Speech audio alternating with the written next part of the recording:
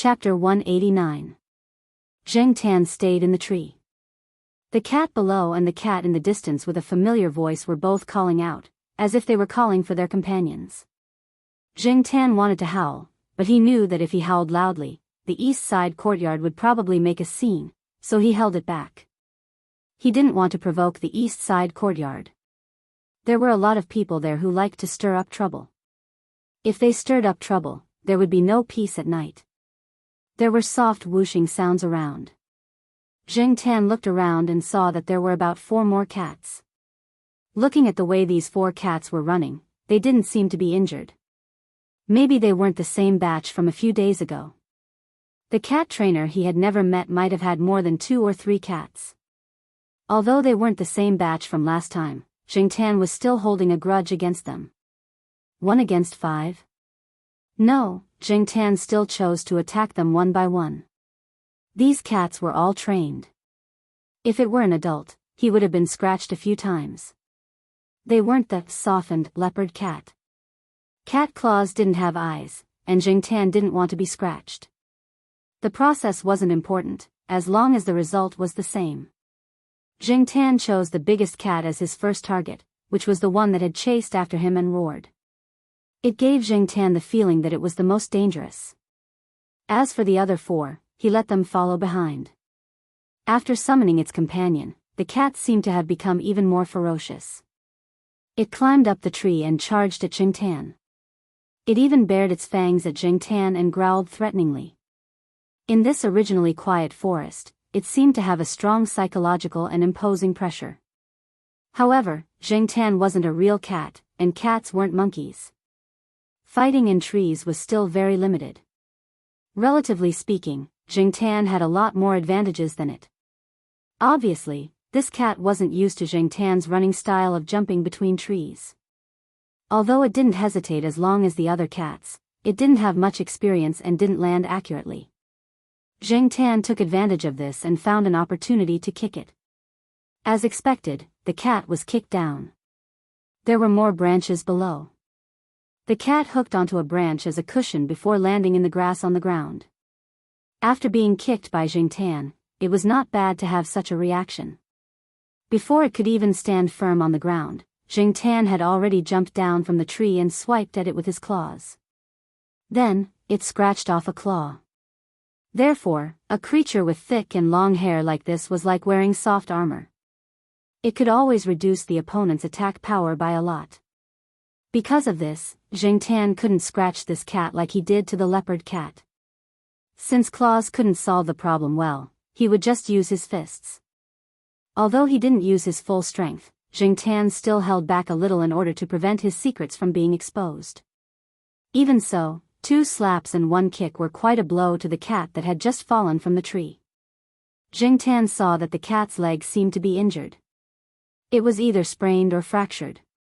Generally, when one suffered such injuries, one shouldn't move at will, especially when it was fractured. However, this guy still looked so fierce.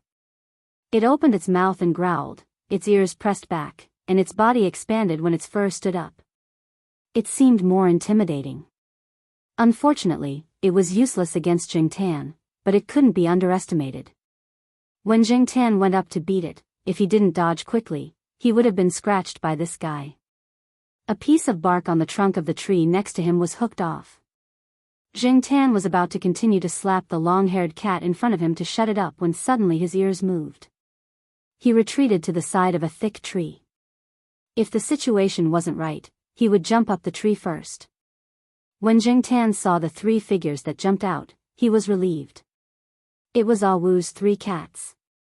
Zheng Tan also remembered that the roar in the distance just now was more like the cry of the white-body black-tail cat called Longan. A cat jumped down from a tree behind Zheng Tan and pounced at her.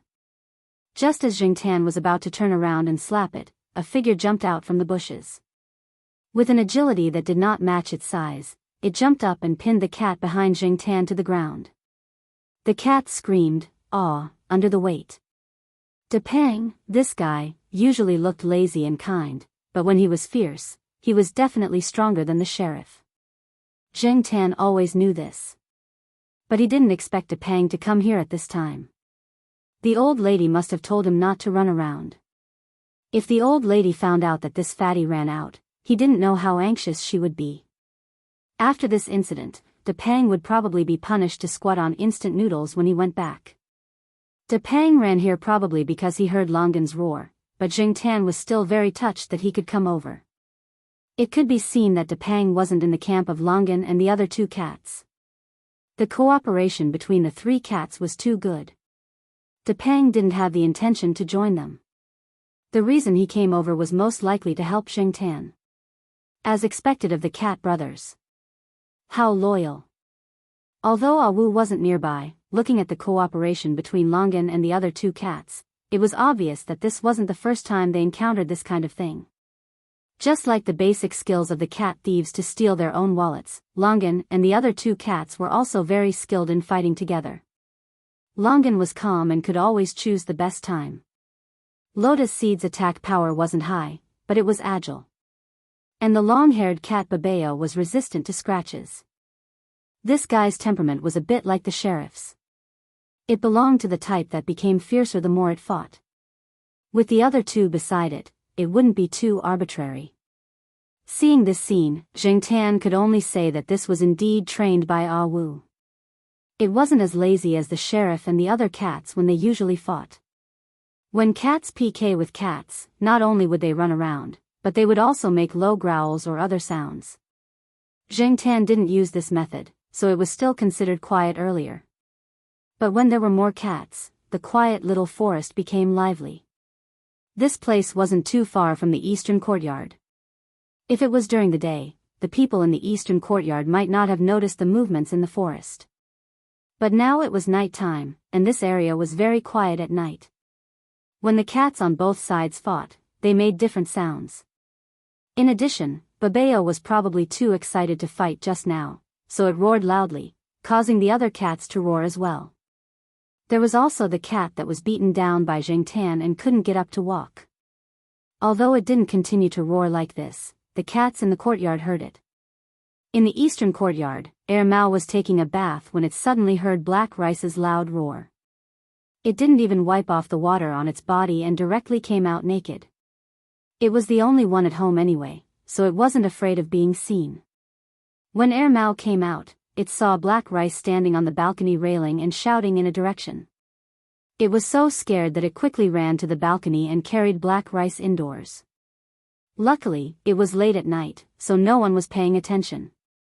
Otherwise, they would definitely notice that there was a naked man here. When Black Rice was screaming, the sheriff and Huang were both at home, yelling and scratching at the door.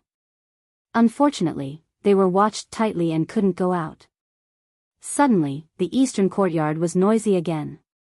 The cats were meowing, and the dogs were barking at the top of their lungs. Every time this happened in the courtyard, it was either a thief or a cat trafficker.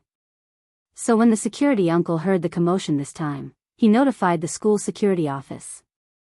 The most anxious ones were Jiao Ma and Depang's old lady. The neighbors couldn't persuade them to stop. Before the security office people came, they went out with flashlights to look for the cats. Mao put Black Rice in the pet bag, carried the bag, and went out with Jiao Ma and the others.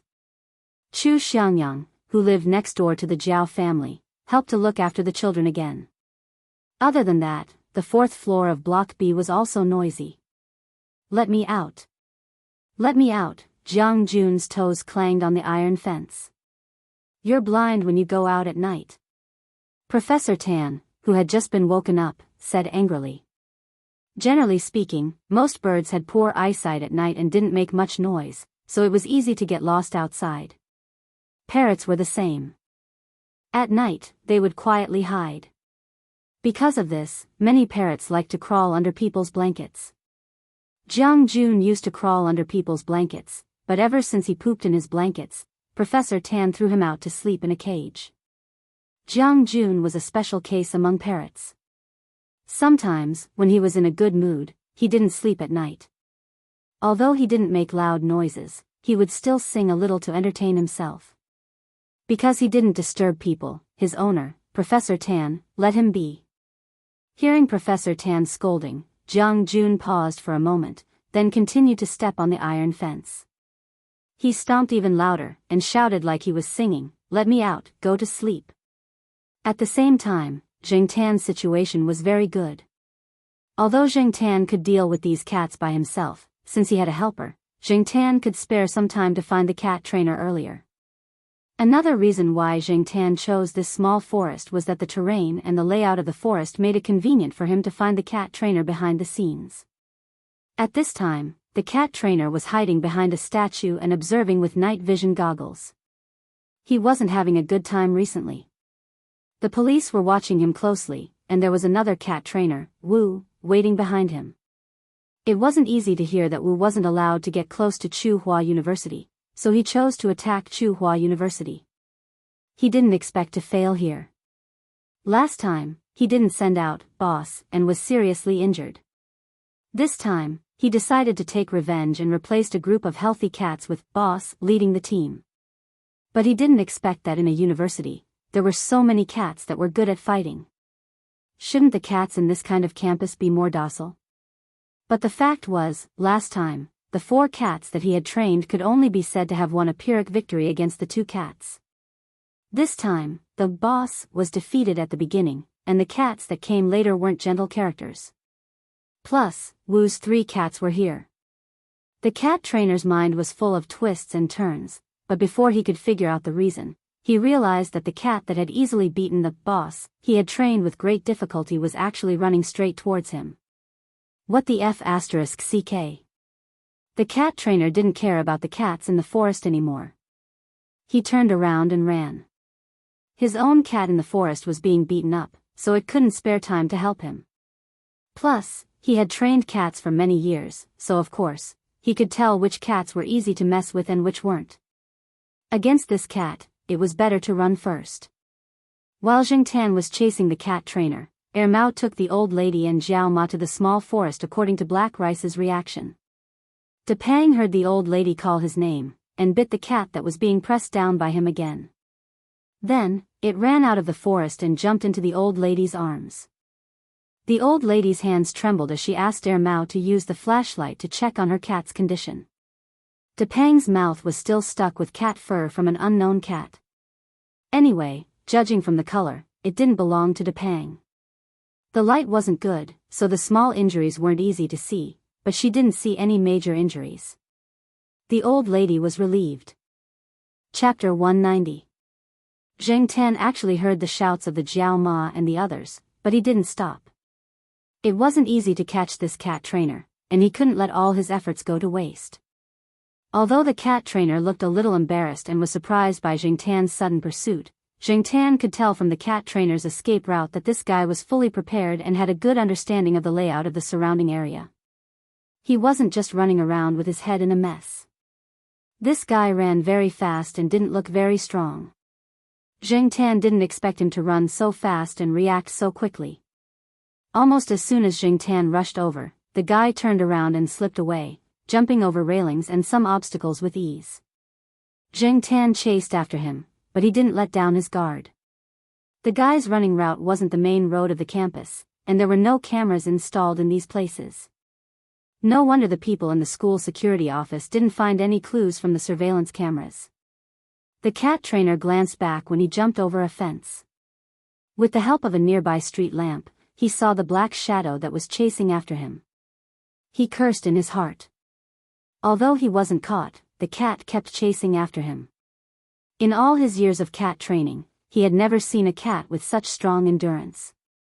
F***ck. Fortunately, he was prepared. The cat trainer looked at a small forest in front of him and made a few strange sounds from his mouth. The sounds weren't loud and sounded like some kind of insect chirping. Zheng Tan could hear it clearly, and he had heard this sound in the forest before. It was just that at that time, the sounds of the cats were mixed together and Zheng Tan didn't pay special attention to it. Whoosh! Whoosh! Whoosh! 4 figures rushed out of the forest. This was the cat trainer's backup plan.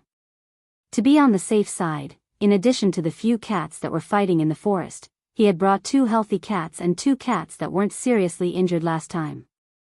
They had stayed here to ambush, and now they had become the cat trainer's helpers for his escape. Zheng Tan wasn't afraid of the uninjured boss, let alone these cats.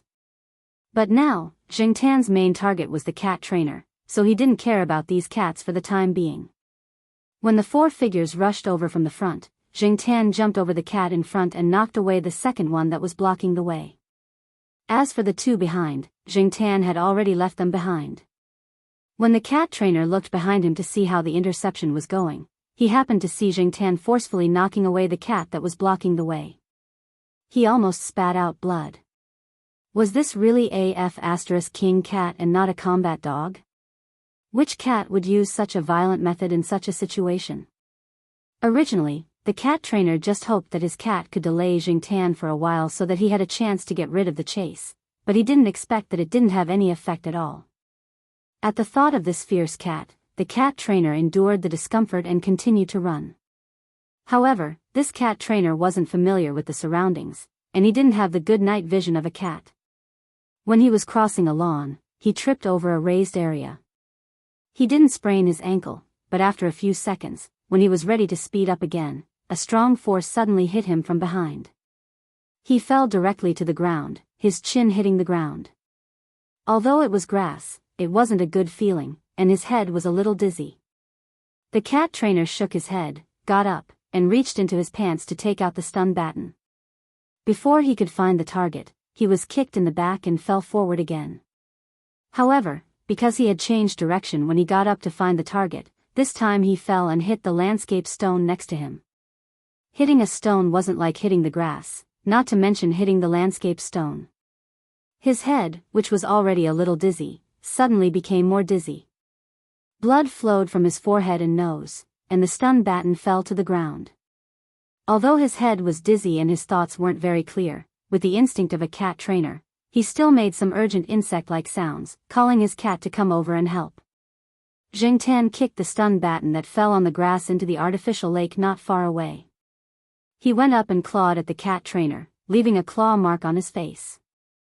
The cat trainer screamed and staggered to stand up. His head was dizzy, and he couldn't run as nimbly as before. He didn't even have time to think about why he was kicked down. It was only a cat chasing him. Did a cat have this kind of strength? This question would only be asked when his head was clear. Zheng Tan watched him stand up, jump up, and kick him again. He watched the man fall to the ground for the third time. Probably because he was tired and dizzy, the man didn't intend to stand up again.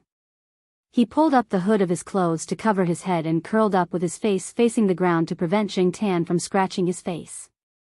Zheng Tan looked at the guy in front of him who was pretending to be a turtle. He didn't immediately rush up. After seeing the stun baton, he suspected that this guy still had some equipment hidden on his body. To be safe, Zheng Tan didn't intend to fight in close combat. But if this guy thought that he couldn't do anything to him if he didn't get close, then he was very wrong. Zheng Tan looked around. Some time ago, the lawn areas in the school were paved with bricks. The roads in the lawn that the students walked on were all paved with square lawn bricks, and there were some broken and abandoned lawn bricks in the bushes next to them that hadn't been cleaned up. Zheng Tan walked over, picked up a piece, and threw it at the person who was pretending to be a turtle. There were no other people around, no cameras, and no one saw at night. Zheng Tan stood upright on his two hind legs, and then used his two front paws to hold the lawn bricks and throw them at the person. A cat came over and attacked Zheng Tan, but Zheng Tan whipped it to the side. Then Zheng Tan continued to hold the brick and throw it at the person. At first, the person was screaming in pain, but later, he stopped screaming. He probably couldn't take it anymore. When he got up, he waved his hand, and a thin whip was swung around in a circle. Zhang Zian didn't know if this whip was used to train cats. The strength of the whip was good, and his movements looked very experienced. Unfortunately, Zheng Tan was outside the whip's attack range. Zheng Tan was now very glad that he didn't attack at close range. Otherwise, he would have most likely been hit by the whip. After the person swung the whip around a few times, he found that he didn't hit the target. Instead, he was a little unsteady. He planned to walk to the side of a tree to lean on, but suddenly, he felt a pain on his face. He had just woken up a little, but now he felt confused again. After throwing the brick, Jiangtan saw that the person fell to the ground again. He wondered if he should go over and take a look, and then scratch a few times to help the sheriff and the others take revenge. Then, he heard the sound of someone running over. It was Mao. There weren't many street lights here, and only a vague shadow could be seen. Mao turned on the flashlight and looked over. He saw a half-dead person on the ground, and the black cat that Jiao Ma was anxiously looking for was squatting on a landscape stone. It looked very calm. Black Coal, hurry up and go back. Your cat mom is anxiously looking for you. Leave this to me, Mao said to Jiangtan. Seeing Mao, Jiangtan didn't want to continue arguing with this cat trainer. Before he left, he had stepped on the cat trainer's body. Jiao Ma, who had finally seen her cat, was finally relieved. But after the worry, she was angry. Jiao Ma was very angry, and the consequences were very serious. She asked Jiangtan to take out the house key. Jiangtan pretended not to know. After all, he had hidden the key well. As long as Depang didn't betray him, Jiao Ma wouldn't be able to find it. The noisy East Side compound returned to peace soon after the arrival of the police. Jiangtan didn't know what happened to Wu and his 3 cats, but from the news he heard from Mao the next day, Jiangtan learned that the cat trainer had been personally taken away by Walnut. He had also taken away a few cats, including the boss that had been beaten up by Jiangtan. Wu's cat had been taken away by himself. Walnut and Mao didn't plan to publicize the fact that they were cat trainers. Otherwise, not only the cats in the school, but also all the cats in Chuhua City would be hated by people, especially those who had their wallets stolen. It didn't matter if they had been stolen by a cat or not, they would all vent their anger on the cat. There would also be people who were hostile to cats who would pour all kinds of dirty water on the cat. Walnut and Mao didn't want people to think of a thief when they first saw a cat. Also, the cat-friendly event hadn't been held for long. Now that it was exposed, it would be a slap in the face. It was better to keep it a secret. They had also discussed with the school's higher-ups. They wouldn't make the incident public. They would just say that they had caught a thief in the middle of the night. It was true that they had caught a thief, so it wasn't considered hiding the truth. They didn't go against their conscience. Jiangtan stayed at home. He didn't go out that day, and he wouldn't go out for the next few days. At most, he would wander around the building, at least for the time being. Jiangtan didn't hand over the door key, so he consciously stayed at home to reflect on his mistakes. When Jiaoma calmed down one day, Jiangtan would go out for a walk. When he was sunbathing on the balcony, Jiangtan saw a familiar car parked in the compound. It belonged to Depang's cat father. It seemed that Depang should be at home eating instant noodles. The old lady couldn't bear it, so only the cat father came to supervise. Jiangtan thought about it. What would happen if Jiao Pa was at home? In the end, he couldn't think of the most likely scenario. Jiao Pa was too unpredictable. He couldn't be compared to ordinary people. What angered Jiangtan the most was that little Pomelo wouldn't let him sleep on the bed. For the past 2 days, Jiangtan had been sleeping on the cat tree. The more he thought about it, the angrier he became. Jiangtan fished out a small piece of soil from the flower pot next to him and threw it towards the 4th floor. It hit the iron net. General, who was listless and thinking about something, heard the noise. It immediately flapped its wings and ran over, looking left and right. Jiangtan wasn't in the mood to pay attention to the bird. After rolling around on the balcony, he decided to go online and read some gossip. This time, Jiangtan didn't go to the pet forum. Instead, he went to Chuhua University's forum. The most popular posts were all about the incident. The cat was gone, and so was the cat trainer, but people's discussion didn't stop. In fact, it was getting weirder and weirder. The aunties in the East Courtyard had exaggerated the story and spread it out, saying that the cats and dogs in the courtyard had helped to catch the thief this time.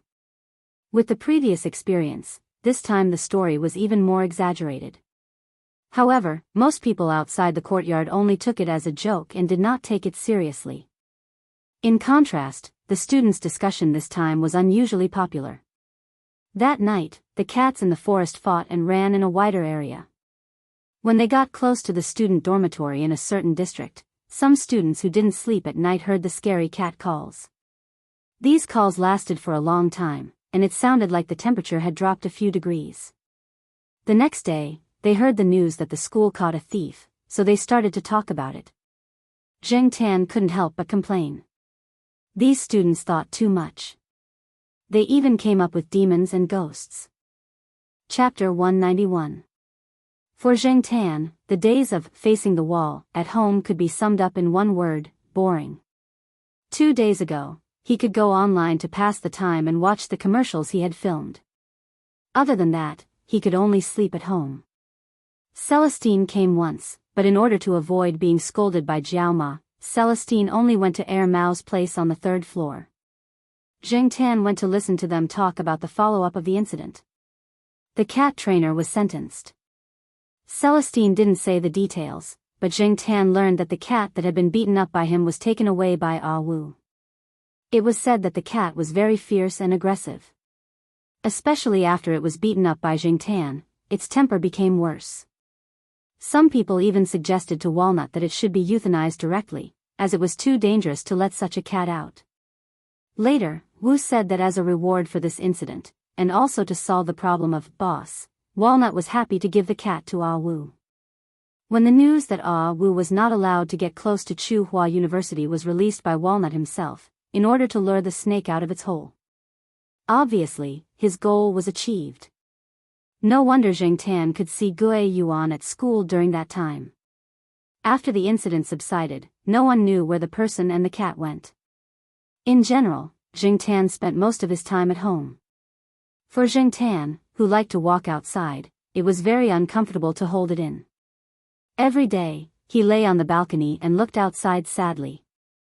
Finally, one day a week later, after breakfast, when Jiao Ma took Jiao Yuan and little Pomelo out, Zheng Tan tried to follow behind them. As he walked, he looked at Jiao Ma's face. Little Pomelo glanced at Zheng Tan, pursed her lips and didn't say anything. Jiao Yuan grinned and snickered. Zheng Tan followed them all the way to the door on the 1st floor. When the 3 of them went out, Jiao Ma didn't say anything, so he shamelessly rushed out before the door closed. He then looked at Jiao Ma's expression. She did not look happy, but more than that, she looked helpless. Don't cause trouble and don't meddle in other people's business. If you encounter a thief in the future, don't rush up on your own. Catching thieves is the job of the police and dogs. Why would a cat like you rush up on your own? Jiao Ma was indeed frightened that night. Otherwise, she would not have been angry for so long. Although this was a reprimand, at the same time, it also meant that Jiao Ma had temporarily acquiesced to Zheng Tan going out. If it weren't for Jiao Ma watching, Zheng Tan would have jumped up and done a few somersaults in excitement. Somersaults were not difficult for cats.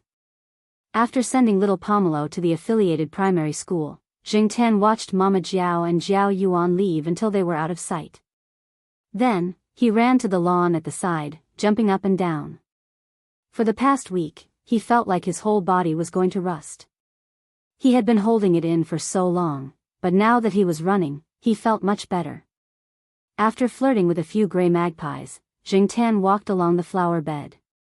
When he arrived at the teacher activity center, he heard a familiar voice. Zheng Tan jumped onto a windowsill and looked inside. He saw the B*TCH bird standing on a towel rack, swaying its head and singing kunku opera with the retired teachers. No wonder this bird's accent was weird and it always sang opera. It was learning from these old men and women. Depang's grandmother was also inside. Depang was squatting next to her. General would occasionally run up to her and flirt with her, but he would be slapped away. Zheng Tan did not understand the opera and was not interested in it. He didn't go too far in the morning. He walked around the school and decided to go outside in the afternoon. Some people wanted to go further after being locked up for a long time. Zheng Tan belonged to this category. He chose the old street where Jiao Yuan's school was located. The furthest he walked along this road was around Uncle Lame's house. Today, Zheng Tan decided to go further. The pace of the city's construction was speeding up. After not seeing it for a while, Jingtian felt that there were some changes. When he arrived at Uncle Lamei's old neighborhood, Jingtian thought for a moment. He jumped over the wall and came to the front of the building. Swish, at the familiar window, the window was pulled open. An unfamiliar face appeared and there was some conversation. There were also some potted plants on the balcony, not the cardboard boxes from before. This place must have been sold to someone else. Since he didn't know anyone, Jingtian didn't stay any longer. He walked out of the neighborhood and walked forward according to his plan. The further he walked, the more obvious the difference between the old street and the old street. Whether it was the shops or the wall, there was a vitality of the new era. When there was no wall, Jingtian walked along the side. Occasionally, people would look at him, but most people were in a hurry and didn't bother to pay attention to a cat that didn't look special. After walking for a while, Jingtian saw a bridge in front of him. There were a lot of pedestrians on both sides of the street. There was no path that satisfied Jingtian, so Jingtian didn't want to go any further. However, he didn't want to turn around and go back immediately, so he decided to walk on the bridge. Ignoring the sounds of cats around him, Jingtian walked up the stairs by himself. There were fruit sellers at the corner of the stairs. Some people were bargaining. When he came to the bridge, Jingtian looked around. It was quite rich. Other than a few fruit sellers, there were also people selling cakes and small toys. Were there no law enforcement officers here? Standing on the bridge, there was an endless stream of traffic below him. On one side of the bridge, there was a street full of old buildings. Many of the buildings would be marked with the word demolished. On the other side, there was a more colorful and prosperous world. The tall modern buildings showed the atmosphere of a metropolis. Looking away, Jingtian looked around the bridge. Finally, his eyes fell on the middle of the bridge. There was an old man with white hair, wearing old grayish-blue clothes, sitting on a simple folding stool. His back was leaning against the railing. Next to him was a cane for the blind. Above his head was a large black umbrella. The handle of the umbrella was open to block the sun. The handle of the umbrella was tied to the railing. The old man was holding an arrow in his arms. Next to his feet was a small wooden box. Inside the box were some coins and small bills. A performer? And a blind one? While Jingtian was looking around, the people around him were also looking at the black cat curiously. They had been selling things on the bridge for some time. This was the first time they saw a cat walking up alone. It didn't seem to be afraid of people at all. It was very calm and didn't pay attention to the teasing of passers-by. Originally, some people were just looking at the black cat curiously. Then they started to call out to the passers-by who wanted to buy things. However, when they saw the black cat walking towards the blind old man in the middle, some people couldn't help but stop shouting and pay attention to the old man. Jingtian was purely curious. He had heard some things from Mao and the others. For example, there were some popular scammers. Many people pretended to be blind and pitiful to gain sympathy from people. The money they earned in a day was not necessarily less than some office workers. However, this old man didn't beg for money from passers-by. Second, he didn't write on the ground or write on the cushion to make people sympathize with him. Third, Jingtian felt that this person was a bit strange, but he couldn't tell what was strange. Was this person really blind? Jingtian walked closer and stopped half a meter away from the old man. He squatted and tilted his head to look at the man who was sitting there with his eyes closed as if he had fallen asleep. After waiting for 2 minutes, he found that the old man had no intention of opening his eyes. His eyes fell on the open wooden box at the old man's feet. Jingtian got up and walked over. He looked at the coins in the wooden box, then looked at the old man who was leaning against the railing with his eyes closed. Then he looked at the box again. Then he raised his paw and fished around. He bent his paw and hooked a coin up and put it down again. The coin fell and made a ding sound when it touched other coins. When Jingtian put the coin in the box, he paid attention to the old man. When the coin made a ding sound, he noticed that the old man's ears moved. Among the people that Jingtian had met, there weren't many who could move their ears. It was rare to see someone who could move their ears. Jing Tan's bad taste after a week of holding back at home came back again. Anyway, as long as he didn't go too far, the people around him would only think that a cat was curious about the coins in the box but couldn't fish them out. They wouldn't think too much about it. He fished up another coin. Just as he was about to fish it out of the wooden box, he loosened his paw and made another ding sound. The old man's ears moved again. He fished it up again and loosened his paw. Ding! The old man's ears moved again. After repeating it a few times, Jing Tan became impatient. Why didn't this old man open his eyes? Even if there was something wrong with his eyes and he couldn't open them, could he not speak? Or could it be that this old man couldn't see or speak? Even if he couldn't see or speak, at least he still had his hearing. Looking at the situation just now, this old man's hearing shouldn't be too bad. He didn't react at all when he heard that his money box was being moved. There wasn't even any change in his expression. He was way too calm. Thinking back to when he was performing outside with Third Master Fong, although it was embarrassing, Jing Tan would definitely beat up anyone who touched the money box. But this old man? He squatted down and thought for a while, the tip of his tail wagging rhythmically. Then, Jing Tan set his gaze on the half bottle of mineral water next to the folding stool. He walked over, raised his paw, and pushed. This was a bad habit that Jing Tan had picked up after staying with the sheriff and Huang for a long time. After the half bottle of mineral water fell, it rolled away in the direction away from the old man. The old man could touch the bottle with his hand down, but now it was difficult for him to touch it. After all, he was blind. The people around who saw this scene all had the same thought in their hearts: this cat's character is really King bad. Jing Tan didn't care about what others thought. Looking at the person who was still sitting there, he cursed in his heart, this person is just a block of wood, right? Other than moving his ears, what else can he do? Boring. After harassing for a long time, there was no response. Jing Tan rolled back the half bottle of mineral water that had rolled away.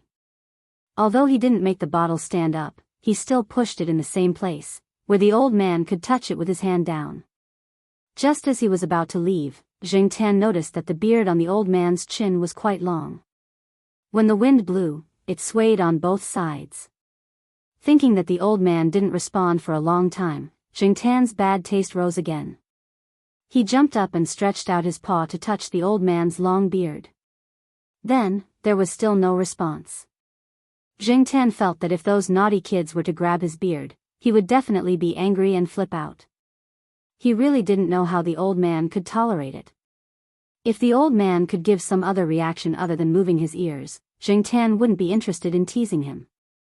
But the old man just couldn't sit still, which made Jing Tan stubborn, persevering to grab his beard again and again. Not far away, the dark-skinned uncle who was buying mangoes saw this situation and opened his mouth wide, revealing a mouthful of white teeth. He even forgot to reply to the passerby who asked for the price. He sighed in his heart, this cat must be looking for trouble. Jing Tan was busy making the old man angry, so he didn't notice the change in the faces of the stall owners around him. Chapter 192. Recently, Jin had reached a bottleneck in his creation and was in a very bad state. His teammates suggested that he go out for a walk. Maybe he would get some inspiration, but he should not be impatient and should not be too burdened. He should maintain his passion for music. Therefore, when he was not performing, Jin would walk around Chu Hua with his guitar on his back. During this time, Jin played in the underground passages and some squares. He also slept in the park at night. It was as if he had returned to the time when he was a vagabond singer. His impatient mood gradually calmed down. Today, Jin had originally planned to sing in the central square. In fact, there were some talented young people performing in many large squares in Chu Hua at night. In the past 2 days, Jin had met many of them in the other 2 places, and he had gained a lot during the exchange. However, Jin did not expect to meet Jing Tan here. Jin was grateful to Jing Tan, and he also had some awe that he could not explain. Sometimes, Jin felt that it was incredible that a cat could have such a great impact on him and the band. If there was no black cat, where would he and his teammates go? He did not dare to imagine that he had almost given up at that time. Therefore, Jin and his teammates had always been grateful to this cat, which could be seen from their black cat team badges. Speaking of awe, perhaps this was the only famous cat that Jin had ever met. After all, this was a cat that even Yi Hao, the big boss of the night building, dared to show displeasure to him. Jin did not know where Jiangtan lived. In fact, he did not even know Jiangtan's background.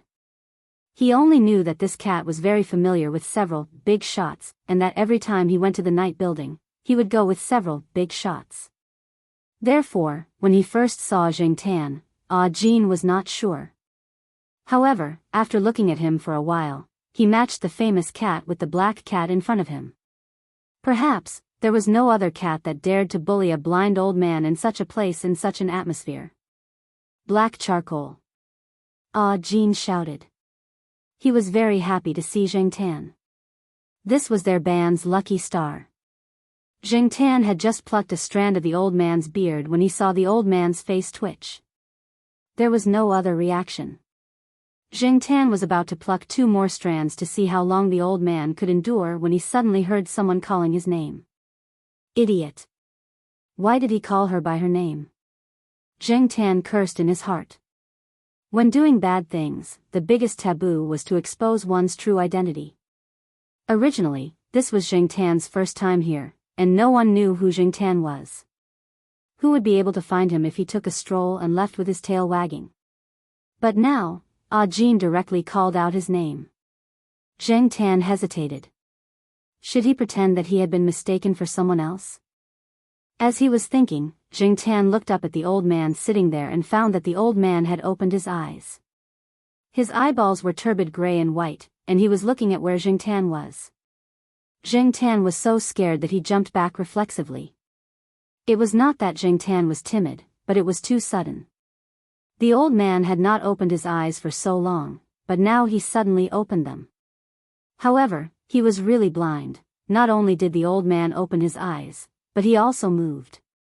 As soon as the old man moved, Jin hurried over, afraid that the old man would hit Jiangtan with his cane. The other people who had set up stalls around were also thinking about how the old man would deal with the cat. Although the old man usually did not talk much, did not communicate with others, and did not argue with anyone, that was because no one provoked him. The current situation was that the cat was courting death. Even Jiangtan thought that the old man would teach him a lesson. The cat still had a strand of beard in its claws. So he was ready to slip away. Unexpectedly, the old man moved, adjusted his sitting position, and began to play the arrow. Jiangtan had seen the old woman in Jiao Pa's hometown play the arrow. Now that he heard the old man play it, he felt that he should not be inferior to the old woman. Moreover, the old man was blind. It was too rare. At the same time, Jiangtan had to admit that the old man had a good temper. He was still in the mood to play the arrow even though he was pulling his beard. Although Jin did not know much about the arrow, he was very sensitive to music. Jin felt that the old man did not seem to be angry. Instead, he sounded like he was in a good mood. There were many people who played the arrow, and most of them had a sad and cold feeling. But now, the arrow tune played by the old man made people feel like they were on a sunset dam. Unknowingly, the tension just now had relaxed a lot. Jin judged the old man's mood by the arrow tune, while Jiangtan felt whether the old man had any malicious intentions through his intuition. Since the old man was not going to pursue the matter, Jiangtan could not continue to bully the blind man. Moreover, Jin was here. If he continued to cause trouble, more information would be inadvertently revealed by the idiot Jin. Since he did not intend to continue to bully the old man, Jiangtan simply squatted beside him and listened to the old man play the arrow. Jin was not going to leave immediately. He stood beside Jiangtan and leaned against the railing, listening to the old man play the arrow. Jin could see that the old man was an expert in playing the arrow. He was no worse than the teachers in the music academy.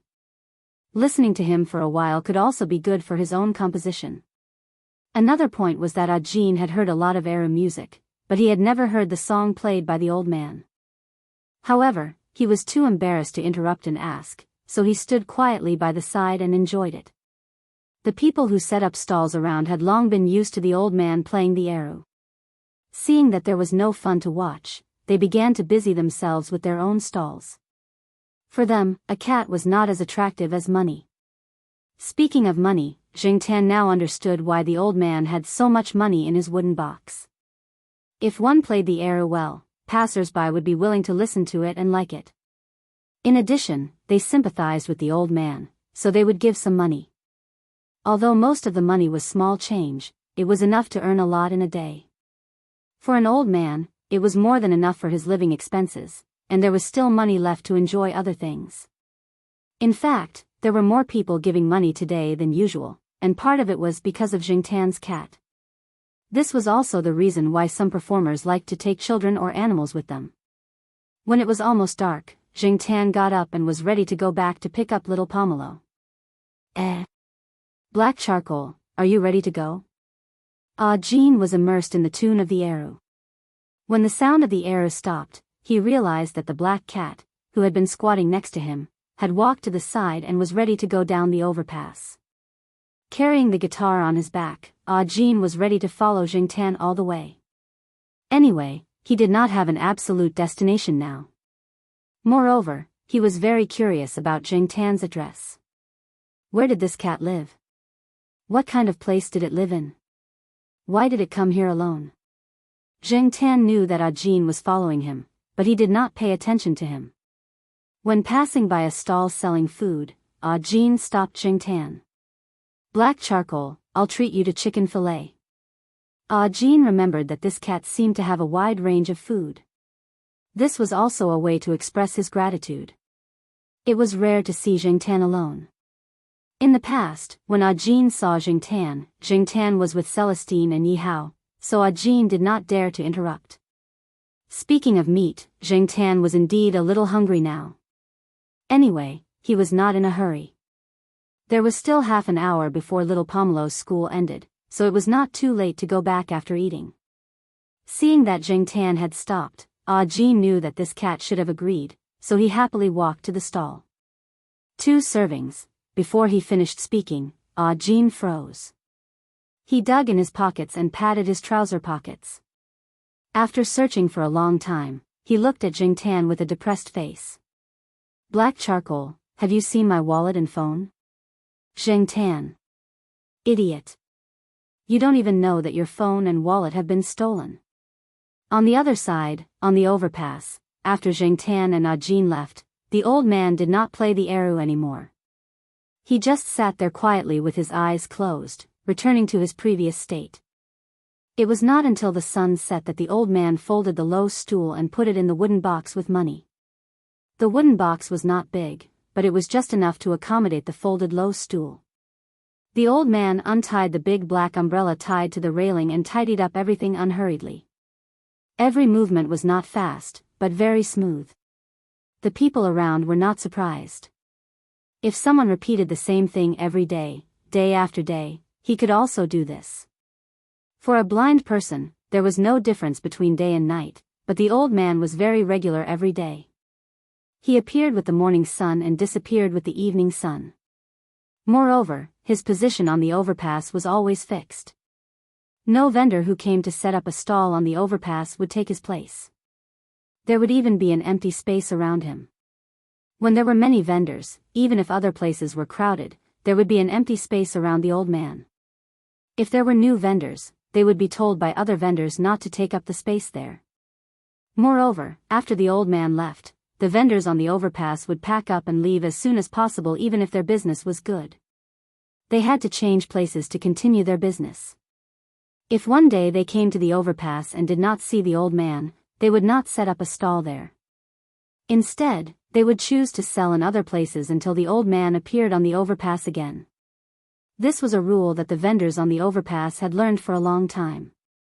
When the blind old man was there, no one would come to the overpass to drive them away. This was one of the reasons why everyone treated the blind old man with a special attitude. As for the other reason, these vendors had only heard about it. They had not seen it with their own eyes, so they could not make a conclusion. In any case, they would never offend the blind old man. Sometimes, they would give some fruits or other food to the blind old man. When they gave it to the blind old man, they did not look like they were giving alms. Instead, they were very careful. The old man held his cane and walked on the sidewalk unhurriedly. His pair of turbid black and white eyes did not open. If they were open, it would probably scare some people. The sky quickly darkened and the neon lights flashed. People who were ready to start their nightlife walked past the old man, chatting and laughing. They looked at the old man with sympathy and disdain. This was not directed at the old man, but at a blind person like the old man. Suddenly, a person rushed from behind, snatched the wooden box from the old man's hand, and ran away. This person walked past the overpass in the evening and saw the money in the old man's wooden box. At the time, there were too many people, so he did not take action. He did not care because he had more fat prey. Now that he saw it, it would be a waste if he did not take it. After all, there were a few hundred yuan inside. When the people around the old man saw this, most of them did not want to meddle. Some hot-blooded youths wanted to intervene, but in the blink of an eye, the person who snatched the box disappeared into the crowd. They could only sympathize with the blind old man. Unlike the people around him, the old man's face was very calm. He did not show any anger or sadness because the box was snatched. He only paused when the box was snatched and then continued to walk forward, as if he did not hear the discussion around him. After walking for a while, he turned into a narrow and long alley with few lights. The noise of the city at night seemed to suddenly disappear. It was like a different world from the bustling street outside the alley. The old man still walked forward unhurriedly. Not far ahead, there was a person sitting next to him. After seeing the old man, that person immediately got up and rushed over, kneeling in front of the old man. This person was the one who snatched the old man's wooden box. At the moment, he looked very embarrassed. He was beaten black and blue, and there were probably other injuries on his body. After kneeling in front of the old man, he lifted the old man's wooden box with both hands. He was shaking like a sieve, and even his voice was trembling badly. Little newcomer. I don't know. The old man did not stop because of the person in front of him. His face was still calm, and he did not say a word. He reached out to take the box and continued to walk forward, leaving the person who was kneeling on the ground and had not finished speaking. Chapter 193. The next day, when Zheng Tan went to Jiao Wei's small restaurant for lunch, he saw Jin standing under a tree at the door. Yesterday, Jin had lost his mobile phone and wallet, but he didn't immediately contact his acquaintances. Later, Zheng Tan took him directly to Jiao Wei's restaurant. Jiao Wei's mother's enthusiastic attitude made Jin feel very embarrassed. He wanted to write a note or something, but Jiao Wei's mother said, "Black charcoal brought you here. Why do you still need to pay? This meal is on me." Now, Jiao Wei's mother was more or less certain about some things. She also heard something from Jiao Wei. Her attitude towards Zheng Tan was completely different from the attitude towards the cats in her hometown. After doing business for so many years, she had a bit of insight. Jin didn't seem to be a bad person. Besides, a meal for one person was only about 10 yuan. There was no need to be so calculative. It was also good to borrow good karma. After eating in the restaurant last night, Jin carried his guitar and went to the central square. In fact, if Zheng Tan hadn't brought him here, he would have gone to the square to sing first. When he had some money in the evening, he would have filled his stomach. At noon today, Jiao Wei's mother had just finished washing vegetables and was sitting at the door to rest. When school was over, there were more and more people. She had been busy until 1 o'clock, so she took the time to rest. She didn't expect to see Jin. Jin came to eat. This time, he paid for it himself. He also used the money he earned last night to buy some fruits as a thank you gift. After spending the money, he didn't have much left. He planned to save it for the bus fare. If it was really difficult, he planned to take a taxi back to get some money. He had to be glad that he didn't bring his ID card or bank card when he came out. There was only 2,000 yuan in his wallet. It was not a big deal to lose the money, but it was more troublesome to lose the card and certificate. When Ajin came over at noon, he met Mao, who came to the restaurant to get food. He had seen Mao twice and knew that this person was very familiar with Celestine. Now, Mao often went to the night building with Qin Tao and the others. Celestine had also told him about Ajin's band. He also went to listen to a few performances and knew Ajin. Even if he was not sure, looking at the cat necklace hanging around Ajin's neck, he would know. Now that the weather was getting warmer, Mao did not sleep in. Every day at this time, he would come over to get dinner. He specially went to the supermarket to buy 2 insulated boxes. He handed over the empty lunch box in his hand and took the lunch box from Jiao Wei's mother. He put it aside and was not in a hurry to leave. He sat down and chatted with Ajin for a while. Hearing that Ajin had lost his wallet and mobile phone, Mao expressed his thoughts. There were indeed many thieves on the road now, especially around the school and the commercial street. Ajin's situation was not uncommon. "Do you want me to lend you some?" Mao said casually. Ajin carefully refused. The last time he saw Mao, this person was with a few playboys. He guessed that Mao was a playboy himself. If this type of person spoke inappropriately, it might cause disgust. Oh. Mao did not care about being rejected. "I'm just saying. I didn't bring any money when I went out." Ajin was speechless. "But..." Mao stretched. "If you are familiar with that cat, you won't starve to death if you hold on to its leg." After saying that, Mao got up and left with the lunch box. He did not meet Zheng Tan and the others who came later. Although Mao's last sentence sounded like a joke and sounded ridiculous to others, Ajin knew that it was the truth. Now that he saw the attitude of the owner and the landlady of the small restaurant towards Zheng Tan, Ajin could not help but sigh in his heart. This person was not as good as a cat. Look at him, he was so respected. Yesterday, Zheng Tan left Ajin alone in the restaurant and went to pick up little Pomelo.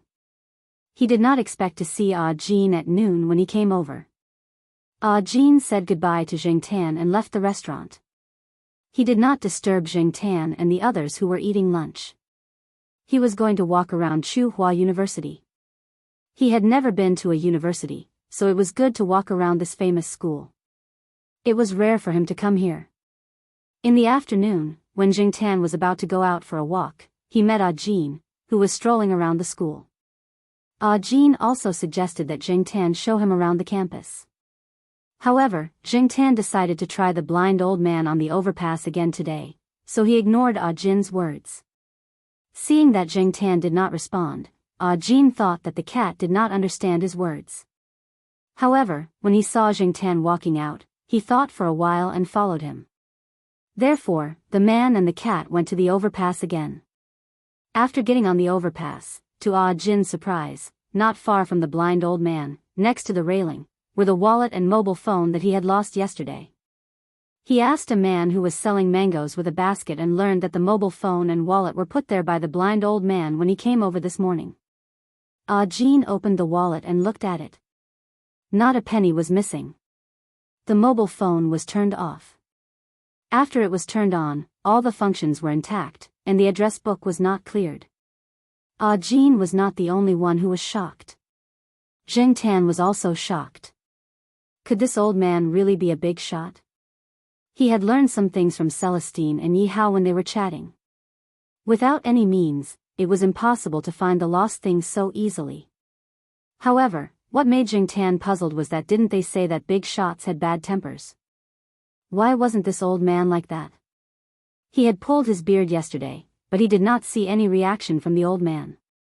After that, no one came to find trouble with him. When Zheng Tan and Ajin came over, the old man was playing the eru. The song was different from yesterday's.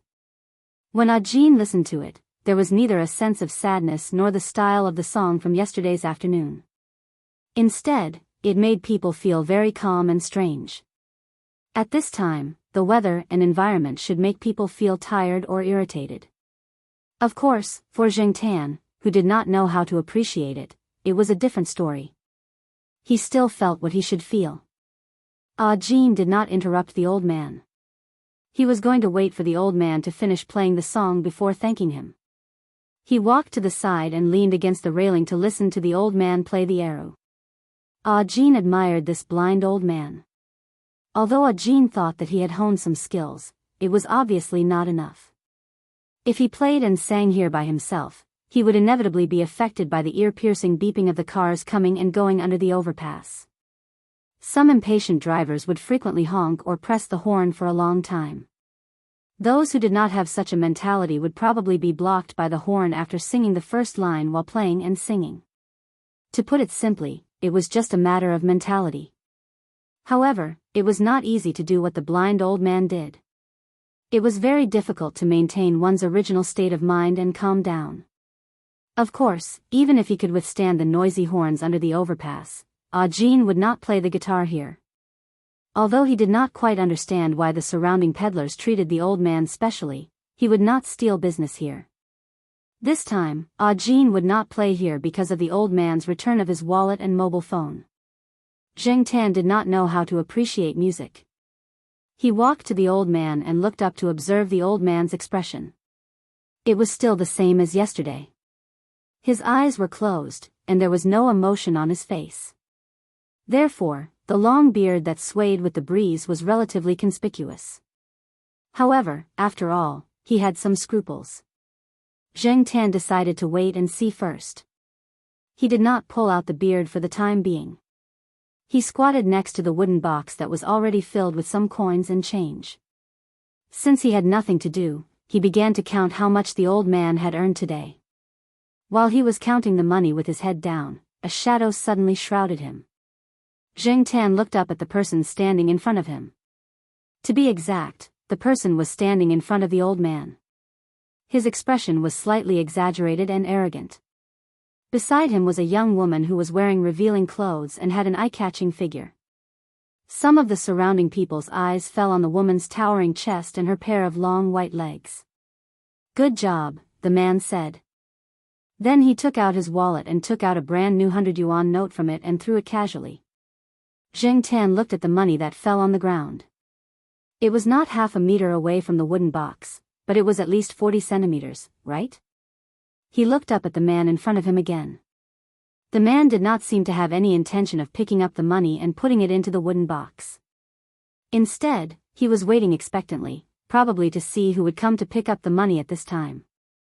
This kind of behavior was insulting. Some of the people who saw this scene planned to watch a good show. Although some of them could not stand it, they did not do anything.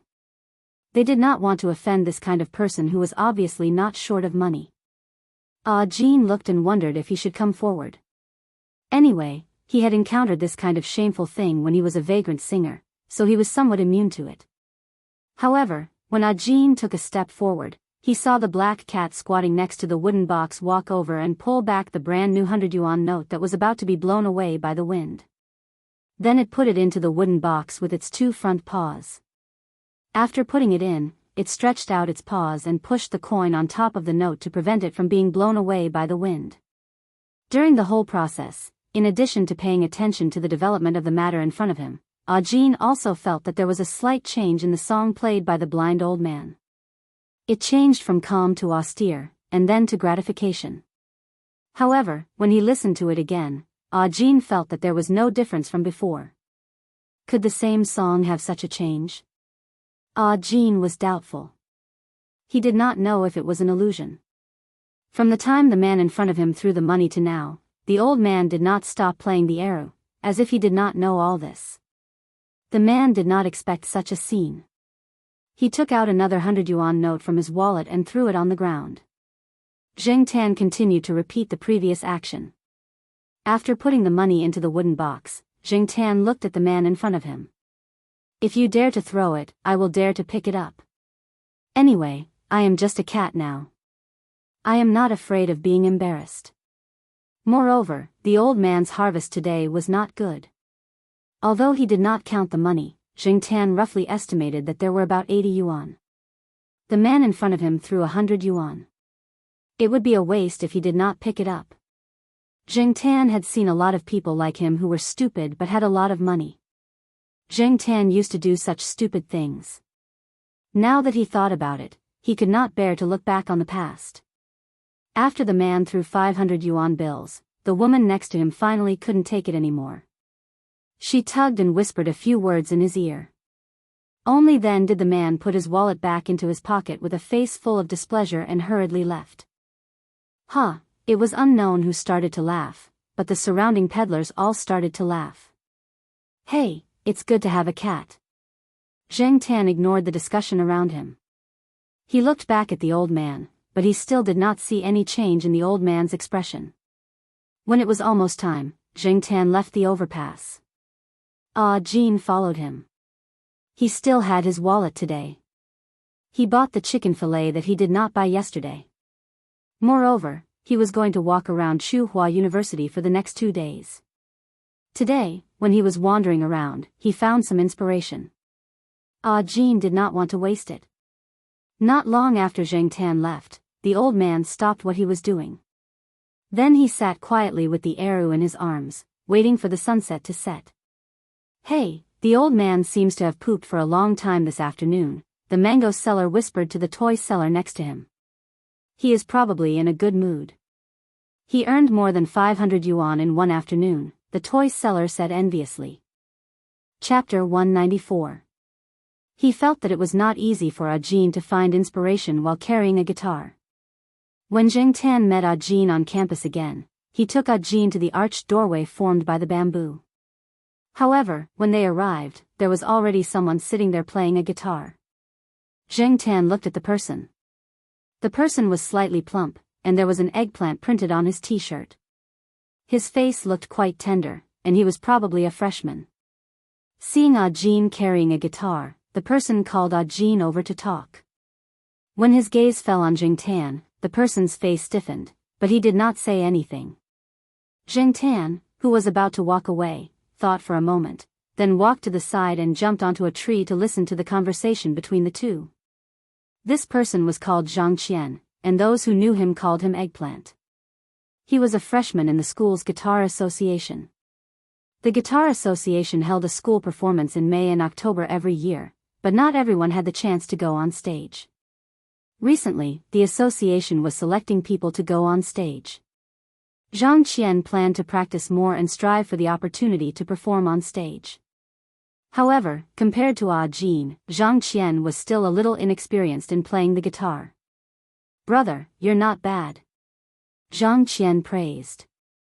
He was a little regretful when he heard that Jean was not from his school. Otherwise, he could have joined the association. He also heard that Jean had played in the square and the underground passage. With a face full of admiration, he said, "In the past, every time I saw those street artists playing the guitar, I couldn't help but want to stay beside them. My classmates even thought that I was embarrassing." Speaking of which, most of those people played quite well, and the sound in the underground passage was especially good. After sighing with emotion, Zhang Qian talked about his guitar history. "At first, I couldn't hold the strings, but after the callus, it was much better. The process was still a little painful, but men can't be afraid of pain. Be more ruthless to yourself. If you don't practice like this, you won't be able to play the guitar." Zhang Qian raised his hand to show off the callus he had painstakingly practiced. Jing Tan glanced over. This little fatty was really easy to satisfy. After a while, Zhang Qian and Jean exchanged phone numbers and asked Jean to come to Tsinghua University next week when he was free. When the time came, he would take Jean to see the Guitar Association's performance. After taking Jean around the campus, Jing Tan left him alone and went out to have fun. 3 days later, when Jing Tan thought that Jean had left Tsinghua University, he saw him again. Jing Tan did not go out for a walk that day because the sheriff and Huang were rarely let out. De Pang was also chased out by his grandmother so that it could exercise more. Thus, the 4 cats walked and stopped until they reached the old tile-roofed housing area. Zheng Tan thought that he could find a quiet place with some shade and take a nap on the roof. He didn't expect to hear the sound of an electric guitar before he even got close. The sheriff's ears twitched. He wanted to turn around and leave, but he saw that Zheng Tan was still walking in that direction. The other two didn't leave either, so he followed. Zheng Tan was curious as to when this noisy elemental had arrived and wanted to see what was going on. There was a tile-roofed room that was used to store sundries. There were more than 10 students inside, and the sound came from this tile-roofed room. The other three stopped not far away. Only Zheng Tan approached, jumped on the windowsill, and looked inside. The window was open, and Zheng Tan was standing near a big table. There was a pot of flowers on the table, which just blocked Zheng Tan. The people inside did not notice him, nor did they have the mind to. They were all staring at the two people in the middle of the room. There was a guitar on the table by the window. There was no one in front of the table, so Zheng Tan could see the situation in the room. Two young people were standing in the middle of the room, and one of them was Ah Jin. The other person was wearing a black vest and had dyed yellow hair. His hair was still a little long and was tied into a small braid. The two of them were playing the electric guitar. Zheng Tan did not know what it felt like to play the electric guitar, but seeing that the two of them were sweating, he guessed that it was not easy. The people around them, including Zhang Qian, whom Zheng Tan had seen before, were all excited. They were so excited that their faces were flushed red, as if they were trying their best to endure something. Some of them were even gesturing with their hands unconsciously. When the two of them finally stopped, the people standing at the side started to talk, and a few of them even screamed. Sure enough, outsiders could only watch the show. Although Zheng Tan felt that the two of them were very good at playing the guitar, he was not as excited as the others. However, the two of them were really king fast when playing the guitar. "President, it's him, right?" a tall girl with a ponytail said. The braided man in the vest who had played the guitar with Ah Jin nodded. He said a few more words to Ah Jin and received a call. He asked Ah Jin, Zhang Qian, and two other people to stay here and help look after things. They had to leave for a while. The original training place of the Guitar Association was being renovated by the school, so they had to move temporarily. They applied to the school for a house in the old tiled housing area as a temporary gathering place. When the time came, they would move back when the renovation was done. Listening to the four people who stayed in the room, Zheng Tan found out that it was about the performance of the Guitar Association next week. The opening song they had prepared was a double guitar canon. Unfortunately, the guitarist who had worked with the president of the association had injured his fingers and had to be replaced. However, the association could not find a satisfactory candidate, so they had to settle for the next best thing, which was to find external help. Zhang Qian contacted Ah Jin. 7 external help from other schools' guitar association and Ah Jin had been selected. After a while of playing the guitar, the decision-makers of the association had finally decided on Ah Jin. Hearing that Ah Jin had been chosen, Zhang Qian was very happy. In contrast, Ah Jin was much calmer. He knew that this would be the result after listening to the others play. Those who could stay in the night building to perform were basically professionals, and their skills were not good. After being in the night building for so long, they were better than most people in the school. In fact, Ah Jin did not immediately agree to come and try.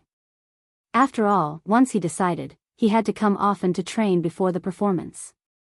In addition, there were several important performances in the night building, so time was very tight.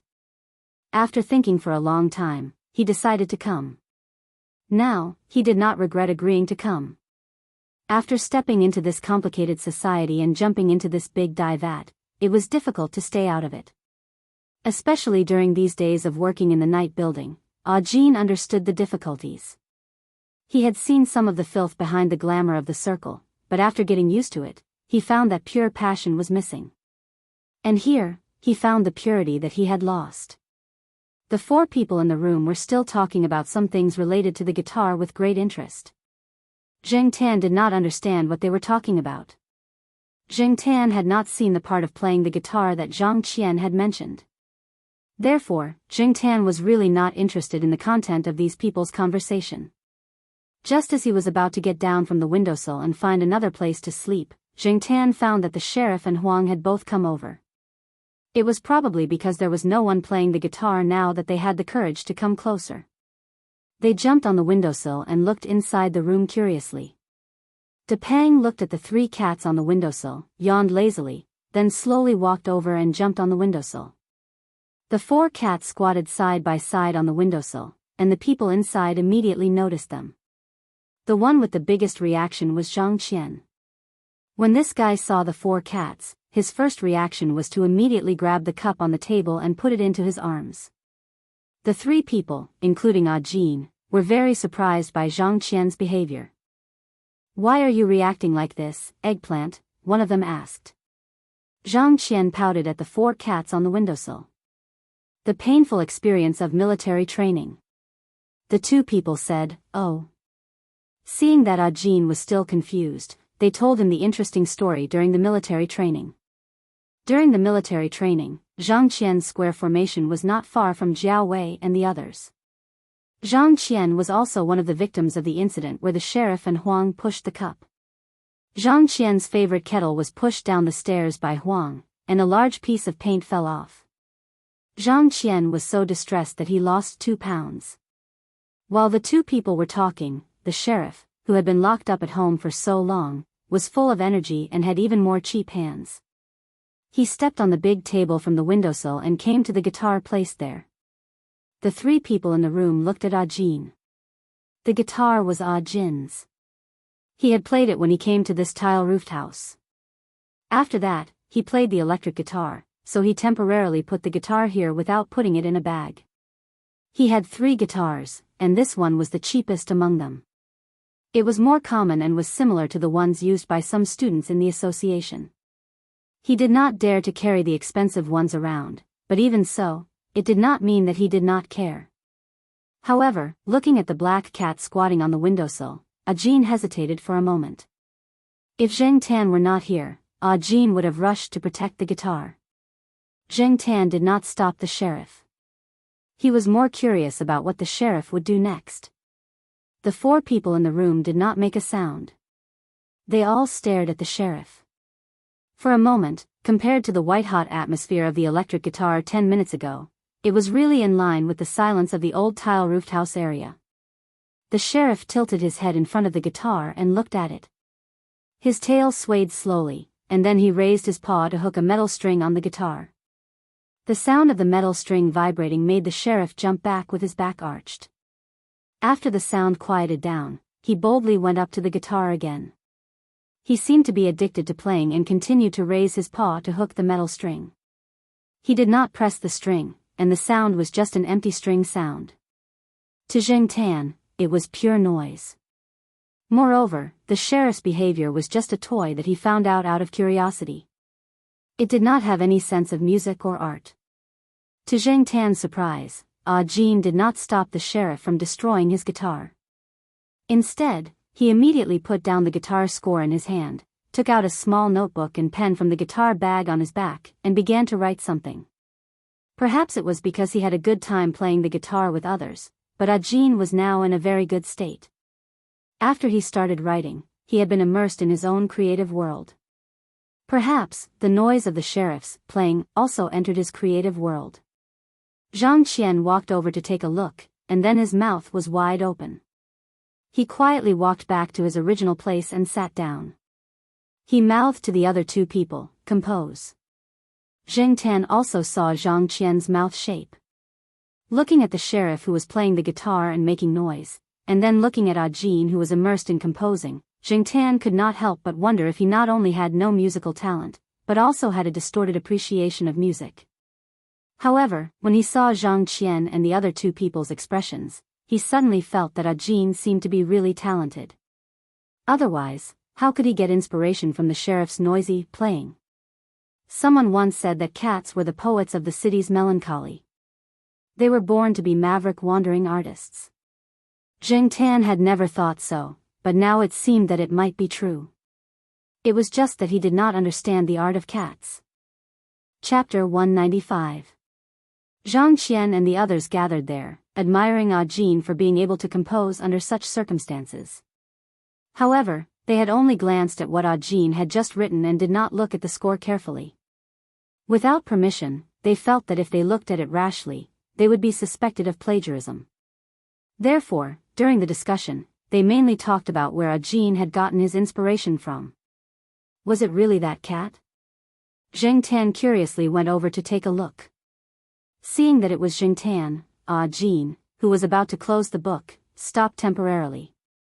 He even handed the book to Zheng Tan so that Zheng Tan could read it.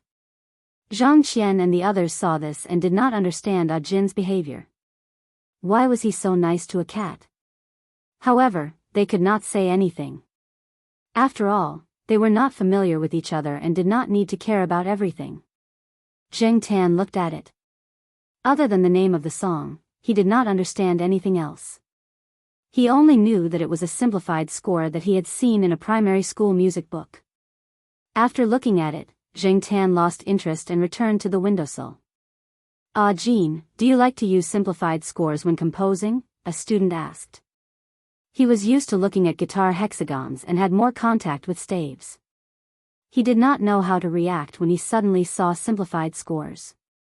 After all, many people felt that staves were more professional and presentable. As for guitar hexagons used to record fingering, because of the association itself, they used them more often. Yes, because I did not go to university, I did not receive any professional education in the beginning. I learned guitar skills from a small, unknown band. Later on, I studied more on my own. When I was trying to compose, I used simplified scores. Later on, I learned all kinds of things, but I am still more used to simplified scores. Jin did not hide the fact that he had not gone to university. After entering the night building, there were some classes arranged there to improve his professionalism. However, Jin was more used to using simplified scores, which he had the most contact with. Basically, he used simplified scores when composing. Many people in the Guitar Association now knew that Jin was not a member of the Guitar Association of other schools, but they only knew that he was in a professional band. As for the details, they did not know. Moreover, there were too many small, unknown bands in Chuhua. Seeing Jin's age, other people thought that he was a member of a small band that was unknown and would disband at any time. Therefore, they did not investigate further. Zheng Tan did not know much about music scores. However, other than simple music scores, staff scores, and guitar scores, Zheng Tan had once seen a fat old lady writing music scores. However, it was filled with words such as close, 4, 1, up, ruler, work, fan, 6, 5, B, and so on. Zheng Tan still did not know how to evaluate Jin's song about cats. There were many people in the world who evaluated cats and analyzed them. However, from the cats that Zheng Tan had met, many people thought too deeply about themselves and did not look at things from the perspective of cats. Even Zheng Tan now found it difficult to understand the thoughts of the sheriff, De Pang, and Huang. Just like Jiao Pa once said, scientifically speaking, you can't use human thinking to interpret cat thinking. Zheng Tan was only using human thinking. No matter what, Zheng Tan was still looking forward to Jin's cat's fantasy. He hoped to hear it the next time he went to the night building. However, after this, it would probably still need to be modified. After that, he still had to consider the arrangement and lyrics. He probably would not be able to hear it in the near future. As for the Guitar Association's school performance in May, Zheng Tan was a little interested in watching it. Unfortunately, it was at night. If Zheng Tan was still grounded by Jiao Ma at night, it would be hard to say. Not only Zheng Tan, but the other 3 cats were also grounded at night. It was already a mercy to be released during the day. In the following week, Zheng Tan's performance was not bad in Jiao Ma's eyes. He stayed at home every night and did not go out. He also came back on time during the day and did not cause any trouble. Zheng Tan was really well behaved during this time. At least, he thought that he was quite well behaved. After going to the construction site to see the progress, he went to the overpass to help the old man gain popularity. When Zheng Tan was there, the old man's wooden box would have more money. Sometimes, people were not as attractive as animals. Zheng Tan was mainly curious about the old man's identity. However, after staying for more than a week, she did not see any underlings. It was true that the surrounding peddlers were in awe of this old man. The day of the Guitar Association's performance was Friday. Zheng Tan left the overpass earlier than usual. He was going to the school's main sports field to take a look. Zheng Tan decided to go out that night. It was Jiao Yuan who suggested that they go to the Guitar Association's performance that night. Xiong, Suan, and the others discussed contacting the children in the courtyard to go to the performance that night. For boys, the guitar was more attractive. There were also people from the West District, including little Pomelo's classmates. Zheng Tan was prepared to go out with them that night. That way, the chances of Jiao Ma agreeing to it would be higher. In fact, the Guitar Association's performance was not very attractive to Zheng Tan. After all, it was just a performance by amateur students. Zheng Tan had seen many professional performances at the night building. Therefore, Zheng Tan's main purpose for going out with Jiao Yuan and the others was not to watch the performance. He wanted to start something. As the saying went, if there was a first, there would be a second, and if there was a second, there would be a third. After going out that night, the opportunity to go out at night would be closer. Zheng Tan found it rather boring to watch soap operas with Jiao Ma every night. As for the Guitar Association's performance, from a layman's point of view, Zheng Tan felt that those people had indeed spent a lot of effort on it. Even if their skills were lacking, the students watching the performance on the sports field did not care. Coupled with the atmosphere, it could be considered a success. The opening performance of Canon by Jin and the president of the Guitar Association added a lot of points to the performance. With a good start, it was also a boost to morale. Other than the opening performance, Jin spent most of the time backstage. The students needed a chance to prove themselves. The performance started at 7:30 and ended at 9:30. Before the performance, Jin had been invited to the Guitar Association's celebratory banquet. Therefore, even if there was nothing else for him to do, Jin did not leave. Since it was Friday and tomorrow was a weekend, the Guitar Association members were prepared to celebrate after the performance in the evening. After all, most of them did not have classes the next day, so they could play to their heart's content. The president of the Guitar Association, the person who had played guitar with Jin, had been forced to drink too much. Some of the things that he had not said before were now out of his mouth. Jin, when you were at the night building, did you often see those masters? Jin was surprised. He had not mentioned this before. He did not expect to be recognized. Not many people in the Guitar Association knew about the night building. When those who had some understanding of the night building heard the president's words, they looked at Jin differently. That was the night building. The people who could perform there were definitely skilled. They were definitely not small bands that could disband at any time. Moreover, many of them had great potential. They could even sign a contract with some companies and release records. Who knew when they would become popular? Yes, that's true. The East Palace of the night building often has masters performing there. Some world-class masters will also perform there. However, the East Palace is not easy to enter, Jin said. A person who had been going to the night building recently could not help but say, the night building has 4 districts, the East, West, North, and South Palaces. Of course, it's difficult to enter the East Palace. The level of consumption there is not something we can afford. Moreover, I heard that there are often some well-known people in the circle among the audience there. They are real experts. At this point, the person's face was full of yearning. However, he immediately looked at Jin. What's the name of your band? Did you perform recently? I don't know if I missed it. I played there every night last week. These words sounded like he was doubting the authenticity of Jin's performance at the night building. Jin did not care. When he was about to answer, the president of the association spoke first. He pointed at the necklace Jin was wearing. New boy, I remember this is the team emblem. Jin understood. As expected, he had guessed it based on the team emblem. "We're performing in the South District now," Jin said. "The South District? So it's an expert. No wonder I didn't see it. I've always been in the North District," the person said in surprise. The resident singer in the North District was at the bottom of the night building's 4 districts. At the same time, it was also the place with the lowest consumption. However, he did not expect Jin, who was about the same age as them, to be able to enter the South District, which was of a higher level than the North District. After learning about the night building, the others also participated in the discussion. The celebration banquet turned into the association's members learning from Jin. Jin did not hide anything. He was also willing to share some of his experience with these people. Finally, before Jin left, everyone asked him if he had anything else to say. Jin thought for a moment and said, "Treat that black cat better." Everyone thought that Jin said this because he liked black cats.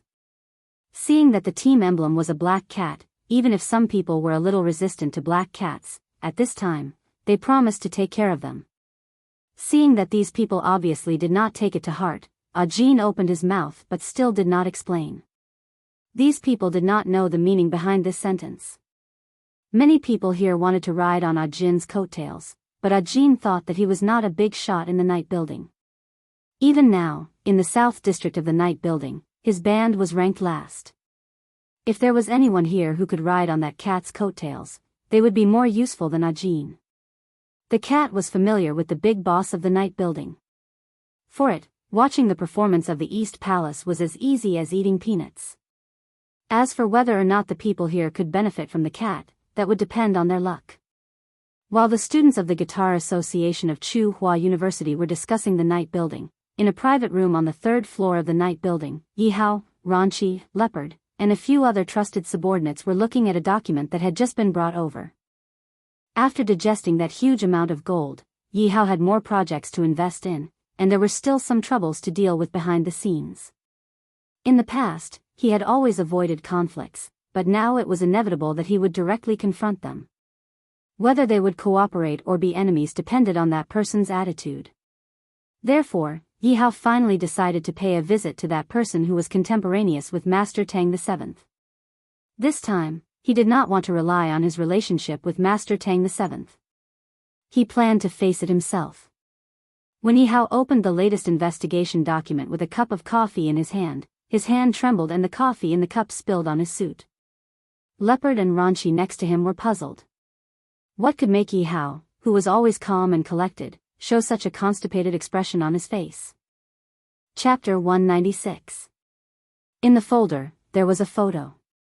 The background of the photo was a bridge, and the subject was an old man sitting under a big black umbrella, holding an arrow. What made Yihao and the others uneasy was that in the photo, the black cat was squatting next to the wooden box and yawning with its mouth wide open, baring its fangs. The description under the photo showed that the cat was called Black Charcoal, and it was raised by an associate professor named Jiao from the Life Sciences Institute of Tsinghua University. In fact, even without the detailed description, Yihao and the others knew which cat it was. In this world, which cat called Black Charcoal could cause so much trouble? Ranchi wanted to bang his head on the coffee table. He wanted to express his thoughts, but Leopard spoke first. "You can really see this guy everywhere you go." Yihao put down the folder in his hand and put the coffee cup on the coffee table. He raised his hand and rubbed between his eyebrows. After a long silence, he suddenly smiled helplessly and picked up his phone to make a call. "Hello, Celestine, do me a favor. When will you bring the black cat out to meet?" "What? Grounded?" Yihao listened to Celestine and frowned. *CK, if he had known, he would have sent someone to find out who the cat trainer was and deal with it secretly, so that he wouldn't have caused so much trouble at Tsinghua University. If the black cat was grounded, when would it be able to come out to talk? After knowing the reason why Yihao wanted to find the cat, Celestine decided to go to Tsinghua University to try. The cat trainer incident had happened a long time ago, and the people in the school compound didn't know much about it. They wouldn't keep the cat at home forever, right? So, on a nice Saturday, Celestine showed up at the Jiao family and smiled harmlessly at Jiao Ma, who didn't look too good. Although Jiao Ma wasn't too happy about it, she still agreed to let Celestine take Jingtan out to play when she saw the look of anticipation in his eyes. Sigh, it was not easy to be cooped up at home for a period of time, but the moment he went out, he became wild again. Wei Ling heaved a sigh of relief when he heard Mama Jiao's agreement. If the owner didn't agree, that cat would definitely not go to the night tower. If she agreed, it would save him a lot of trouble.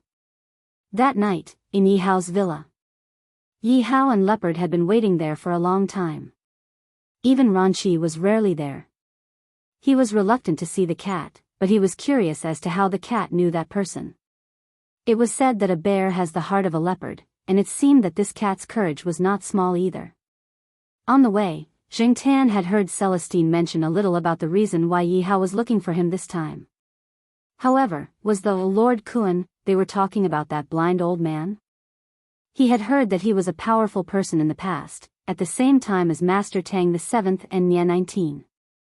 However, why did Jingtan feel that this old man was doing much worse than the other two? Not to mention Master Tang VII, she had also heard Yi Hao and the others mention Nian 19 when they were playing in the night building. A person who could raise a super cat and enjoy a high-end lifestyle obviously wouldn't have a bad life. In comparison, what about this Lord Kuan? He was dressed like a poor person, looked old, and was blind. Even if he was a person who could kill gods and Buddhas in the past, now he could only play the eru on the bridge. Or perhaps, the truth was not as it seemed on the surface. Without the experience of Ah Jin finding his wallet and phone, Jingtan wouldn't have thought that the old man would be so powerful. Now that he saw the reaction of Celestine and the others, the old man was still not simple. Sure enough, the thoughts of big shots were always unpredictable. Take Feng Xiaokong for example. He was obviously a super rich person, but he still went to the streets to sell his art. Each of them was like a cat, full of strange thoughts. When they arrived at Yi Hao's villa, Jingtan jumped directly onto an empty sofa and found a comfortable position to lie down, waiting for Yi Hao's next words. In any case, Yi Hao had a request, so Jingtan wasn't in a hurry. Seeing the cat in front of him find a place to lie down without any reservation, Yi Hao glanced at it and didn't say anything. This cat was getting bolder and bolder. It was even more casual than when the Monsignor was here. Yi Hao handed the folder in his hand to Celestine. Some of the confidential information had been taken out and shown to Celestine the recent results of Lord Kuan's investigation. The hall was very quiet. Only the sound of Celestine flipping through the materials and Yi Hao drinking coffee could be heard. Yi Hao had been so busy that he got tired easily. During this period of time, he was used to drinking coffee to refresh himself. The health doctor didn't recommend drinking it for a long time, but Yi Hao had no choice. He had to get through this period of time, especially this time. It was good to be able to have a good talk with Lord Kuan, but this man was famous for being difficult to talk to back then. He didn't know what would happen after he became like this. It seemed like there was a big change, but no one could say for sure. It was rare for there to be a breakthrough, so Yi Hao was ready to give it a try. Celestine didn't agree with Yi Hao's suggestion before. He didn't move around Chu Hua before, so his understanding of Lord Kuan came from Yi Hao. Even if he didn't know Lord Kuan's current situation, if Lord Kuan was a toothless tiger, he was still a tiger. It would be easy for him to trample a cat to death. However, looking at the materials in his hand, Celestine's eyes twitched. He finally understood why Yi Hao had this idea. You even pulled Lord Kuan's beard? Celestine looked at Jingtan, who was sitting on the sofa, in disbelief. Yi Hao supported his forehead with one hand. He wanted to agree and say, it's not easy for this cat to be alive and kicking now. However, thinking about Lord Kuan's attitude in the investigation, Yi Hao chose to remain silent. What was that man thinking? Some of the investigation information was obtained from the vendors on the overpass, so the information about Jingtan's presumptuous behavior in front of the old man was listed in the information. The usual information was very detailed. Just by looking at this, it was impossible to associate the old man in the information with the once all-powerful Lord Kuan. If Lord Kuan's temperament hadn't changed drastically, then Lord Kuan must have treated this cat differently. Putting down the folder in his hand, Celestine leaned against the back of the sofa and tapped his fingers on the armrest. How about this? Let it send a letter to Lord Kuan to test Lord Kuan's attitude. At the same time, see how the old man's temper is now. According to the investigation information, Lord Kuan didn't have a cell phone or any other contact numbers on him. Lord Tang VII might have one, but Yi Hao didn't want to ask for it. Moreover, it was broad daylight, so Yi Hao couldn't go to the overpass directly to look for Lord Kuan. He didn't want to expose himself and let others know before the two sides reached an agreement. Hearing Celestine's suggestion, Yi Hao nodded. That works too. After making the decision, Yi Hao promised Jing Tan that if he helped him this time, he would give Jing Tan a private room on the 3rd floor of the night building, just like Celestine's. Of course, it would be smaller than Celestine's, but it would still belong to Jing Tan. When the time came, even if Jing Tan brought his own people, he would have a place to stay. He wouldn't need to borrow Celestine's room. Jing Tan didn't immediately express his opinion. He lay in the distance, deep in thought, until Yi Hao placed a short letter in braille in front of Jing Tan. Jing Tan didn't understand this, so Celestine explained the contents of the letter to him. It was a letter of visit and didn't say anything else. Feeling that it wasn't a big deal, Jing Tan expressed his opinion. Thus, at around 3:00 on Sunday afternoon, Jing Tan arrived at the Tianxiao as usual. Celestine followed behind him and watched from a short distance to prevent any accidents from happening. Yi Hao and a few others were watching the progress of the battle from a building. Jing Tan was also a little nervous. He put the bankcard-sized envelope in his mouth on Mr. Kuan's lap. Jing Tan only reluctantly held the envelope in his mouth after Celestine and Yi Hao repeatedly assured him that it was clean. There was no other way. His intermittent mysophobia was acting up. The old man looked like he was about to play the eru. After Jing Tan put down the letter, he opened the envelope and touched the words on it. Then, he put the letter in his pocket and hugged the eru. He didn't play it and just sat there with his eyes closed as if he was asleep. Jing Tan didn't feel that the old man had any ill intentions towards him, so he boldly went to the wooden box to see how the old man's business was today. With one look, Jing Tan realized that something was wrong. F***ck, there were actually game coins. Which little bastard threw them in? Jing Tan raised his paw and flipped through the box.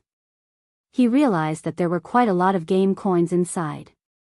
No wonder he felt that there were more coins inside today. They were all fakes.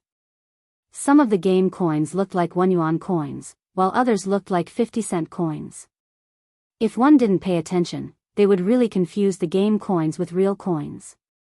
No wonder Jiao Yuan complained at home that day that someone used game coins to buy steamed buns at school. The steamed buns seller didn't even realize it. Without hesitation, Jing Tan reached out his paw and fished out the game coins one by one and threw them out of the wooden box. For a moment, the game coins clinked as they fell to the ground. The bridge, especially the place where the old man was sitting, was paved with anti-slip materials. The game coins that were thrown out didn't roll far. They basically landed near where Elder Kuan was sitting. The surrounding peddlers didn't dare to go over to take a look. Today's weather was too good. At this moment, the sun was shining brightly. Many people came and went in a hurry with umbrellas and sun hats. They didn't pay attention to other details and just thought that the cat was playing. Cats, after all, were all so annoying. Even if someone noticed the game coins on the ground, they would just smile and walk away. Therefore, for a moment, no one pointed out the actual situation. When the old man, who was leaning against the railing, heard the sound of the game coins falling to the ground, his ears twitched. The stiffness on his face relaxed slightly, but it was hard for others to notice. Jing Tan, on the other hand, was happily fishing out the game coins. He rummaged through the wooden box loudly. Celestine, who was standing not far away, and Yi Hao, who was nervously watching from a building, didn't see that the game coins were very similar to coins. They didn't even think about it. When they saw Jing Tan's behavior, they almost vomited blood. "Boss, is that cat looking for trouble again?" Leopard stood behind Yi Hao and said with a wooden face. What if the old man was in a bad mood and wanted to accept a visit, but changed his mind at the last minute and rejected it?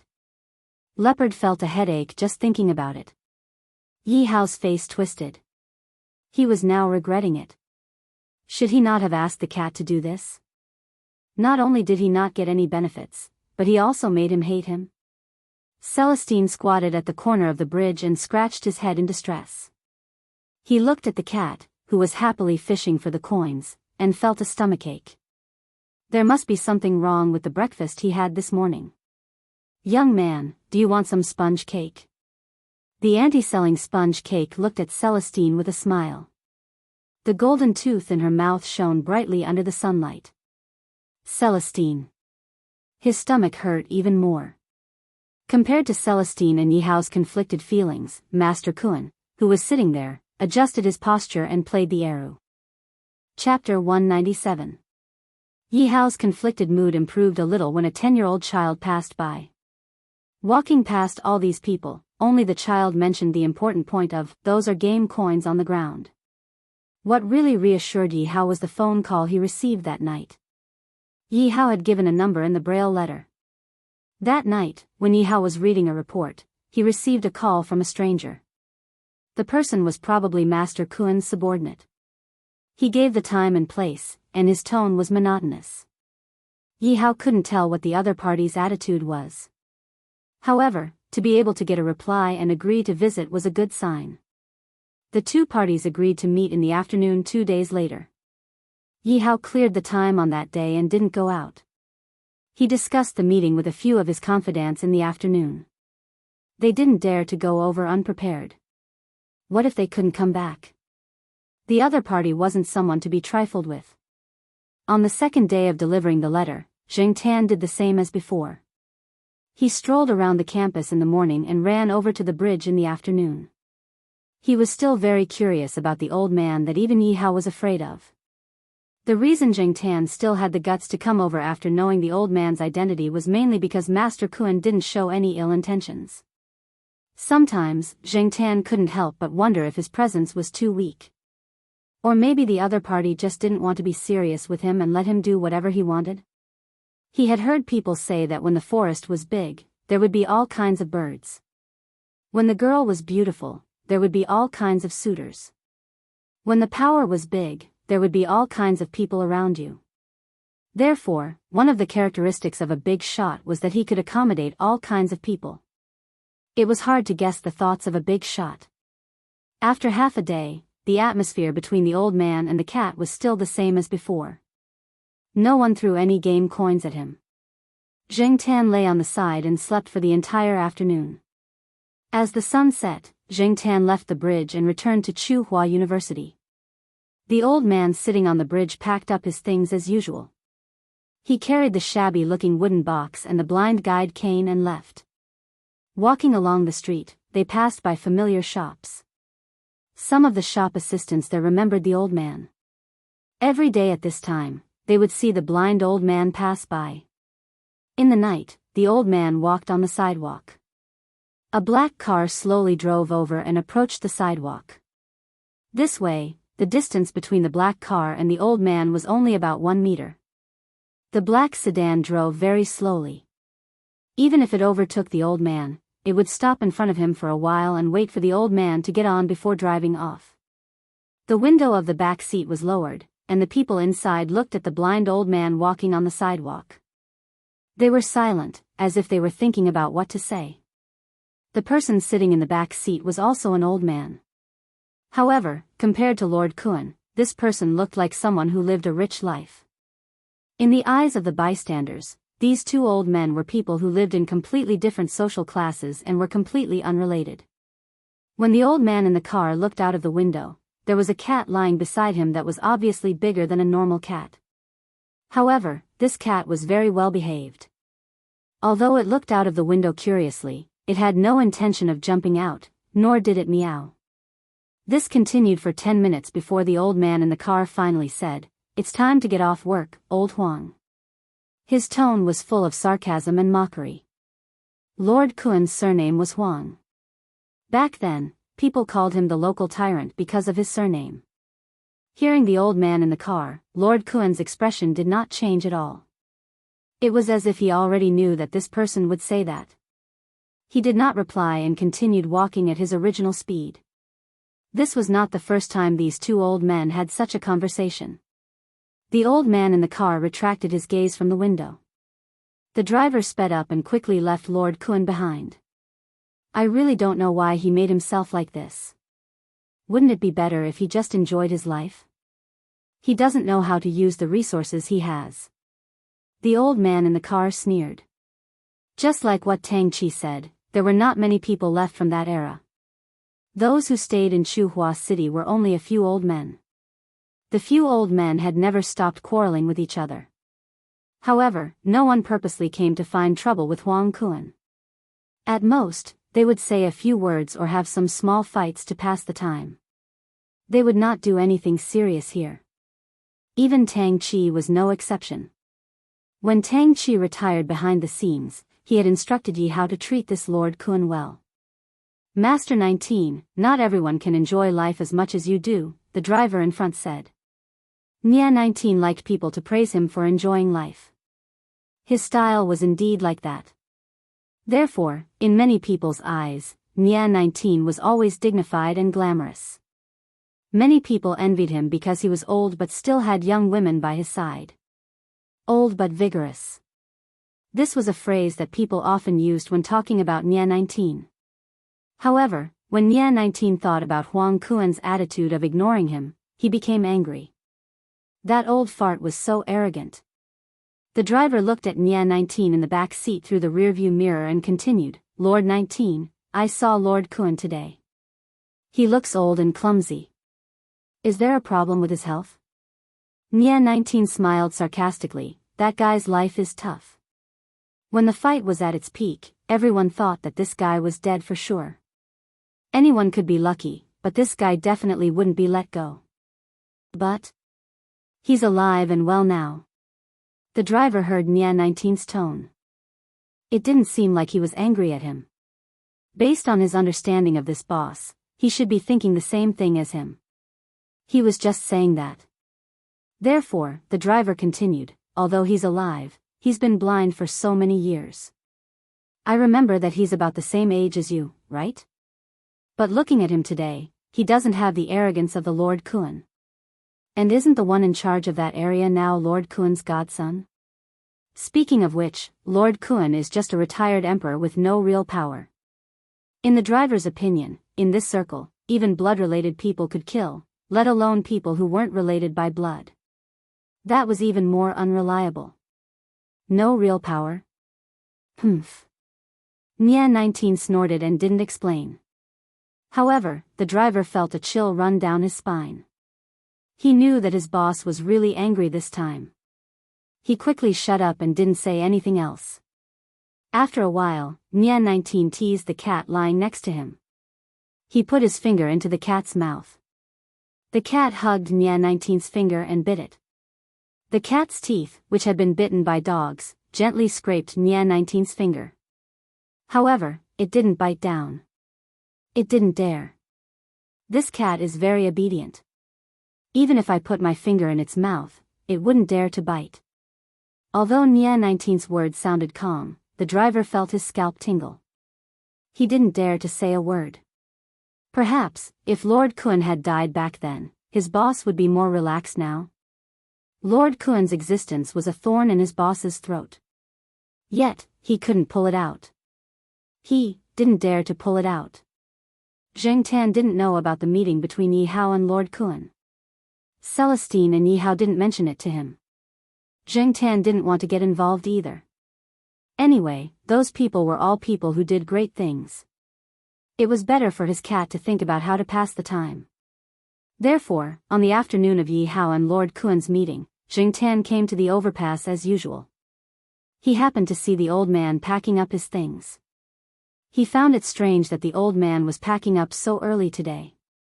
Unexpectedly, when the old man passed by Zheng Tan, he said, "If you're curious, you can come and play with me." Zheng Tan stood where he was, wondering how the old man knew he was here. He didn't have the chance to fish for the coins in the wooden box today. The sound of his footsteps was also very soft, but the old man could still accurately identify his location. Seeing that the old man had already gotten off the overpass, Jing Tan didn't think about the problem anymore. Then, he was puzzled. Did the old man mean for him to go over and take a look? If he followed him, he might be able to find out more about the old man. It was rare for an important person to make a tactful invitation. At least, in Jing Tan's eyes, it was an invitation. He quickly followed him. Then, he realized that this was the first time he had heard the old man speak. He followed the old man through the bustling street and turned into an alley. After walking for a while, they arrived in front of a house. Without the old man knocking, the door was opened from the inside. Jing Tan saw a young man with a very serious expression. He was respectful to the old man. However, when his gaze swept past Jing Tan, he didn't seem surprised to see a cat here. He only paused for a moment before following the old man inside. Jing Tan looked around and followed him in. The outside of the house looked very shabby. He didn't expect the inside to be okay. It was just okay, nothing special. Some rich and powerful old men liked the layout of the house with a classical charm, while some old men liked the modern style. However, Jing Tan didn't know which style it belonged to. Overall, the layout was very simple. Obviously, the owner didn't care about the materials that were used to keep up appearances. Thinking that the old man was blind, Jing Tan felt relieved. Moreover, if he only looked at the back, Jing Tan couldn't tell that the old man was blind at all. No one helped him, and the old man didn't stumble. His steps were still calm, and when he walked, he accurately placed the wooden box, the big black umbrella, and other things in the right place. He didn't let anyone help him at all. Further inside, there was a small living room. Yi Hao, Ran Qi, and the others were inside. Seeing Master Kun come in, Yi Hao quickly got up. As soon as he opened his mouth, he was choked by the black cat behind Master Kun. Not only Yi Hao, but Ran Qi and Leopard also felt like a herd of alpacas were running over. Ran Qi looked at Leopard and said with his eyes, "Boss didn't inform this cat, did he?" Leopard, "Definitely not." Today's plan was indeed very good. They had considered many ways to deal with different situations. They even analyzed various psychological tactics in depth. However, no one had considered this cat. In Ran Qi's opinion, cats were always an uncertain factor, let alone this cat. Who knew what would happen with this cat present? What did Master Kun mean by this? Jing Tan looked at the expressions of Yi Hao and the others. He pulled his ears and walked to the side. "Dislike my ass. Do you think I care?" They chatted among themselves. Jing Tan didn't want to join them. He planned to find a place to lie down. He was a little tired from walking all the way here. When he came, Jing Tan thought of many possibilities. However, when he really came, he didn't feel the pressure he expected. He also didn't feel any malice or danger around him. Although he couldn't let his guard down, at least he was mentally more relaxed. Jing Tan saw a wooden table by the window. It was more than 3 meters away from them. There was also a vase with rich bamboo. It was perfect for lying down and sleeping. Therefore, he got up and jumped. Chapter 198. Ran Qi had been using the corner of his eye to look over there, wondering why Elder Kun had brought the cat over. The next moment, he noticed the situation over at the table. His heart also swayed along with the vase on the table. Only when the vase stabilized did he let out a sigh of relief. Yi Hao, of course, also noticed it, but he didn't show it on his face. In Yi Hao's mind, cats were not human beings after all, nor were they well-trained warriors. They would not listen to you and restrict your words and actions. Perhaps they would bark wildly when they shouldn't, or mess around with things they shouldn't do, which would cause a planned and arranged thing to collapse directly. If it were other cats, it might be a small problem, but Yi Hao knew how capable this black cat was from the day he met it. Yi Hao took a deep breath and sorted out his emotions. He continued to talk about the cooperation with Elder Kun. It was said that the first spurt of energy, the second spurt of energy, and the third spurt of energy. It wasn't easy to be fully prepared to face Huang Kun, who used to be a big shot, so he couldn't appear weak. He had a few projects under his control, such as the small commercial plaza near Tsinghua University that was under construction. When the time came, he would definitely come into contact with the people here. It would be better to discuss it in advance before things went wrong. That way, it would be easier for everyone to resolve any problems. Conflicts of interest were always the most important conflicts. However, how to distribute the benefits was the reason why Yi Hao was sitting there under pressure. However, just as Yi Hao was talking about the distribution of benefits and was about to start psychological warfare, there was a shattering sound. The somewhat tense atmosphere was fiercely impacted. The veins on Yi Hao's forehead popped. He forced himself to remain calm on the surface, but he was already cursing in his heart. Can't this damn cat know its place? Zheng Tan looked at the broken vase and the mess on the table. He then looked at the expressions of the people over there. Other than Elder Kun, the others, including Yi Hao and the people around Elder Kun, couldn't help but have some other emotions in their eyes even if they didn't show it on their faces. He pulled his ears and jumped down from the table. It was better to find another place to lie down. The atmosphere here was not suitable. Zheng Tan really didn't do it on purpose. He was lying on the side and was about to fall asleep. Then, a green bean fly came out of nowhere and kept buzzing in his ear. When Zheng Tan raised his paw to chase it away, he used a little too much force. Plus, he was stronger than the average cat, so he didn't restrain himself and knocked the vase down. Zheng Tan tried walking around, but he didn't see anyone stopping him. Lord Kun didn't say anything either, so he walked out of the hall. At this moment, the person standing behind Elder Kun also walked out and followed behind Zheng Tan. Ranqi and Leopard quickly looked at each other. They couldn't help but worry. Although they didn't like the cat causing trouble here, they didn't want anything to happen to the cat. Not only was the cat familiar with Celestine, Air Mao, and Fong San, but it had also helped them a few times. This time, they were the ones who had dragged the cat into this matter. Lord Kun. Yi Hao was obviously afraid that Lord Kun would really send someone to kill the cat silently. He was about to say something, but just as he opened his mouth, Lord Kun raised his hand and stopped him. He picked up the teacup and drank some water. He started to talk about his opinion on the distribution of benefits proposed by Yi Hao. He didn't want to listen to Yi Hao at all. The broken vase and bamboo were lying on the ground, but Lord Kun didn't ask anyone to clean it up. Zheng Tan, who was walking out of the hall, heard someone following behind him. He turned around and saw that it was the person who opened the door. This person had been following Lord Kun since he entered the house. Was he following him now to spy on him? When he passed by a room, Zheng Tan stopped in his tracks. The door of the room was ajar. It seemed to be a study. Zheng Tan tried to take 2 steps in. Seeing that the person behind him didn't have any intention of stopping him, he walked in. The study wasn't much smaller than the living room. There were some paintings hanging on the wall. There was a long table by the side with some gypsum carvings on the table. There were also some in the corner. The gypsum carvings were of different sizes. The taller ones were about 1 meter, such as the ones in the corner, while the shorter ones were only about 20 centimeters tall. There were people and animals carved out. Compared to those masters, there was no doubt that there was a gap. However, if these were carved by a blind old man, then it was rare. Moreover, no one mentioned that Lord Kun was a sculptor. Even a person with normal eyes might not be able to carve as good as Lord Kun. After looking at the gypsum carvings one by one, Zheng Tan's gaze landed on the paintings hanging on the wall. Zheng Tan had seen some ink paintings at Professor Lan's house. Other than fiddling with flowers and plants, Old Man Lan also painted ink paintings.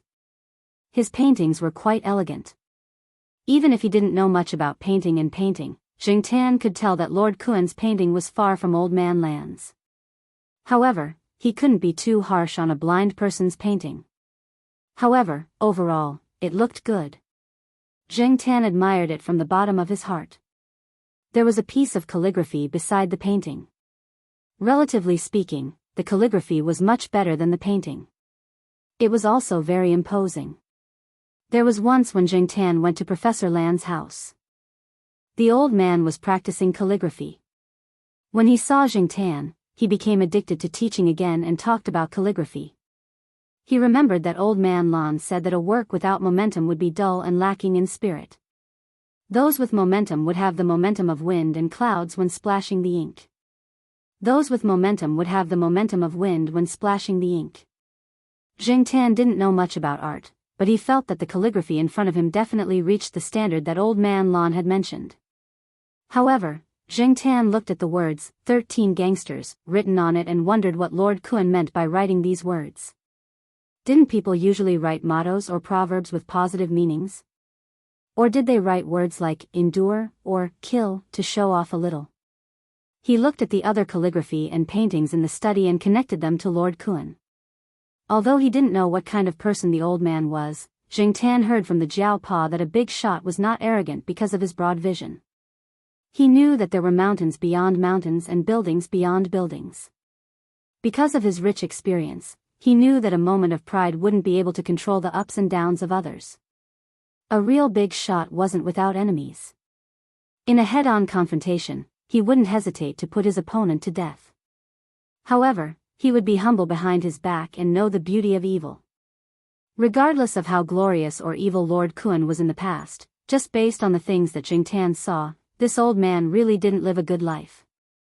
People said that blind artists had broken free from the shackles of being unable to see with their naked eyes and could use other extraordinary methods to see objects. Other than having a solid foundation and the ability to conceive ideas in their minds, it was very likely that they had special abilities to be able to achieve such amazing achievements.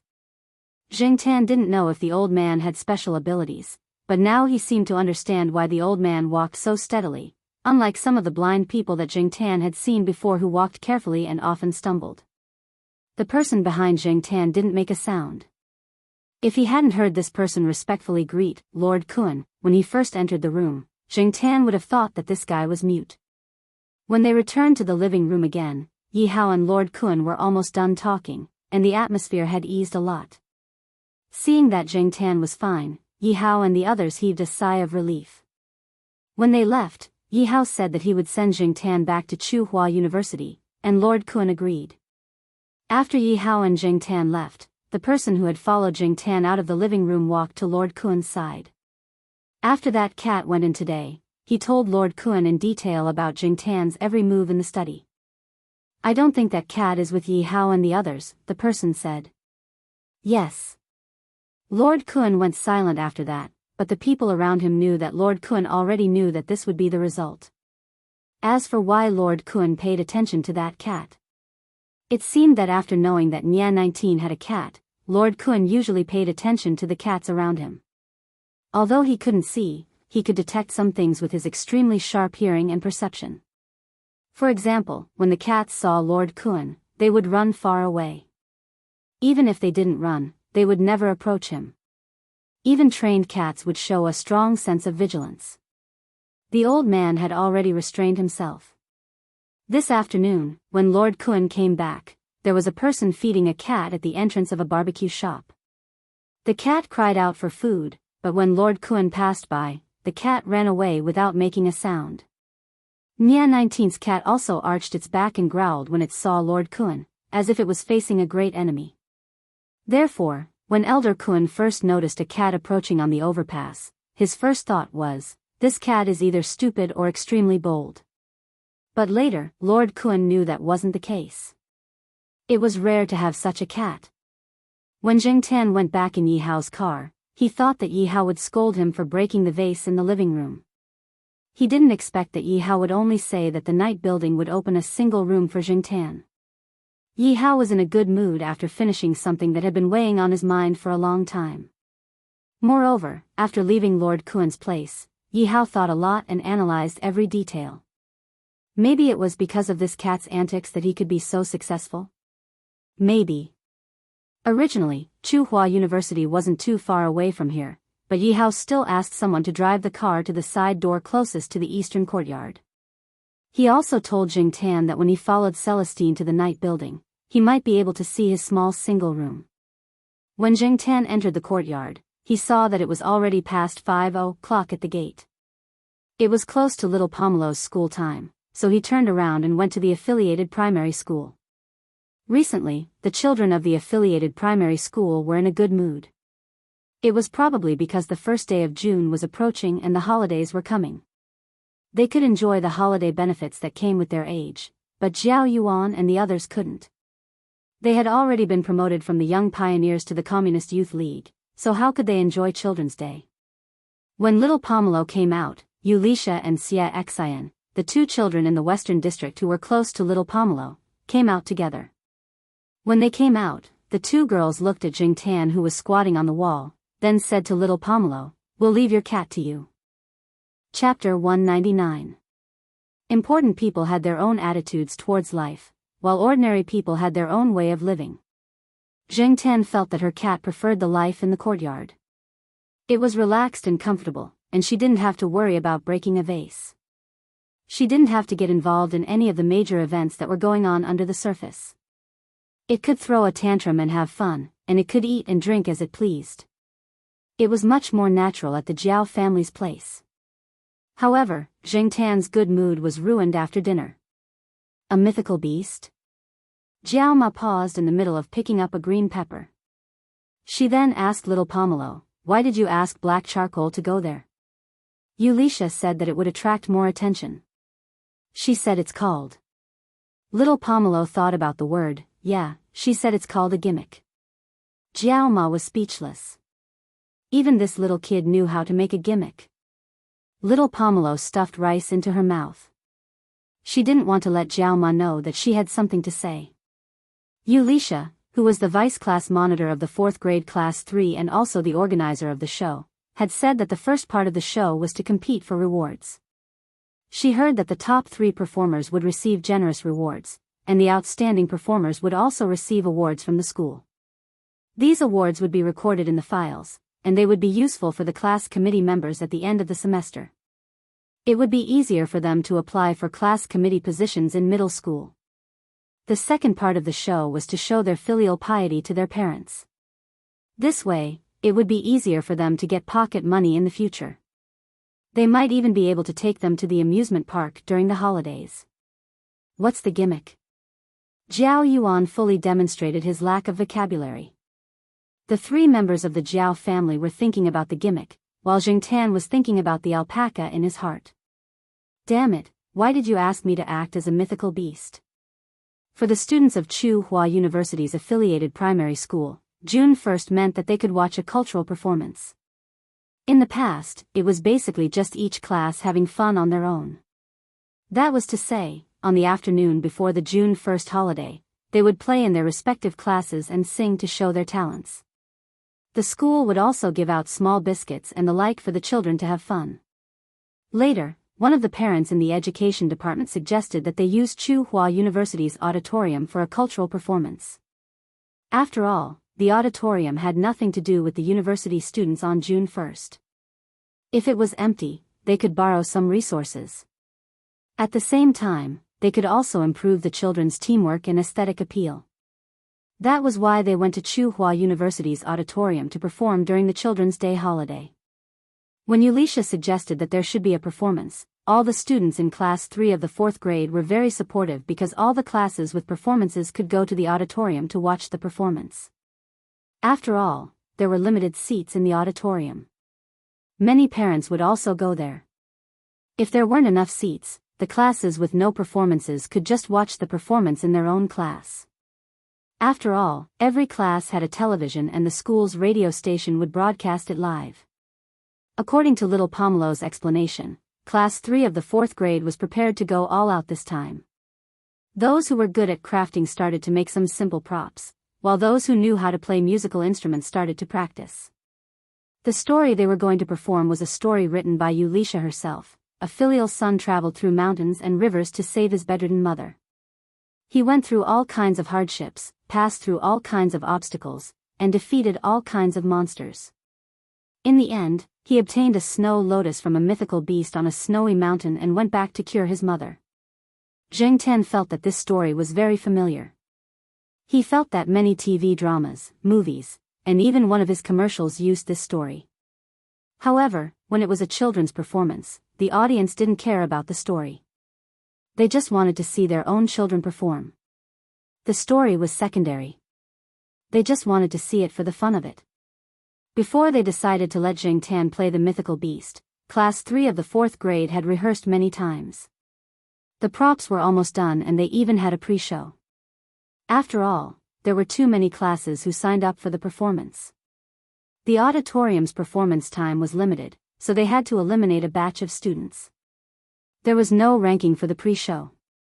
Only the last class who could perform in the auditorium were notified.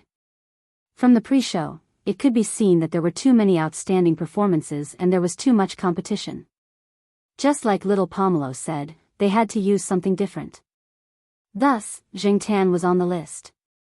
Many people in Fu Hai Elementary School, especially those in little Pomelo's class, knew that her black cat came to pick her up after school every day and was very obedient. Thus, Yulisha turned her attention to Zheng Tan. Little Pomelo actually didn't agree to let Zheng Tan go, but there were too many classmates who came to persuade her. Yulisha and Xia Xian had mentioned it many times in front of her. Only then did she decide to ask Zheng Tan's opinion. If Zheng Tan didn't want to go, she would reject it tomorrow. Although playing the role of the mythical beast didn't make Zheng Tan happy, he didn't want to make things difficult for little Pomelo. In class, Yulisha and Xia Xian had helped little Pomelo a lot. Zheng Tan wanted to help this time as a way of thanking her. Moreover, this child didn't like to talk and was easily alienated from others. If this went well, little Pomelo could mix better in class. The next day, at about 10:00 in the morning, Zheng Tan didn't go to other places and went directly to Fu Hai Elementary School. Little Pomelo and the others' last class in the morning was physical education. Because of the performance, Yulisha asked their physical education teacher to let them prepare for the performance during this class. The physical education teacher also knew about the performance and didn't think much about it and agreed. Little Pomelo and the others rehearsed in a corner of the field. Fu Hai Elementary School wasn't big, so Zheng Tan was familiar with it. He didn't go through the front door, but went outside near the field and then climbed over the wall to see them. When the rehearsal was about to start, Zheng Tan saw that they were standing in a formation with Yulisha directing. More than 10 children held a piece of paper in front of their chest. On the paper were the names of the characters they were going to play. Little Pomelo was one of them. Zheng Tan looked at the paper that little Pomelo was holding. It was written Redbud.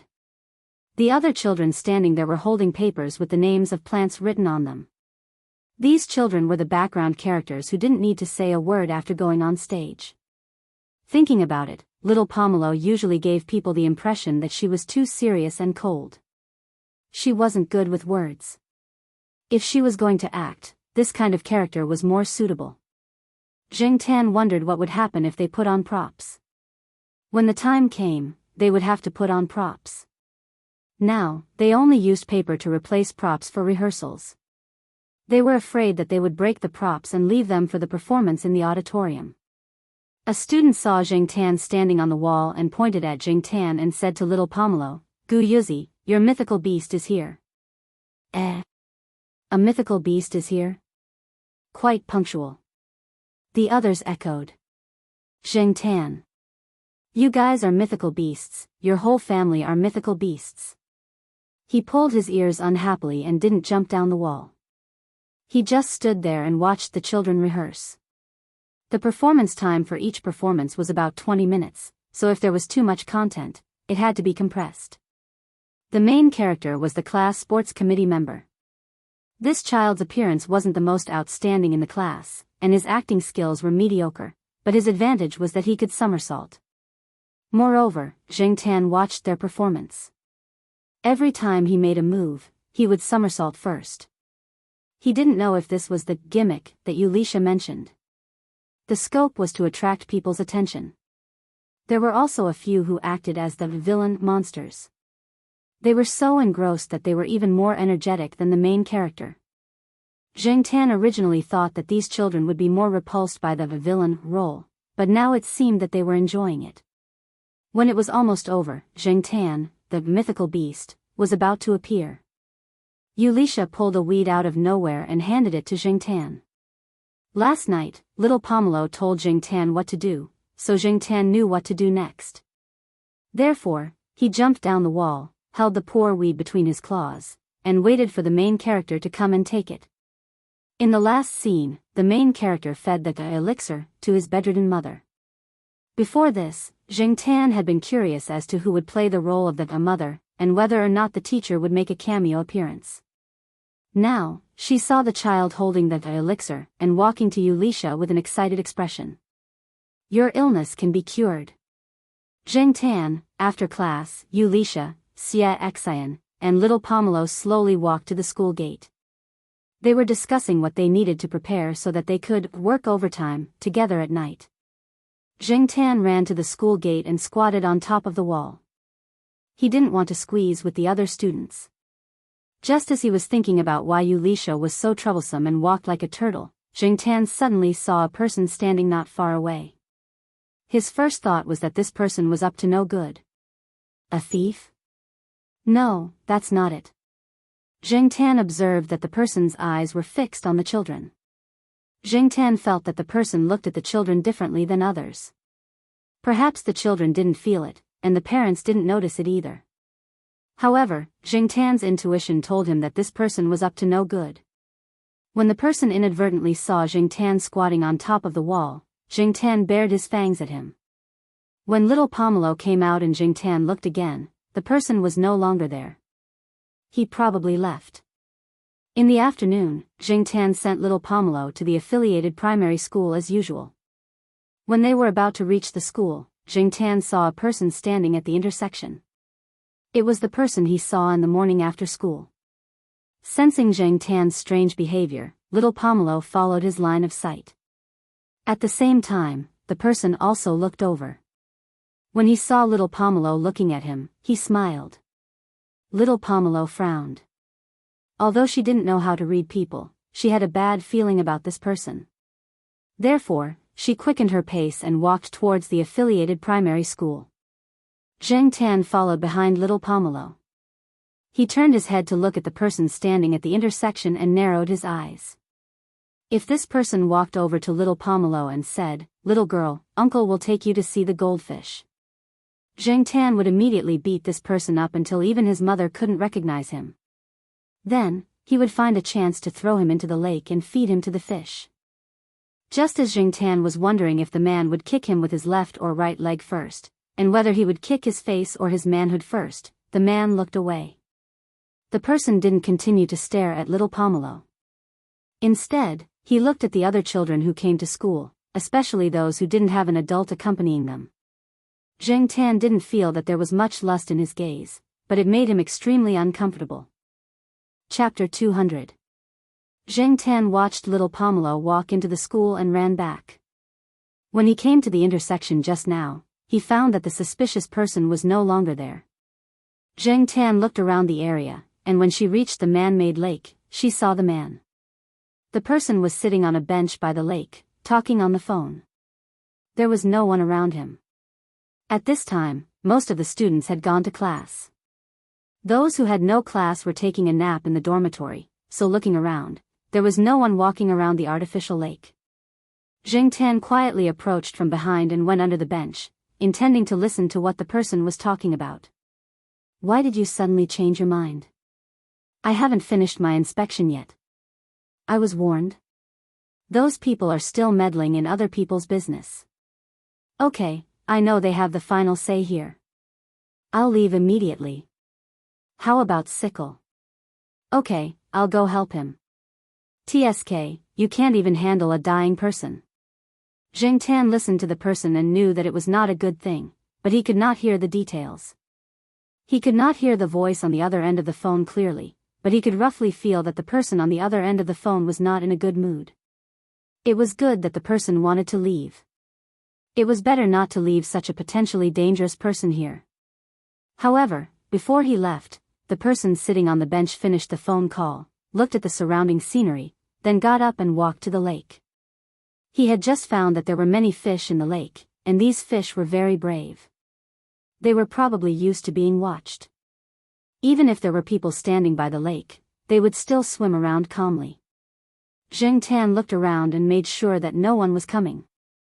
No one would pay attention to this side. When the person walked to the lake to watch the fish, he rushed over and kicked the person's back. When the man walked to the lakeside, he had been paying attention to his surroundings. When he didn't notice anyone approaching, his vigilance was lowered. Just as he was leaning forward to look at a large red carp swimming towards him, he suddenly felt a force from behind and fell into the lake. Because it was the school's artificial lake, for safety reasons, it was not very deep. It was just that after a long time, the silt at the bottom of the lake was thicker. After the man fell into the lake, he struggled a few times.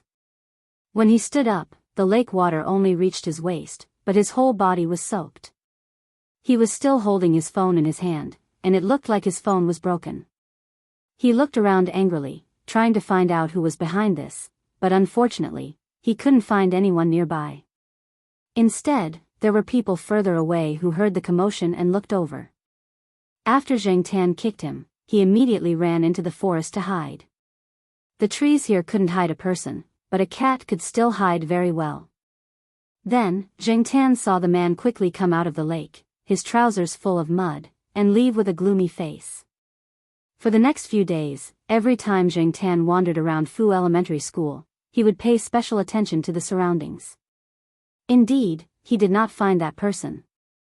At most, there were a few people who looked like thieves walking around. That was a common occurrence, so Zheng Tan did not pay much attention to it. Compared to that person, Zheng Tan felt that thieves were less of a threat.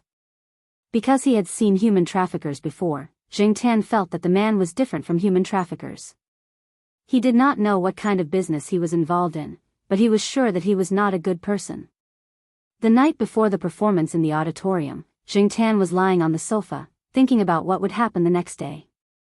The performance started at 2 in the afternoon, and Jiao Ma had already asked for leave. Jiao Yuan had a small test, so Jiao Ma rejected his request. However, Jiao Ma borrowed a DV from Chu Xiangyang, who lived next door. She wanted to film the performance and show it to Jiao Yuan. Although Fu Elementary School also had its own live broadcast, it was only on a general level. Jiao Ma only wanted to film little Pomelo and Zheng Tan. She was currently fiddling with the DV to familiarize herself with it. "Hey, Mom, what do you think is wrong with black charcoal these days?" "He looks like he has a lot on his mind," Jiao Yuan asked as he nibbled on an ice popsicle. Jiao Ma's attention shifted from the DV to Zheng Tan. She looked at him and said, "Maybe it's because of tomorrow's performance. He's going to be the first cat to perform on the stage." Jiao Yuan nibbled on his ice popsicle. "Hasn't he already filmed a lot of commercials? What's there to worry about?" Jiao Ma said. "Who knows what a cat is thinking?" Zheng Tan listened to their conversation, but his ears moved. He was too lazy to do anything else. 2 days ago, he had been thinking about the man he had kicked into the lake. Although that man had not appeared around him, and perhaps he had no more interactions with Zheng Tan still felt a chill when he thought about the man's gloomy eyes when he got up from the lake and left. As for today, he was just thinking about tomorrow's performance. He was not worried about anything. He had already filmed a lot of commercials, so he was very thick-skinned. The next day, those who had performances in the morning skipped class and went to the auditorium to rehearse. They wanted to get used to the stage in advance, and they also wanted to do a preview. Usually, when they rehearsed, they didn't notice anything, but when they put on the props, the feeling came immediately.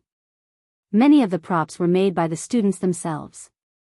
At most, their parents helped them. The parents of the students who were standing on the sidelines were watching from below. They held the boxes of instruments in their hands and looked at their children with smiles on their faces. They were proud of their children. Generally speaking, the preview was good.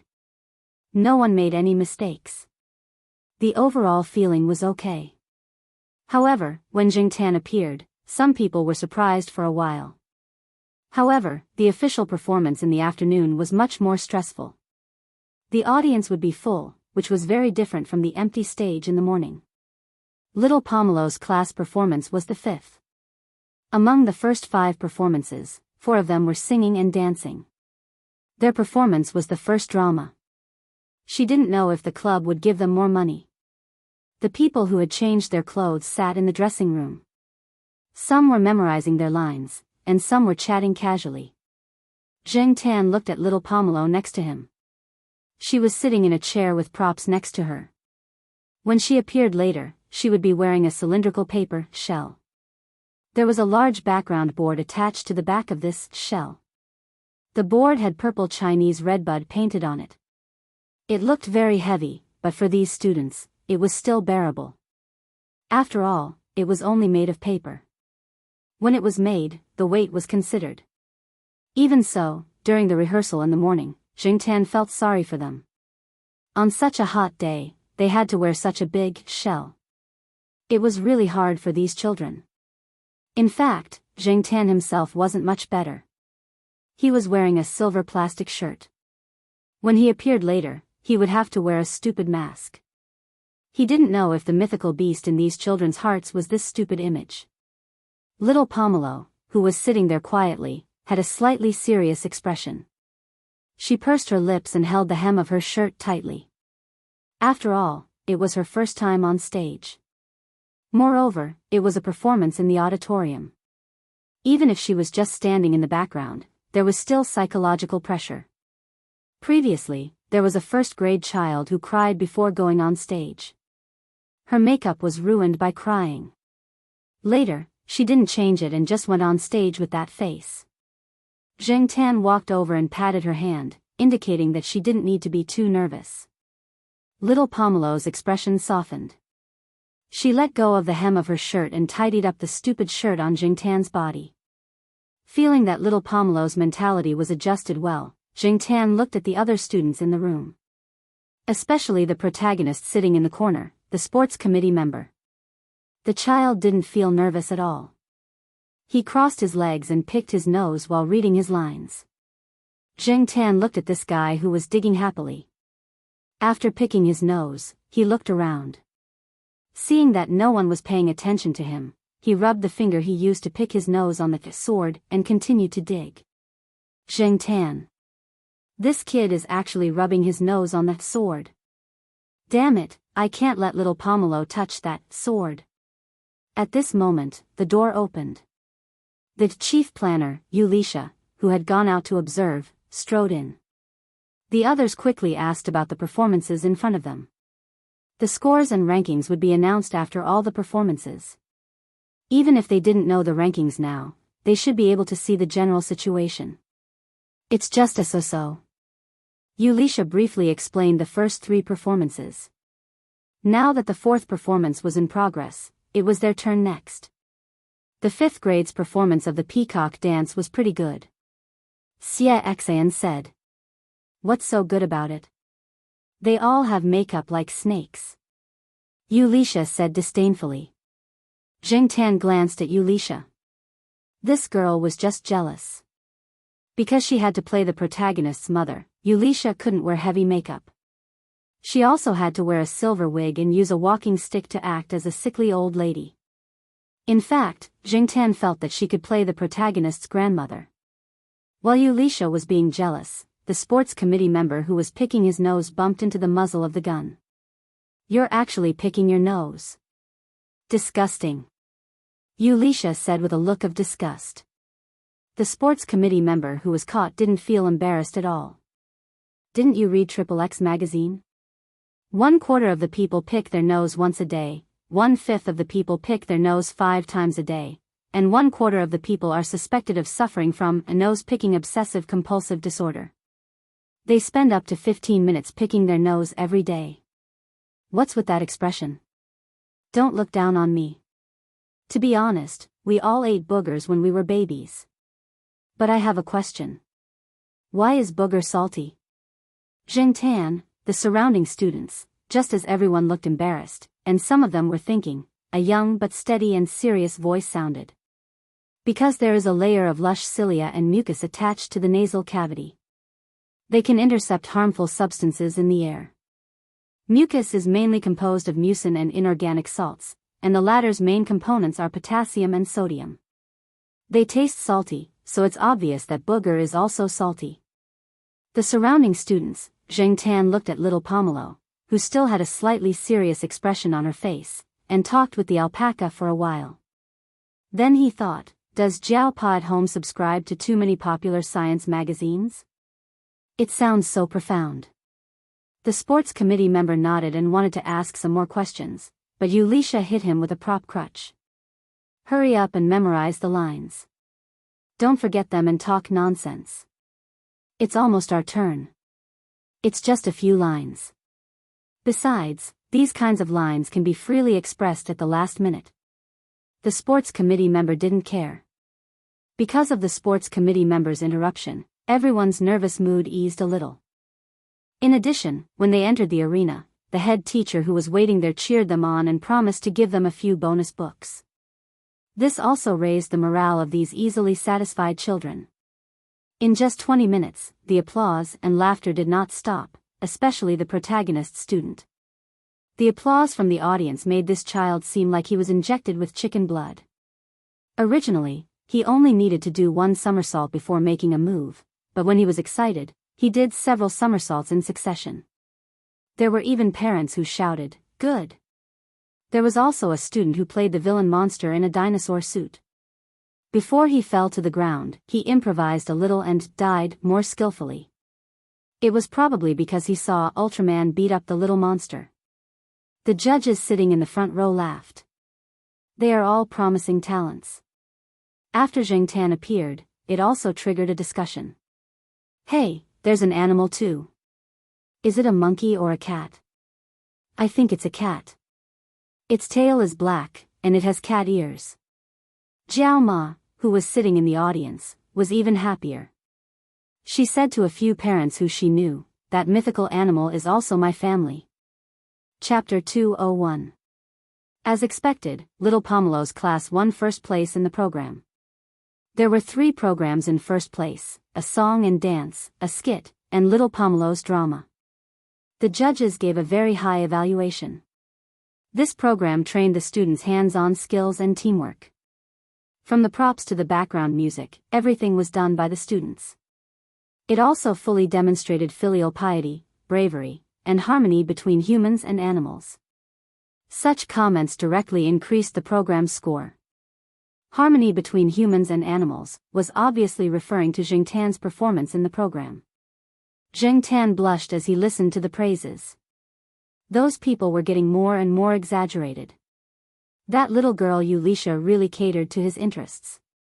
She knew that the school wanted to use a program as a role model.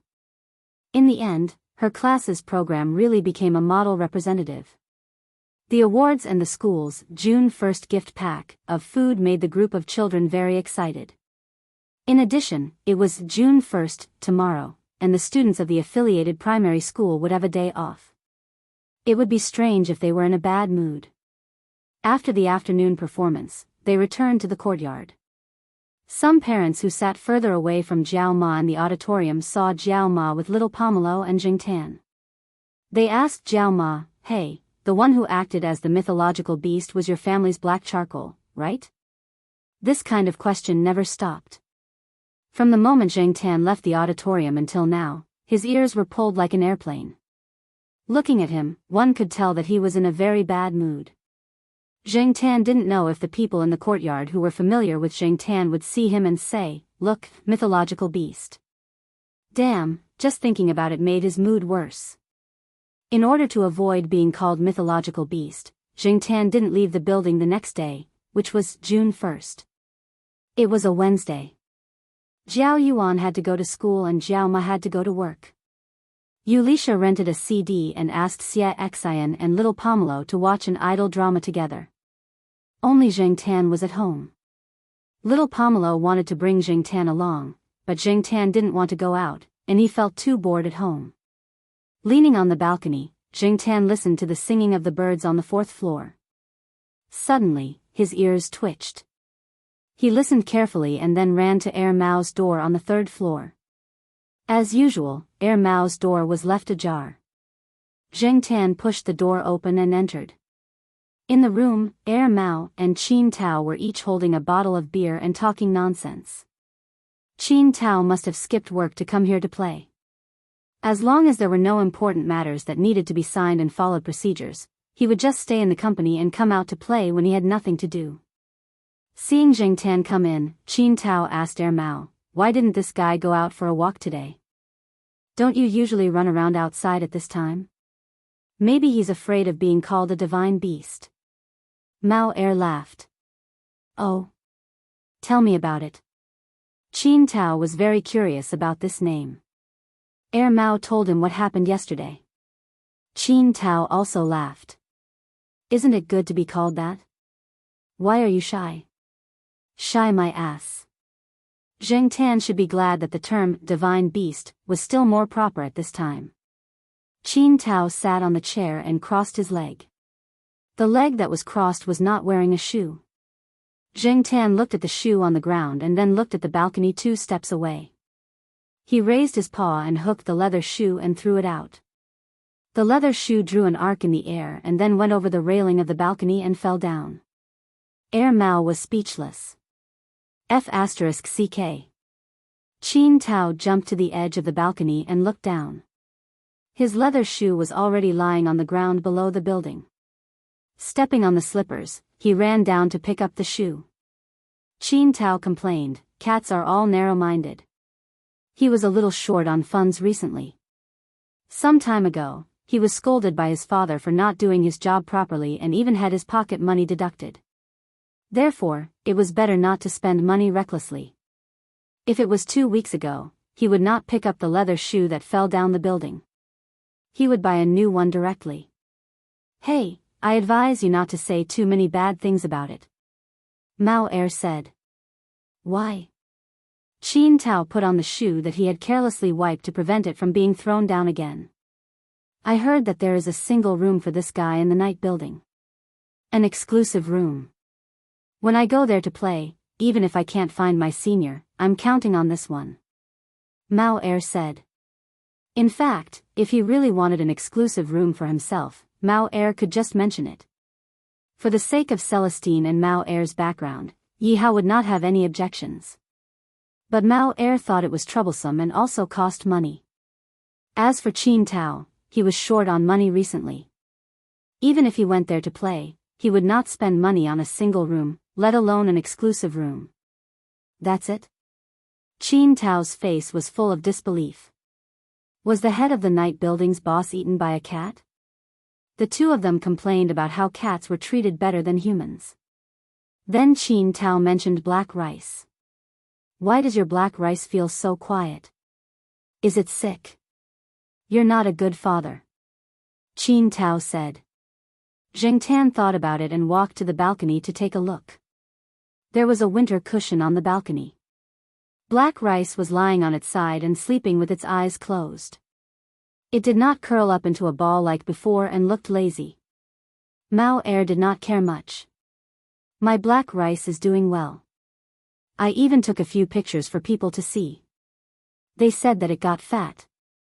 This proves that I feed the cat well. Although black rice has been quiet recently, it has a good appetite. Other than cat food, I also asked people to help it steam fish for a change of taste. When the weather is good, black rice will lie outside and sleep in the sun." During this period of time, when Mao went to Jiao Wei's family's small restaurant, he would ask Jiao Wei's mother to help him steam some finger-long small fish. At first, Jiao Wei's mother saw these small fish when she was selling vegetables. Seeing that these small fish were fresh, she bought some and fried them herself to cook. Later, Mao liked it and wanted to let his daughter enjoy it. So, he spent more money to ask Jiao Wei's mother to cook some fresh fish for cats. Now, when Mao went to get food, there would be another small lunchbox with steamed fish for black rice to adjust its appetite. It is indeed a little fat. Qin Tao stood at the door and looked at black rice lying there. He thought about it and said in a joking tone, "Don't tell me it has kittens." "Bullshit." Mao was angry. "It took off its shoe and threw it. How is that possible?" Then, Mao remembered that black rice had not been hanging out with the other cats in the courtyard recently. He had been keeping an eye on it when it walked around the courtyard, so he said with certainty, "I've been keeping an eye on it. How could there be a kitten?" Zheng Tan stood at the door and looked at Black Rice. When she turned around, she saw Qin Tao and Air Mouse staring at her suspiciously like they were looking at a strange uncle. Zheng Tan. F***ck. I'm not a beast to the point of sleeping with a cat. Although it was a cat now, a cat had a human heart. Zheng Tan couldn't get over the psychological barrier of a cat. It wasn't bad to fantasize about big-breasted girls. Zheng Tan originally wanted to listen to the two gossip, but now he didn't have the mood to stay. He decided to come here less in the future. Otherwise, if anything happened in the future, he would be blamed for it and it would be hard to explain. When he went out, Zheng Tan saw the automatic feeding machine in the living room. Mao Er was a lazy guy.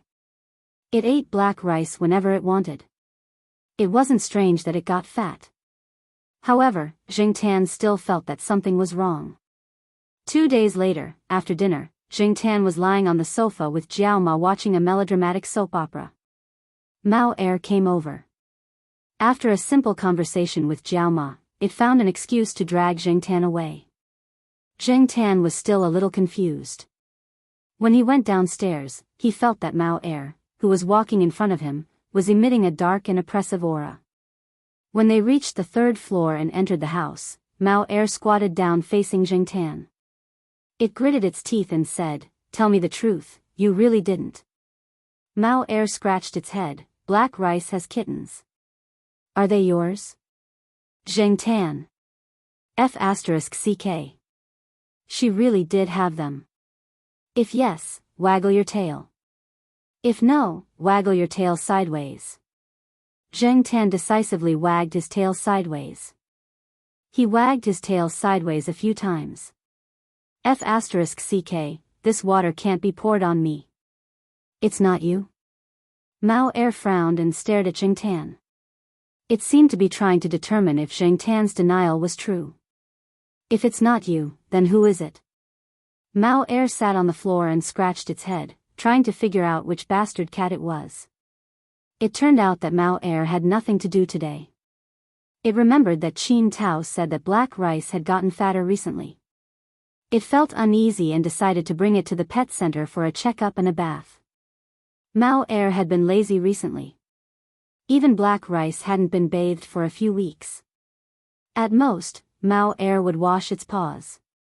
When it was brought to the pet center for a checkup, the vet told Mao Er that the cat was about 4 weeks pregnant.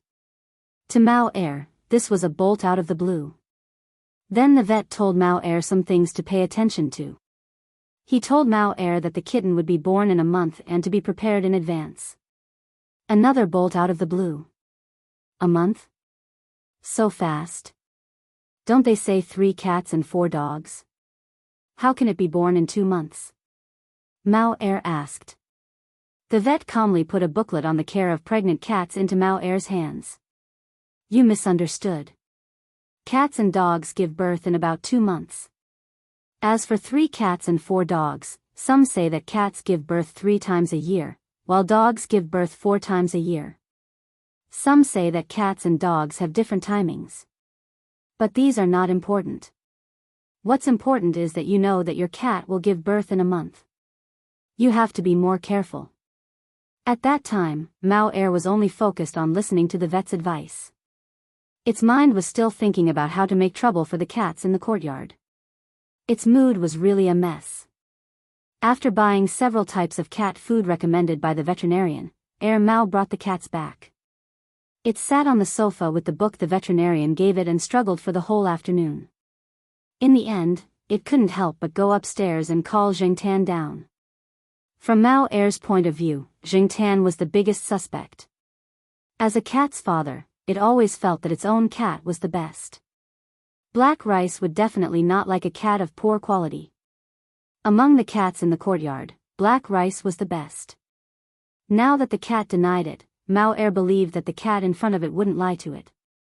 But if it wasn't this cat, then which bastard cat could it be? Mao Er thought about the cats around it one by one, wondering which one its daughter would like. Huang, the eunuch, was eliminated first. Was it the sheriff? Or the fat guy on the 1st floor? But when it took Black Rice out, it didn't seem to be very close to those two. No matter what, no matter how hard it tried, it still couldn't prevent it.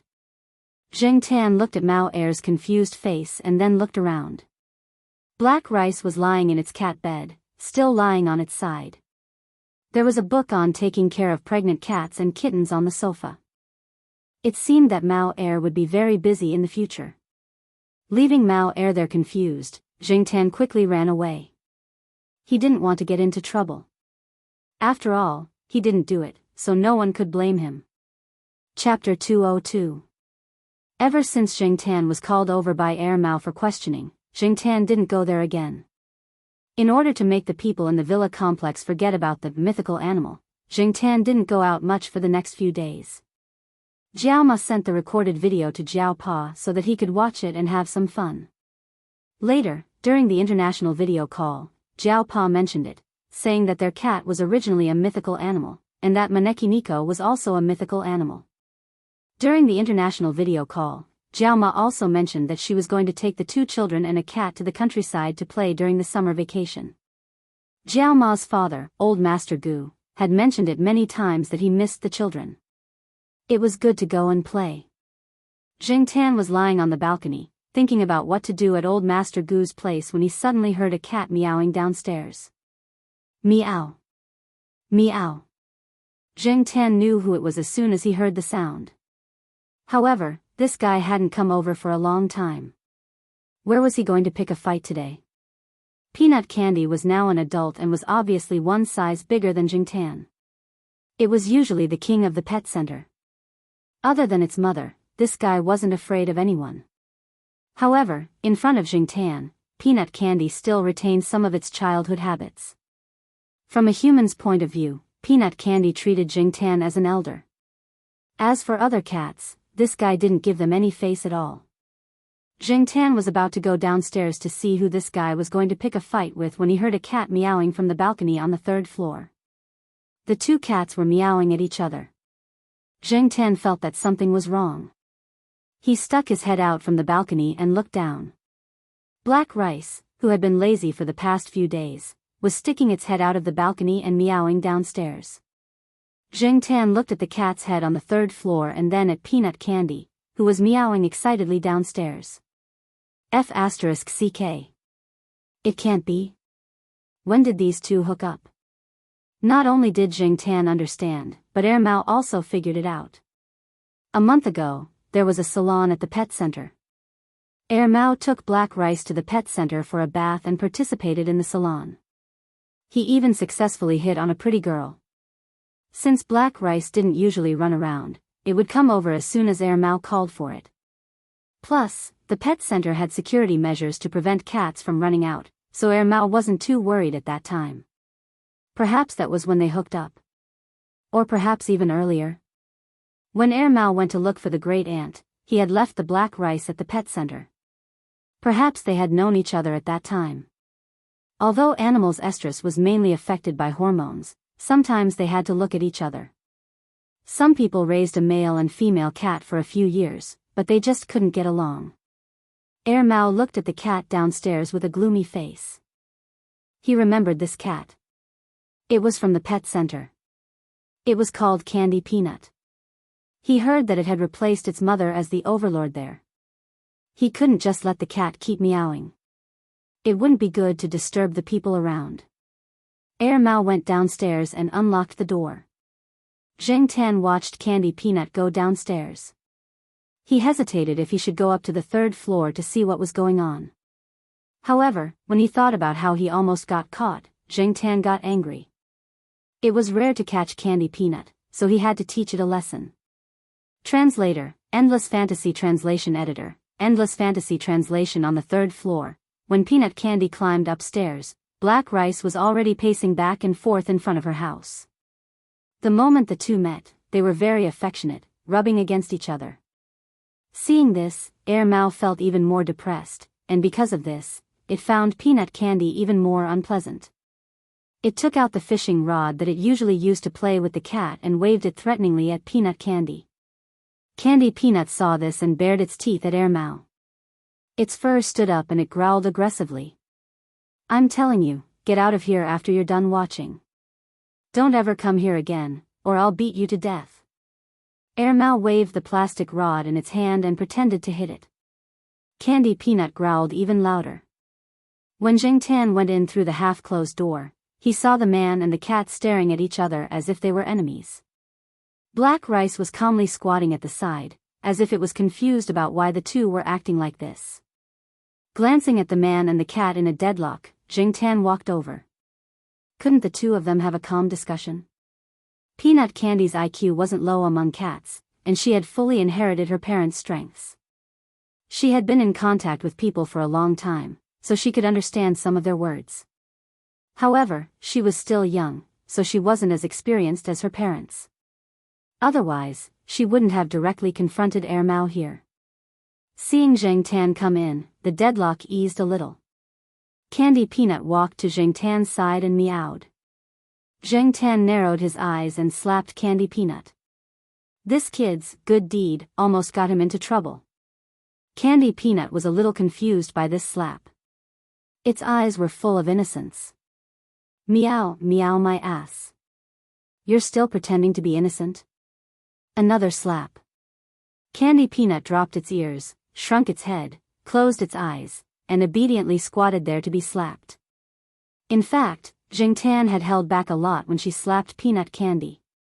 At most, she had used a little more force than when the sheriff and the others were playing around. With Peanut Candy's tolerance, this little bit of force was nothing to it. Perhaps it also knew that the black cat in front of it, who had watched it grow up, wouldn't really hurt it. Seeing the situation in front of it, Mao was even more depressed. He didn't close the door just now because he wanted to threaten and scare this naughty cat to test its courage. It would be best if it could back off and never come back again. He didn't expect this guy to be so fierce. It wasn't afraid of him at all and even looked like it wanted to fight. At first, Mao sighed in its heart. No wonder its daughter liked this guy. He was brave and manly enough. But in the blink of an eye, this guy seemed to have changed. It didn't even dare to fart after being slapped by Black Coal upstairs. Even its claws were retracted. Was this King illegitimate child? Black Coal, is this guy your son? Mao sat on the sofa in the living room, twirling the plastic stick in its hand as it asked. Zheng Tan glanced at Mao angrily. T. Why are you blaming me for everything? Before Zheng Tan could protest, Mao muttered to itself, it doesn't look like it. You can't make it like this. This cat is so much bigger than you, and it has long hair. Its father must be a big long-haired cat. Zheng Tan retracted the foot that was about to kick Mao in the face. He thought that Mao probably hadn't connected Candy Peanut to Yihao's Monsignor. However, Monsignor often followed Master Tang VII. Had Mao ever seen him? Many female cats ignored male cats during pregnancy, and might even attack them. However, Black Rice's attitude towards Candy Peanut was quite good. Candy Peanut stayed there with Black Rice for a while before leaving. When it left, Mao threatened it with the plastic stick. Don't you dare come here again. Otherwise, I'll beat you up every time I see you. Candy Peanut bared its teeth and looked like it couldn't be bothered. Mao was so angry that it almost fainted. He didn't know if Candy Peanut understood Mao's words, but Zheng Tan didn't see it in the courtyard for the next week. Mao didn't let Xiao Guo and the others know about this at all. It was probably afraid that Xiao Guo would come and snatch the cat. Now, Xiao Guo and Li Yuanba's cat mother, Li Yan, were getting closer and closer. They were already discussing marriage and becoming a family. Candy Peanut and Li Yuanba had already lived in the pet center and treated it as their home. Therefore, Candy Peanut was also Xiao Guo's. Mao was afraid that Xiao Guo wouldn't snatch the big cat, but the small cat. In addition, Mao was still angry at Candy Peanut and Xiao Guo, so it kept the matter a secret. During this time, it took Black Rice to another pet hospital for a checkup. Because Black Rice had been pregnant for more than 6 weeks, in order to better understand Black Rice's condition and see if there was a possibility of a difficult birth and a cesarean section, it performed abdominal palpation, B-mode ultrasound, X-ray, and other analysis. It was confirmed that everything was fine. It also checked the number of kittens. There were only 2.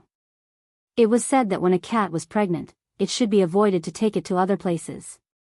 Even if it was in an animal hospital, the virus that might exist there could be very dangerous for it.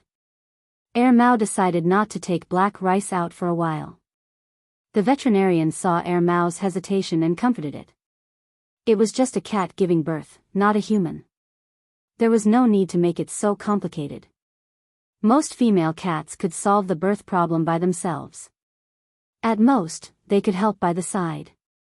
After asking about some things to pay attention to, Mao decided to behave before the kittens were born and not run out often. Mao also called Celestine, Qin Tao, and his brother Wang Bin, one by one to inform them. Don't come to my place if there's nothing important. If there's anything, just call me directly. According to the recommendation in the brochure, Mao bought a nest with a roof. This kind of nest could block out the light and make the cat feel safe in a dark environment. But Black Rice didn't like it and still wanted to stay in its original nest. Mao moved Black Rice's nest to the study room. The study room in the house was not used much anyway. The second bedroom was full of the landlord's things and the door of the second bedroom was basically never opened. Mao usually used the study room to store food. Now, it simply cleaned it up. When the curtains were closed, it was still dark. Black Rice looked at it and didn't object. One day, when Jing Tan was walking outside, he met Mao, who went to Jiao Wei's restaurant to get food. Mao mentioned it to him. Black Coal, you see, there are only 2 kittens. I thought there would be more. I used to know a person whose cat gave birth to 6 kittens. Mao sighed and felt lucky at the same time. It was better to have fewer kittens. Hearing this, Zheng Tan couldn't help but remember that Li Yuanba only gave birth to 1 kitten, Peanut Candy. Was it because of the Monseigneur's special genes that he couldn't give birth to too many kittens? However, quality was more important than quantity. Zheng Tan believed that with the special genes of the Monseigneur, even if it had been diluted for 2 generations, it wouldn't be too bad. Besides, Li Yuanba was so strong, and Black Rice was not simple either. This family of 3 generations of cats, were they going to dominate Chuhua City in the future? Hey, Black Coal, what do you think the 2 kittens should be named after they come out? Mao said as it grabbed the leaves of an unknown plant in the flower bed. Name? Zheng Tan thought for a while. Black Rice, Peanut Candy. Just call them Peanuts. Mao also thought of peanuts, but it felt that when it mentioned peanuts, it would think of the 2 kittens' father, Peanut Candy, and it didn't feel good. We can't call them peanuts. Just call them Demi and Xiaomi. I just don't know what the kitten's fur color will be.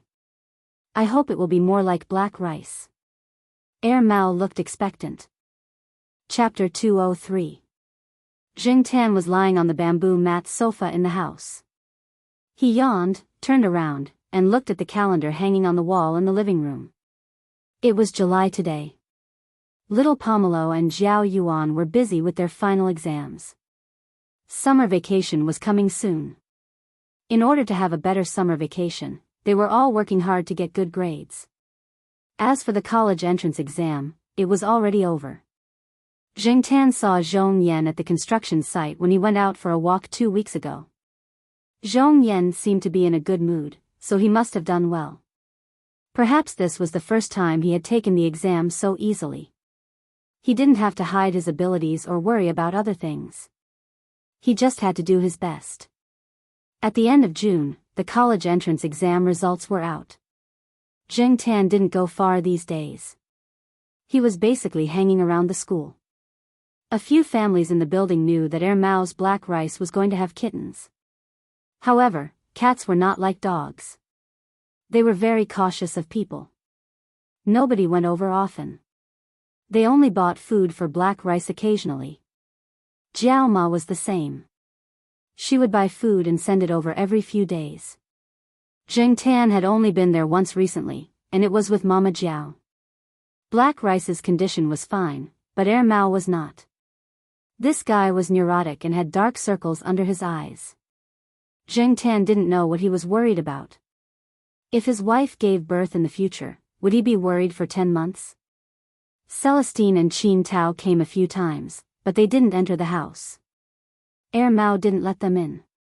If they came, they would find a place to eat and talk so that they wouldn't disturb Black Rice. Zheng Tan was thinking about when Black Rice would give birth to kittens when his ears twitched. He looked at the door. Black Coal, go out and eat. It was Mao. Although Celestine didn't go to Mao's place when he came, he would call Mao and Zheng Tan to chat in the woods not far from the eastern courtyard. Every time he came, he would bring some food. There were stone tables and stone stools in the woods. Aside from the bird poop, it was quite comfortable to sit there. Zheng Tan and Mao went out of the building. Celestine was already waiting in front of the building. Just like the previous few times, he was carrying a bag with some food and cold beer.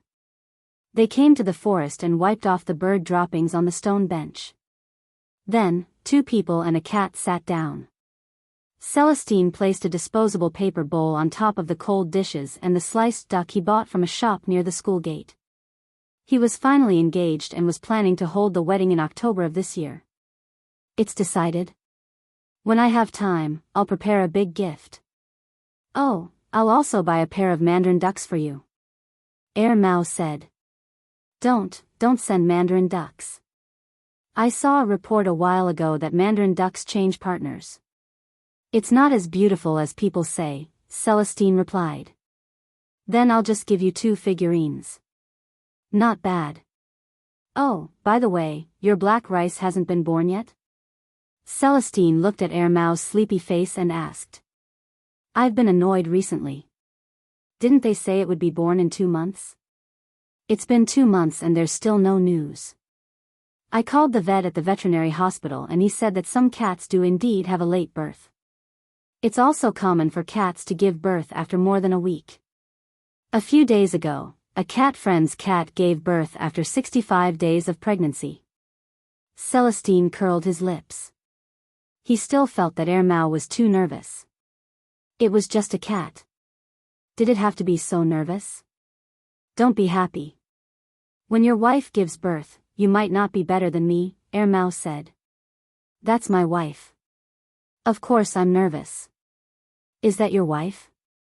Look at you. If other people knew about this, they would be so shocked that their eyeballs would fall out. I didn't know you liked cats so much. After a pause, Wei Ling added, you've become a cat slave. Mao hummed and didn't explain. It just ate and drank silently. Zheng Tan squatted beside it and ate while listening to the 2 chatting. Speaking of the kittens in the future, what should they do when they grow up? Should they be sent away or kept? Mao hadn't decided yet, but it definitely wouldn't sell it or give it to the people at the pet center. It would wait and see. If Black Rice wants to kick the kittens out of the house when they grow up, then we'll see. If she doesn't, then I'll keep them all. Tisk, in your small place, you want to keep 3 cats? Don't you think it's troublesome? Celestine didn't think that was a good idea. Besides, not every cat was like the black cat in front of him. If the 3 cats quarreled, it would be troublesome for Mao. After eating and drinking, the afternoon sun was still hot. Celestine went back to the company. He had something to do in the neighborhood today, so he dropped by to have a chat. Knowing that Black Rice's due date was approaching, the Jiao family's most anxious person was Jiao Ma. She asked about Black Rice every day. Zheng Tan also listened to the movements on the 3rd floor when he was at home. If it was the same as usual, then it probably wasn't due yet. As the days passed, Mao became more and more nervous. Every once in a while, it would go to the study to check. It didn't even have the mood to surf the internet. It called the veterinarian several times a day to ask about Black Rice. It even asked a veterinarian to come over to check on Black Rice. However, when the veterinarian stood at the door, Mao immediately pushed him out of the house. However, the veterinarian was also a real doctor. Although he didn't observe Black Rice for long, he could tell that there was nothing serious. It didn't matter if it was a few days late, as long as the cat was healthy. A few days later, Mao woke up in the morning to pee. It wasn't very awake yet. It watched horror movies until late last night to distract itself, so it couldn't get up this morning. It was because it had to pee that it woke up. After it wobbled to the toilet and peed, it habitually walked to the study. Every morning after peeing, it would take a look at the study. Otherwise, Mao wouldn't be able to fall asleep even if it continued to lie on the bed. However, when it took a look, Mao's half-opened eyes widened. With the dim light coming in through the curtains, Mao saw the extra little lump in the cat bed. It was different in color from the cat bed and black rice's. F***ck. Mao was completely awake. It carefully approached the cat bed. Just as it took a step, it thought of something and retreated quietly. It ran back to the room to take out a pair of gloves it had prepared in advance and came to the study again. Black Rice was probably tired and was lying there sleeping. When it noticed Mao approaching, its ears twitched and its eyes opened a little. It looked at Mao and went back to sleep. It wasn't like other cats that were unusually vigilant towards their owners. This made Mao very happy. It was indeed its daughter. Mao reached out its hand to touch the kitten. Seeing that Black Rice didn't have any other reaction, it boldly picked up the kitten and carefully looked at it. It didn't have any missing arms or legs and looked very healthy. Its two soft, fluffy little ears didn't stand up either. It was said that it would only stand up after 3 weeks. Its eyes didn't open either. It had to wait for a week. This was a tricolored cat. The black and yellow fur on its back covered a little more area, but its belly was more white. Mao didn't know how to tell the gender of a cat, let alone a kitten like this. However, it was said that tricolored cats were mostly female. Well, Black Rice had a daughter. After carefully observing the small lump in its palm, Mao remembered that there should be another one. It gently put the kitten down. He read in a book that if a kitten had a human scent, the big cat would feel unfamiliar and wouldn't feed it. It might even bite the kitten to death. Therefore, Mao prepared gloves in advance. One was to prevent his scent from leaving on the kitten, and the other was to prevent his germs from spreading to the kitten. After all, he didn't pay much attention to personal hygiene, so Mao felt that it was better to be careful. When it put the kitten down, Mao gently rubbed the kitten against Black Rice. Even if there was a scent, it would be fine as long as it had the scent of the mother cat. After putting down the tricolored kitten, Mao looked at the nest. He didn't notice it earlier, but now he realized that the second kitten's fur was similar to Black Rice's. They were both black and white, but there was a slight difference in the black and white patches. Mao gently picked up the kitten. This one was also very healthy, but, looking at the kitten's face in front of him, Mao's mood suddenly worsened. This black and white kitten had a black mole on the side of its mouth. Peanut also had a yellow mole on the side of his mouth. The only difference was the color. However, when Mao looked at this little kitten, he would think of this little kitten's bastard father. Although he didn't want to see the mole beside the kitten's mouth, Mao still carefully put the kitten back beside Black Rice. After stroking Black Rice for a while, Mao prepared to leave. When he got up, he remembered that he wasn't there when Black Rice gave birth last night. He didn't know which one was born first. Then which one was Rice? Looking at it, Mao felt that the two were about the same size. He couldn't judge them based on size. Thinking about the mole beside the black and white kitten's mouth, Mao decided that this one was Little Me, and the tricolored one was Rice. After making up his mind, Mao looked at the black and white kitten that was drinking milk. He thought to himself, why do you have an extra mole?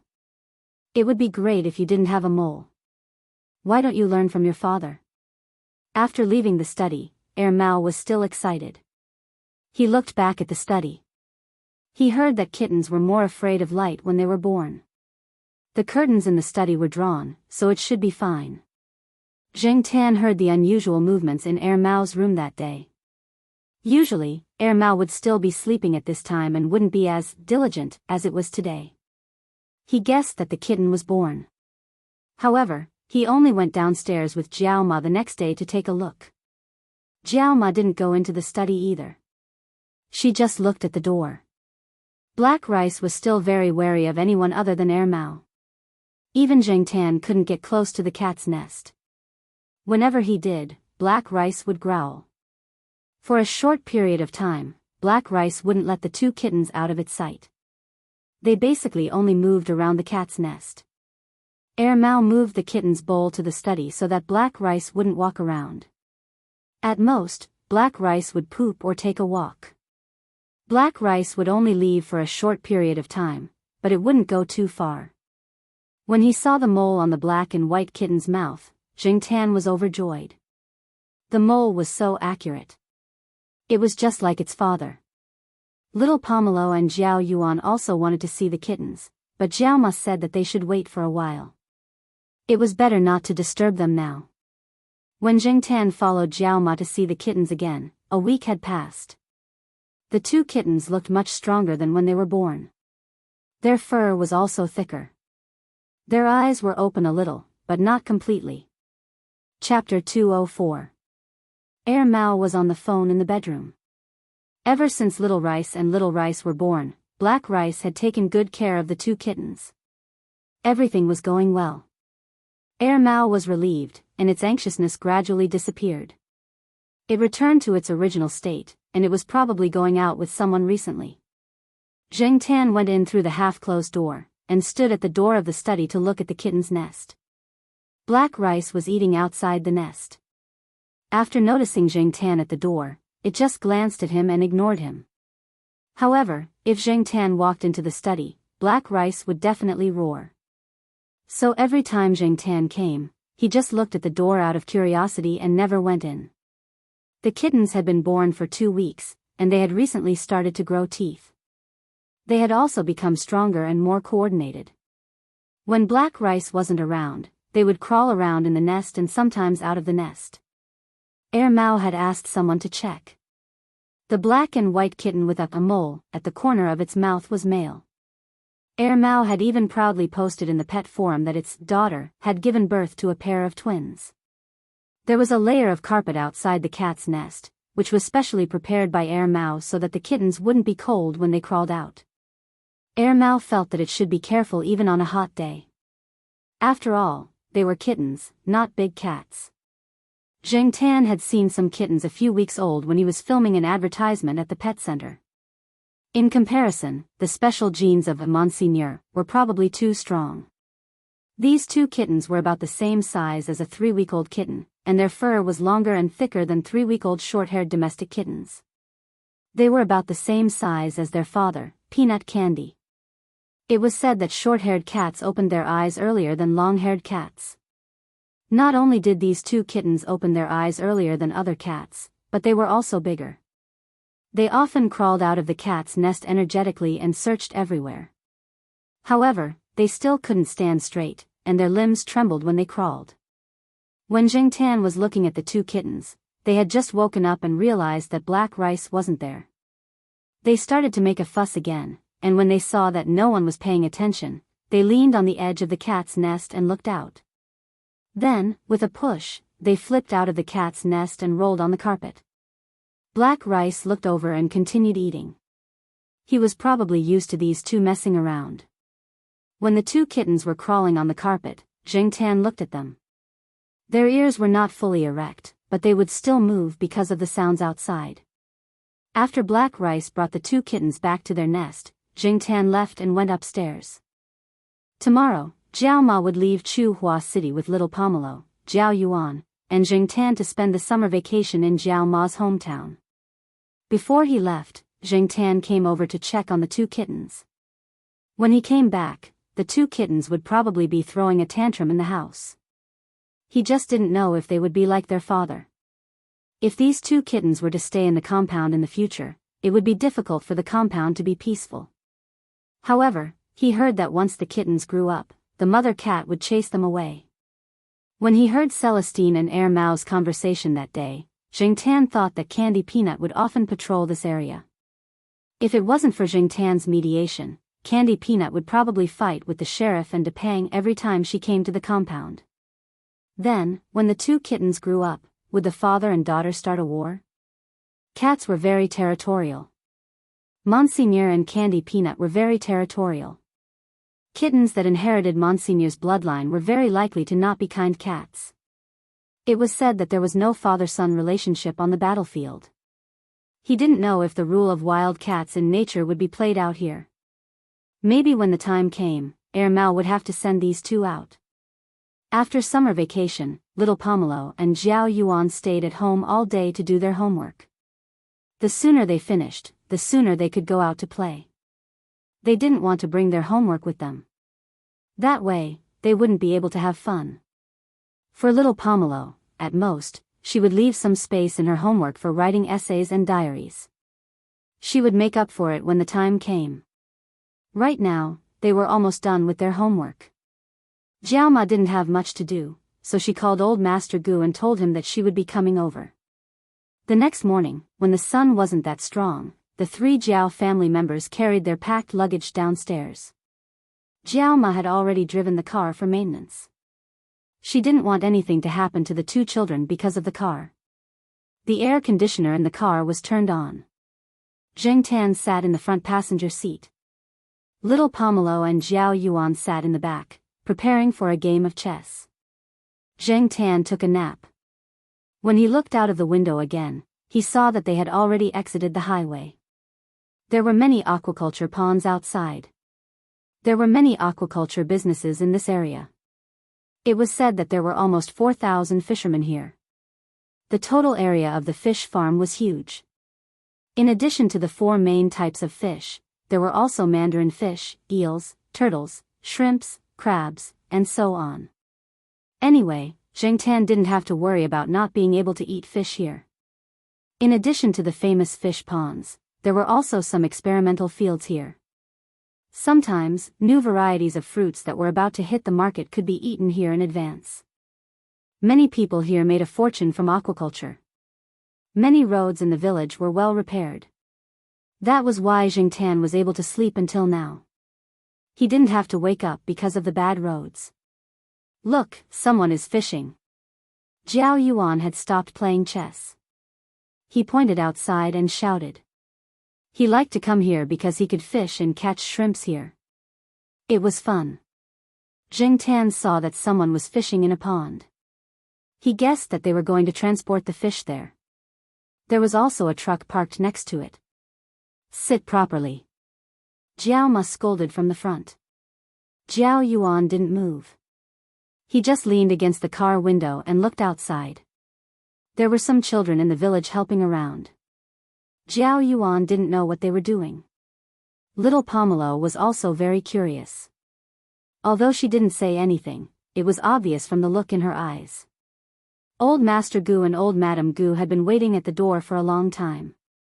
When they saw the car, they smiled so widely that their eyes narrowed. Zheng Tan looked around. There was a dog with a tail wagging happily beside the two elders. Its back was black, and there were some white spots on its chest and legs. The funniest thing was that there were 2 white spots on the dog's eyebrows. During the Lunar New Year, when Zheng Tan came, he didn't see this dog. It must have been caught after the Lunar New Year. It didn't look like it had reached adulthood. The half-grown dog looked quite energetic. When it saw the car approaching, it retreated behind Old Master Gu. However, it wasn't afraid and looked curiously in their direction. When they saw Jiao Ma and Jiao Yuan, they were very happy, especially little Pomelo. When Old Master Gu saw little Pomelo get out of the car, he went up to little Pomelo despite his old age.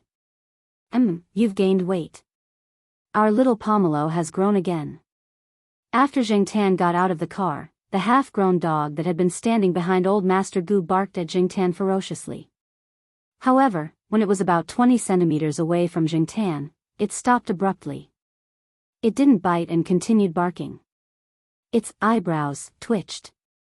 Zheng Tan looked at the half-grown dog in front of him and thought to himself, this guy's facial expressions are quite rich. After parking the car, Old Master Gu led them into the house. The room had already been tidied up. Last week, your mother removed insects from the front and back of the house. There are a lot of mosquitoes and sometimes snakes in the summer. But don't worry, I've already done some protection. Pomelo isn't afraid. Old Master Gu held little Pomelo's hand as he walked in front. The first half of his sentence was directed at Jiao Ma, while the second half was directed at little Pomelo. Zheng Tan looked at Jiao Yuan. The child didn't care about Old Master Gu's favoritism at all. His gaze fell on the fishing gear in the house, and his eyes lit up. If it weren't for Jiao Ma standing beside him, the child would have probably gone up to play with it. Old Master Gu's dog was called Ertong. Old Madame Gu said that she had thought that the dog's eyebrows were very interesting, just like Ertong in Mahjong, so she named it that way. Hearing the name, Ertong, Jing Tan couldn't help but wonder if it wasn't a combination of Ertong and rice bucket. At this time, Ertong wasn't just staring at Jing Tan. 3 strangers had come. It was also very smart. After barking twice at the beginning and being scolded by Old Master Gu, it stopped barking. It probably knew that the 3 people weren't bad people and should be treated with friendliness. Then it followed them around, wagging its curled tail happily. Old Madame Gu washed some grapes and brought them over. Someone had sent them over 2 days ago. The 2 elders couldn't bear to eat them, so they left them for Jiao Ma and the others today. There were also some fruits from the experimental field that had just entered the market this year. They washed them and put them in the fruit basket. Old Master Gu used to be a cadre in the village. After retirement, he still had some prestige in the village and was quite popular. Old Master Gu often said, "What's the use of bank cards these days? Sometimes you still have to show your face." Therefore, Old Master Gu valued his reputation and often boasted in front of his daughter. He had 2 daughters, but he didn't have the face to talk about what his younger daughter had done in the village. The villagers only knew that Old Master Gu's younger daughter was earning a lot of money overseas. His granddaughter had the same surname as him, so Old Master Gu directly called her granddaughter. He kept asking little Pomelo to call him grandfather. People who didn't know the truth would think that Old Master Gu had married a son-in-law who had moved in with his family. After arriving here and resting for a day, Jiao Yuan couldn't wait any longer and wanted to go out to play. Old Master Gu gave them 2 small shovels and a small plastic bucket to dig for earthworms in the backyard. Jing Tan stayed by the side and watched them dig for earthworms. Little Pomelo was a little scared at first, but gradually, she let go. After a few shovels, she directly grabbed the earthworms with her hands and threw them into the small plastic bucket. When the earthworms were almost done, Old Master Gu gave the 2 children a straw hat each and found a few wooden poles of suitable length. He also found a cotton thread that he hadn't used at home. It wasn't too long, so he tied one end of the thread to the pole and went to a wild pond. The wild pond wasn't big. It used to be a fish pond, but it was filled in later. No one cared about it, but there were more prawns here. Some of the children in the village liked to come here to fish for prawns in the summer. There were some trees beside the wild pond to provide shade, so Old Master Gu tied earthworms to them. This was the method that the children in the village often used to fish for prawns. It wasn't very particular, as long as they could catch it. It cost almost nothing. Jiao Yuan was experienced, so he didn't need Old Master Gu to say much. He took the wooden pole and started, so Old Master Gu taught little Pomelo alone. He also prepared a small fishing net at the side. People often said that prawns were stupid, and Jing Tan felt that it was true. Jiao Yuan didn't place the pole very deep. After all, the pole was only about 1 meter long, and the cotton thread wasn't long either. Jing Tan could see the earthworms that were tied to the end of the rope moving under the water. Then, not long after, a prawn came close. Jing Tan saw the prawn's action of catching the earthworms.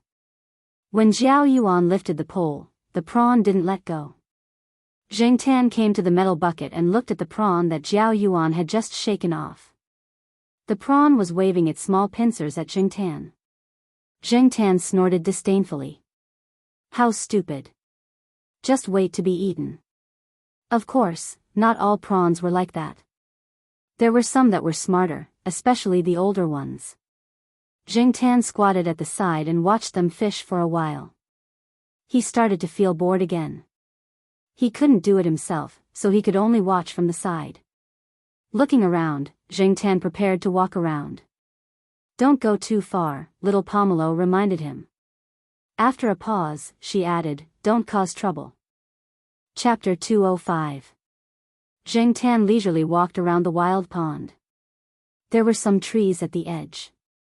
Although they weren't very big, they could provide some shade under the sun at this time. There were many wild plants nearby. Zheng Tan found them familiar, but he could not name them. Some frogs or toads were standing on some floating branches in the wild pond and croaking. When they noticed Zheng Tan approaching, they immediately jumped into the water. Sometimes, some small fish could be seen swimming under the water. It was indeed a place of aquaculture. Fish could be seen everywhere. It was not necessarily someone who had deliberately thrown them here. It could also be that they had encountered some coincidental situations during the flood season. The cicadas in the trees were also arguing. They seemed to be competing to see who was louder. If it were in other places, there would definitely be some children fishing and shrimp around the wild pond during the summer vacation. However, the children here had probably played a lot since they were young.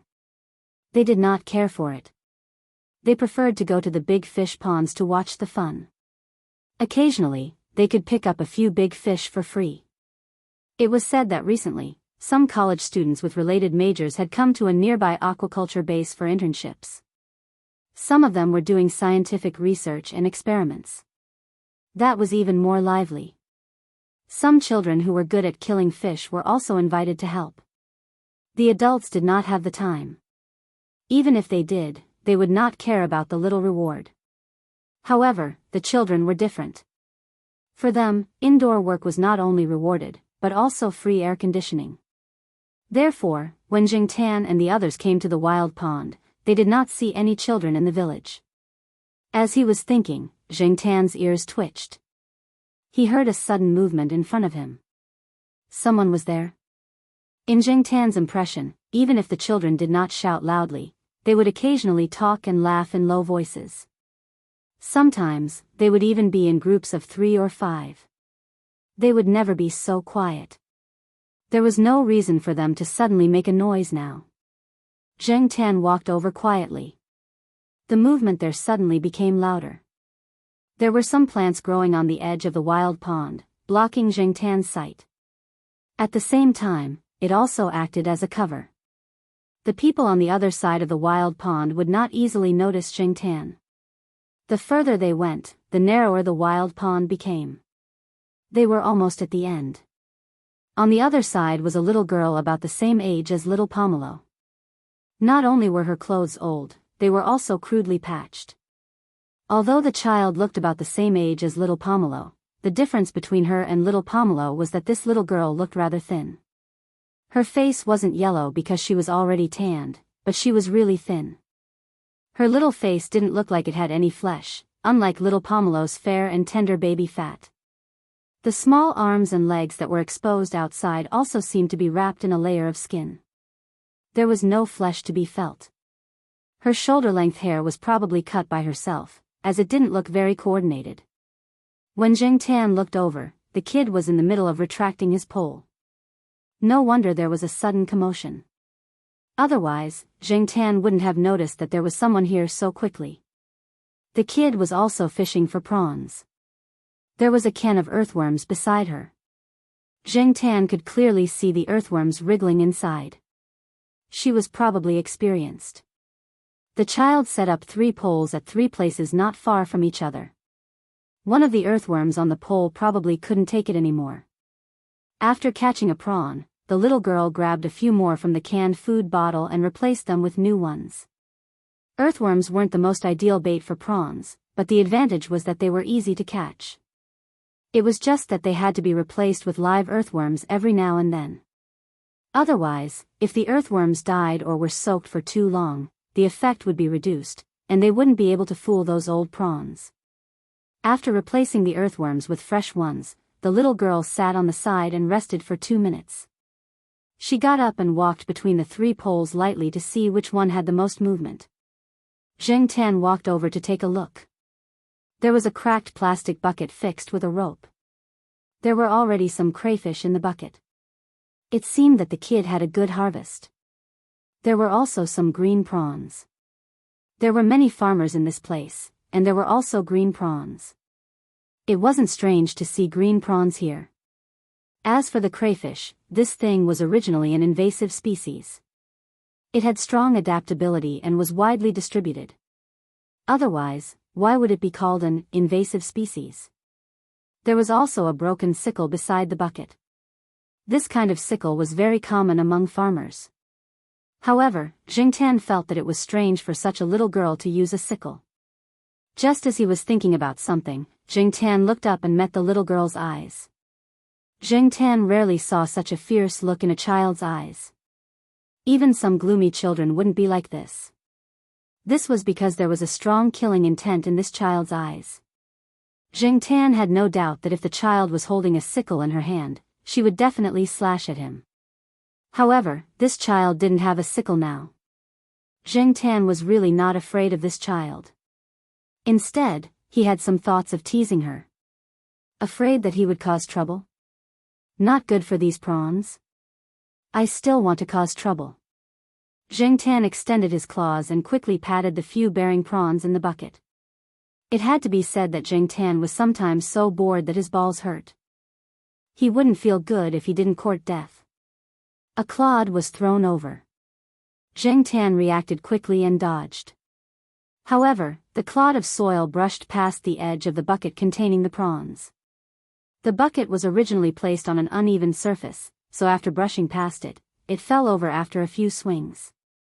The little girl couldn't care less about Jingtan. She quickly ran over and caught the prawns before they escaped and threw them back into the bucket. When she looked up again, she saw the black cat half hidden in the bushes. It poked its head out and looked over. When she got up, the black cat was already hiding in the bushes. There were a few rustling sounds in the bushes. When it stopped, the cat had already disappeared. The little girl standing in the same spot looked at the grass and frowned. She had a feeling that the cat was playing with her. However, when the cat was half hidden in the grass and looking over here, there was something wrong with its gaze. Many elders in the village said that black cats were more evil. Some said that they were spiritual creatures, while others said that they were evil. She didn't agree before. Wasn't it just a cat? It was purely to scare her. However, after what happened just now, she believed it a little. Jingtan walked in the grass, feeling uneasy. It wasn't because the little girl threw the clod at him, but because of what he saw just now. When the little girl bent down to catch the prawns and threw them back into the plastic bucket, her clothes, which were already short, were lifted up, revealing part of her back. Jingtan saw clearly that the girl's back was covered in scars, which seemed to be caused by a bamboo pole or other things. Originally, the girl's arms and legs also had some scars, but the scars were fainter. Jingtan didn't care.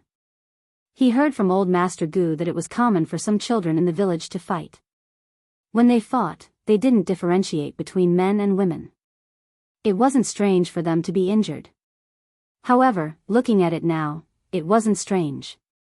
The scars on the girl's back were new. Even Jingtan felt pain just by looking at them, let alone a little girl who was the same age as little Pomelo. Abuse? Domestic violence? Jingtan wagged his tail. Jiao Ma and little Pomelo both told him not to cause trouble, so he didn't intend to meddle in other people's business. Besides, he couldn't do anything even if he wanted to. Every family had its own difficulties. There were many families like this. Whether it was in the city or in the village, there was no shortage of parents who beat their children. Therefore, after strolling around for a while, Jingtan caught a frog that popped out of nowhere and played with it for a while. Feeling much better, she looked at the sky and ran back to the place where little Pomelo and the others were fishing for prawns. When Jingtan returned, Jiao Yuan was showing off a relatively old prawn. The prawn had two big, fiery red pincers. Jiao Ma liked to eat this kind of big pincers. The meat inside was tender. Little Pomelo was changing the bait and tying the earthworms. Old Master Gu caught 4 fat earthworms and put them on the rope. Little Pomelo only needed to tie the rope. Beside the rope were 2 dead earthworms. One of them had been snapped in half by the prawn. Old Master Gu tied at least 3 earthworms to little Pomelo every time. He guessed that one of the earthworms had been directly caught by the prawn, or the earthworm had escaped on its own. After fishing for more than half an hour, Old Master Gu told the 2 children to stop fishing and get ready to go home. Seeing that little Pomelo still wanted to continue fishing, he smiled and said, "You can continue tomorrow. You still have a long summer vacation." Zheng Tan looked at the metal bucket containing the prawns. It was already half full. It was definitely enough to make a dish. Dinner was very sumptuous, and Zheng Tan also ate a full meal. When night fell, the villagers all took a bath in their own houses to cool off. They gossiped about the news around them and talked about the interesting things that happened that day. Old Master Gu moved the bamboo bed out of the house and even put a mosquito net on it. Little Pomelo stayed inside and listened to Old Master Gu talk about the past. As for Jiao Yuan, he was a restless person. He had already gone to catch fireflies with the children next door. Mosquito coils were lit next to him, but Zheng Tan could still clearly hear the buzzing of the mosquitoes around him. Ertong panted with its mouth open and tongue out. After lying down for a while, it changed to a cooler place to lie down. During dinner, it provoked Zheng Tan. After being slapped by Zheng Tan, it became much more obedient. Wherever Zheng Tan was, it would stay at least 1 meter away from him. At night in the village, the wind was cool, and the temperature was much lower than in the city. Originally, Zheng Tan was beside the bamboo bed, listening to Old Master Gu talk with little Pomelo. His ears twitched. Not far away, Jiao Ma and the old lady were sitting together and chatting with a few other women in the neighborhood. Sold another one? How could he bear to do that? Jiao Ma sighed. What's there to be sorry about? He has already sold 5 before. 1 more won't make a difference. I think the remaining 3 will be sold sooner or later, the old lady next door said. If they stay at home, they will be beaten to death by him sooner or later, the old lady sighed. Zheng Tan listened to their conversation. They were talking about a family in the neighboring village. The man wanted a son, but in the end, he gave birth to 9 daughters in a row. In addition, this man was addicted to gambling and felt that there was no use in keeping his daughters. One after another, he sold his daughters and often beat them at home. Now that he finally gave birth to a son, the remaining 3 daughters no longer needed to eat or drink. Although birth control was the same for boys and girls, thousands of years of thinking could not be changed in a short 20 to 30 years. Moreover, many people were scoundrels. It was useless to talk to them about the law. The people around them did not have the heart to care about this kind of thing. They had probably seen too much and were numb to it. Listening to these women chatting, Zheng Tan suddenly thought of the little girl he saw today. He wondered if that child was one of them. Zheng Tan sighed in his heart. He lay on a bamboo chair and looked at the road not far away. There were some vegetable gardens on the other side of the road, and further away were the fields. Originally, he was watching the Jiao Yuan and the others catch fireflies on the other side of the road. Suddenly, Zheng Tan noticed a few people passing by. One of them sounded very familiar. Chapter 206. Zheng Tan stared at them nervously until they were far away. What were they doing here? Zheng Tan still remembered the phone call that person made at Tsinghua University. It didn't sound like anything good. Other people couldn't hear what they were talking about, but Zheng Tan could. However, they were only talking about unimportant things, and Zheng Tan couldn't make any meaningful conclusions from their conversation. Well, if it was really important, they wouldn't be talking about it here. There were so many people around.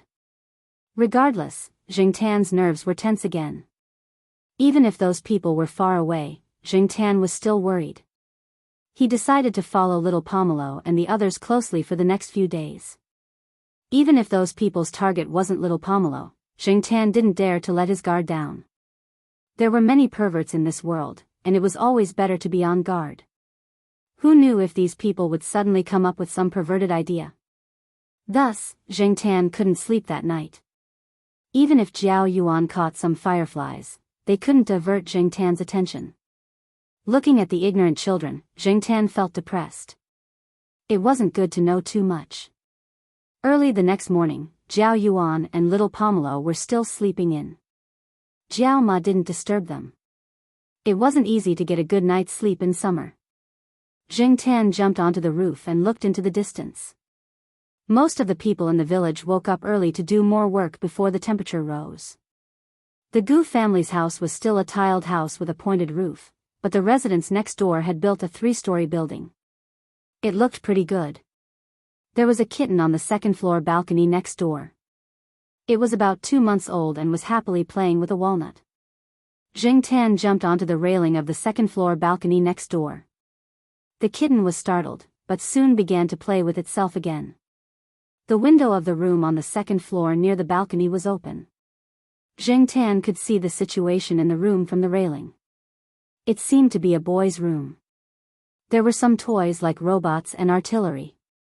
There was also a 5th-grade language homework on the table. "Big sister, what do you slap on your face every day?"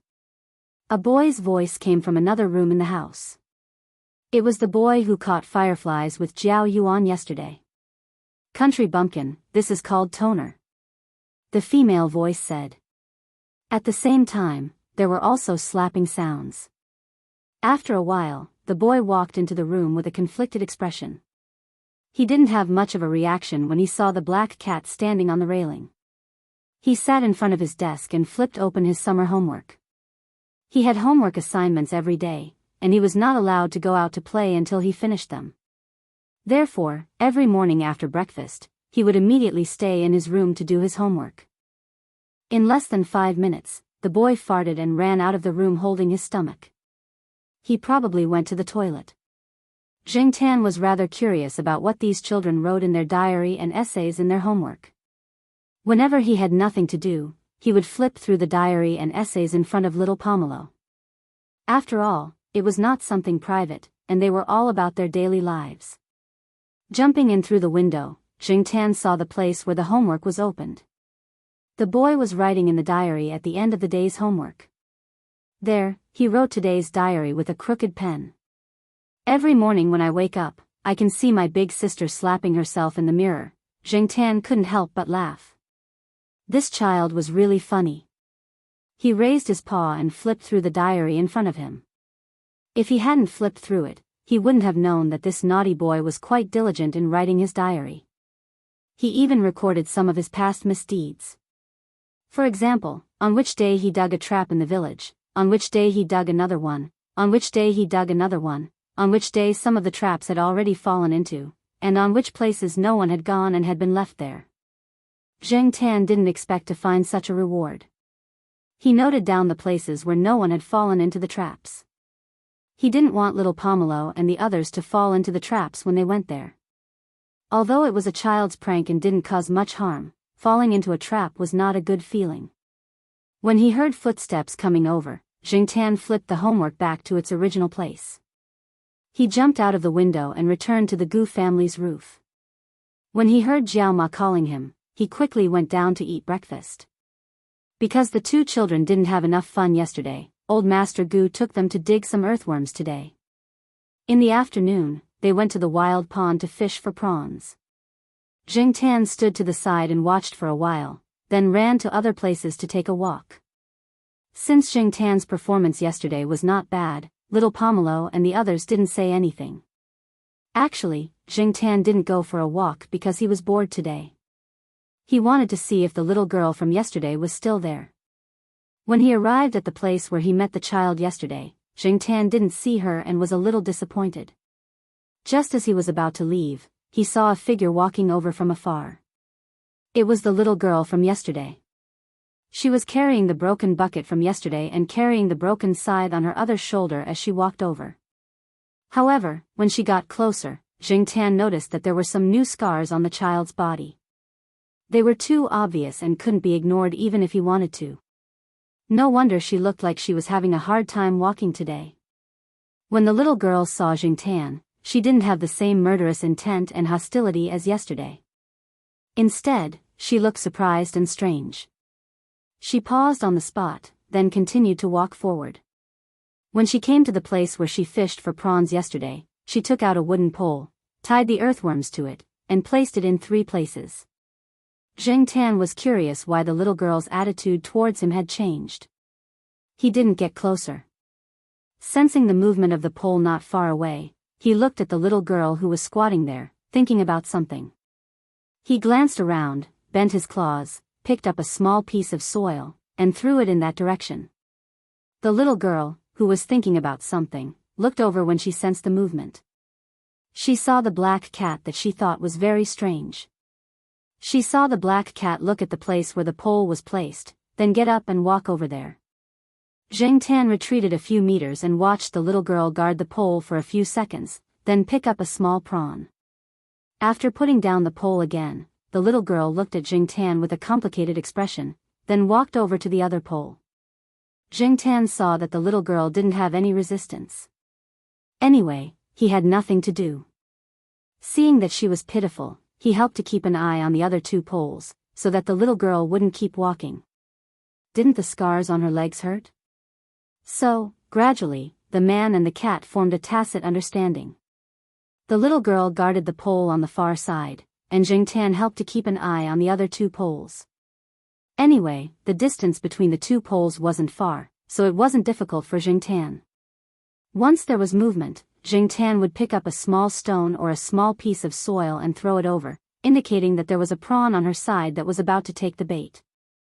The little girl's bad mood from being beaten up improved a lot.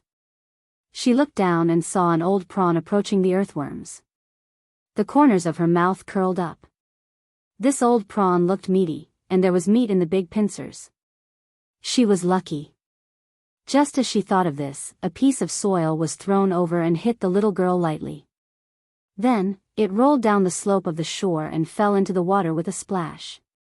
The old prawn that had just started to use the pincers to catch the earthworms disappeared with a whoosh, leaving only ripples on the water. The little girl was speechless. Rubbing her forehead and sighing, the little girl helplessly looked at the black cat that was not far away from her. It was raising its front paw and was ready to throw the second piece of soil. She got up and walked over. After fishing up the prawn, the little girl looked at the finger-sized prawn that was tightly holding the earthworms. She took it down and twisted off the prawn's head. Before Zheng Tan could see it clearly, there was a white and tender prawn ball in her hand that looked a little translucent. This action showed that she often did this kind of thing and was very familiar with it. After peeling the prawn, the little girl threw it over to Zheng Tan. Zheng Tan looked at it with disdain, then walked to the pole and continued to stare at it. The little girl was puzzled. Why didn't this cat eat it? She remembered that the big tabby cat next door ate it, and the cat at the village entrance also ate it. But this cat just now, its eyes were filled with disdain, right? Did it think that this one was too small? But that shouldn't be the case. Usually, when she cooked the prawns, if a cat came over, it would pick the small ones for her. She couldn't bear to part with the big ones. No matter if it was raw or cooked, the cat would eat it. Why was this black one different? Shaking her head, the little girl decided not to dwell on this problem. If it didn't want to eat it, then so be it. At least it could save some food. Black charcoal, little Pomelo's voice came from the other side. Zheng Tan didn't guard the pole anymore and ran back. Little Pomelo didn't sound like she was in danger. She was just asking Zheng Tan to go back. Black charcoal? What a terrible name. It's not even as good as Big Black in the village, the little girl whispered as she watched the black cat disappear. Looking at the other 2 poles, he sighed and got up to look at the poles. Running back to little Pomelo's side, Zheng Tan heard the Jiao Yuan bragging to old Master Gu. How was it? I told you that black charcoal would definitely come back immediately. Little Pomelo turned on the kettle and took out the lid to pour Zheng Tan some water. She was afraid that Zheng Tan would be thirsty on such a hot day. Zheng Tan was proud. His child was indeed the best. Old Master Gu curled his lips and thought to himself, it's just a cat. Look at how much you spoil it. But old Master Gu could only keep it to himself and didn't dare to say it out loud. He didn't want little Pomelo and the Jiao Yuan to be dissatisfied with him because of this matter. After drinking the water, Jing Tan stayed there for a while before running to the little girl's side. She was also drinking water, but she wasn't using a kettle. Instead, she was using a mineral water bottle. It seemed that she had been using it for a while. In the following days, little Pomelo and the others went out to fish for prawns, and Jing Tan took some time to help the little girl keep an eye on the poles. The little girl seemed to go to the wild pond to fish for prawns every day. However, when little Pomelo and the others didn't go out, Jing Tan also stayed in the house. One day, Old Master Gu took little Pomelo and the Jiao Yuan to watch others fish. On the way back from the fish pond, they passed by a fork in the road and Jing Tan saw the little girl. They hadn't seen each other for a few days. The child's old injuries hadn't healed, and now she had new ones. Even if her bones couldn't be healed, this kind of physical pain was too much for a 10-year-old child. Little Pomelo saw that Jing Tan seemed to be familiar with the little girl. She looked at the little girl's clothes and the injuries on her body. She took out a few milk candies from her pocket and gave them to him. Because of Zhao Lu, the Jiao family never lacked snacks. They didn't even need Jiao Ma to buy them. Every once in a while, Zhao Lu would have someone send food over. They couldn't even finish eating. Before the summer break, Zhao Lu had sent over a few big boxes of milk candies, and they were all high-end goods. The Jiao Yuan had already brought them over. Because the weather was too hot, they only brought a few with them when they went out. Little Pomelo only ate one today and gave the rest to the little girl. She felt that the person Jing Tan knew should be a good person. The little girl looked at little Pomelo and the black cat standing next to little Pomelo with a complicated expression. She said, "Thank you," and left. Jing Tan looked at Old Master Gu's expression and knew that he probably knew something. However, when little Pomelo and the Jiao Yuan asked about it, Old Master Gu didn't say anything. He was afraid that it would affect the two children negatively. That night, when Jing Tan was outside enjoying the cool breeze, he overheard Old Master Gu and Old Madam Gu talking about the little girl in low voices. He knew that the child was indeed born in the family of the person they were talking about. She was the 9th child and the youngest of the 9 girls. It was their misfortune to have a father who favored boys over girls and would hit and scold them whenever he was unhappy. Jing Tan also heard from Old Master Gu that the child would be sold by her father sooner or later. Luckily, she had 2 older sisters. Once the 2 older sisters were sold, it would probably be her turn. Chapter 207. Although it was hot in August, there were also times when it rained. Jing Tan squatted in front of the window and looked at the scenery outside. A toad the size of a fist calmly crawled from one side of the cement road to the other side of the road not far from the door. The croaking of frogs could be heard everywhere outside. Little Pomelo was lying on the table drawing. The electric fan had also stopped. The wind outside the window was humid and cool. Jing Tan looked in the direction of the wild pond.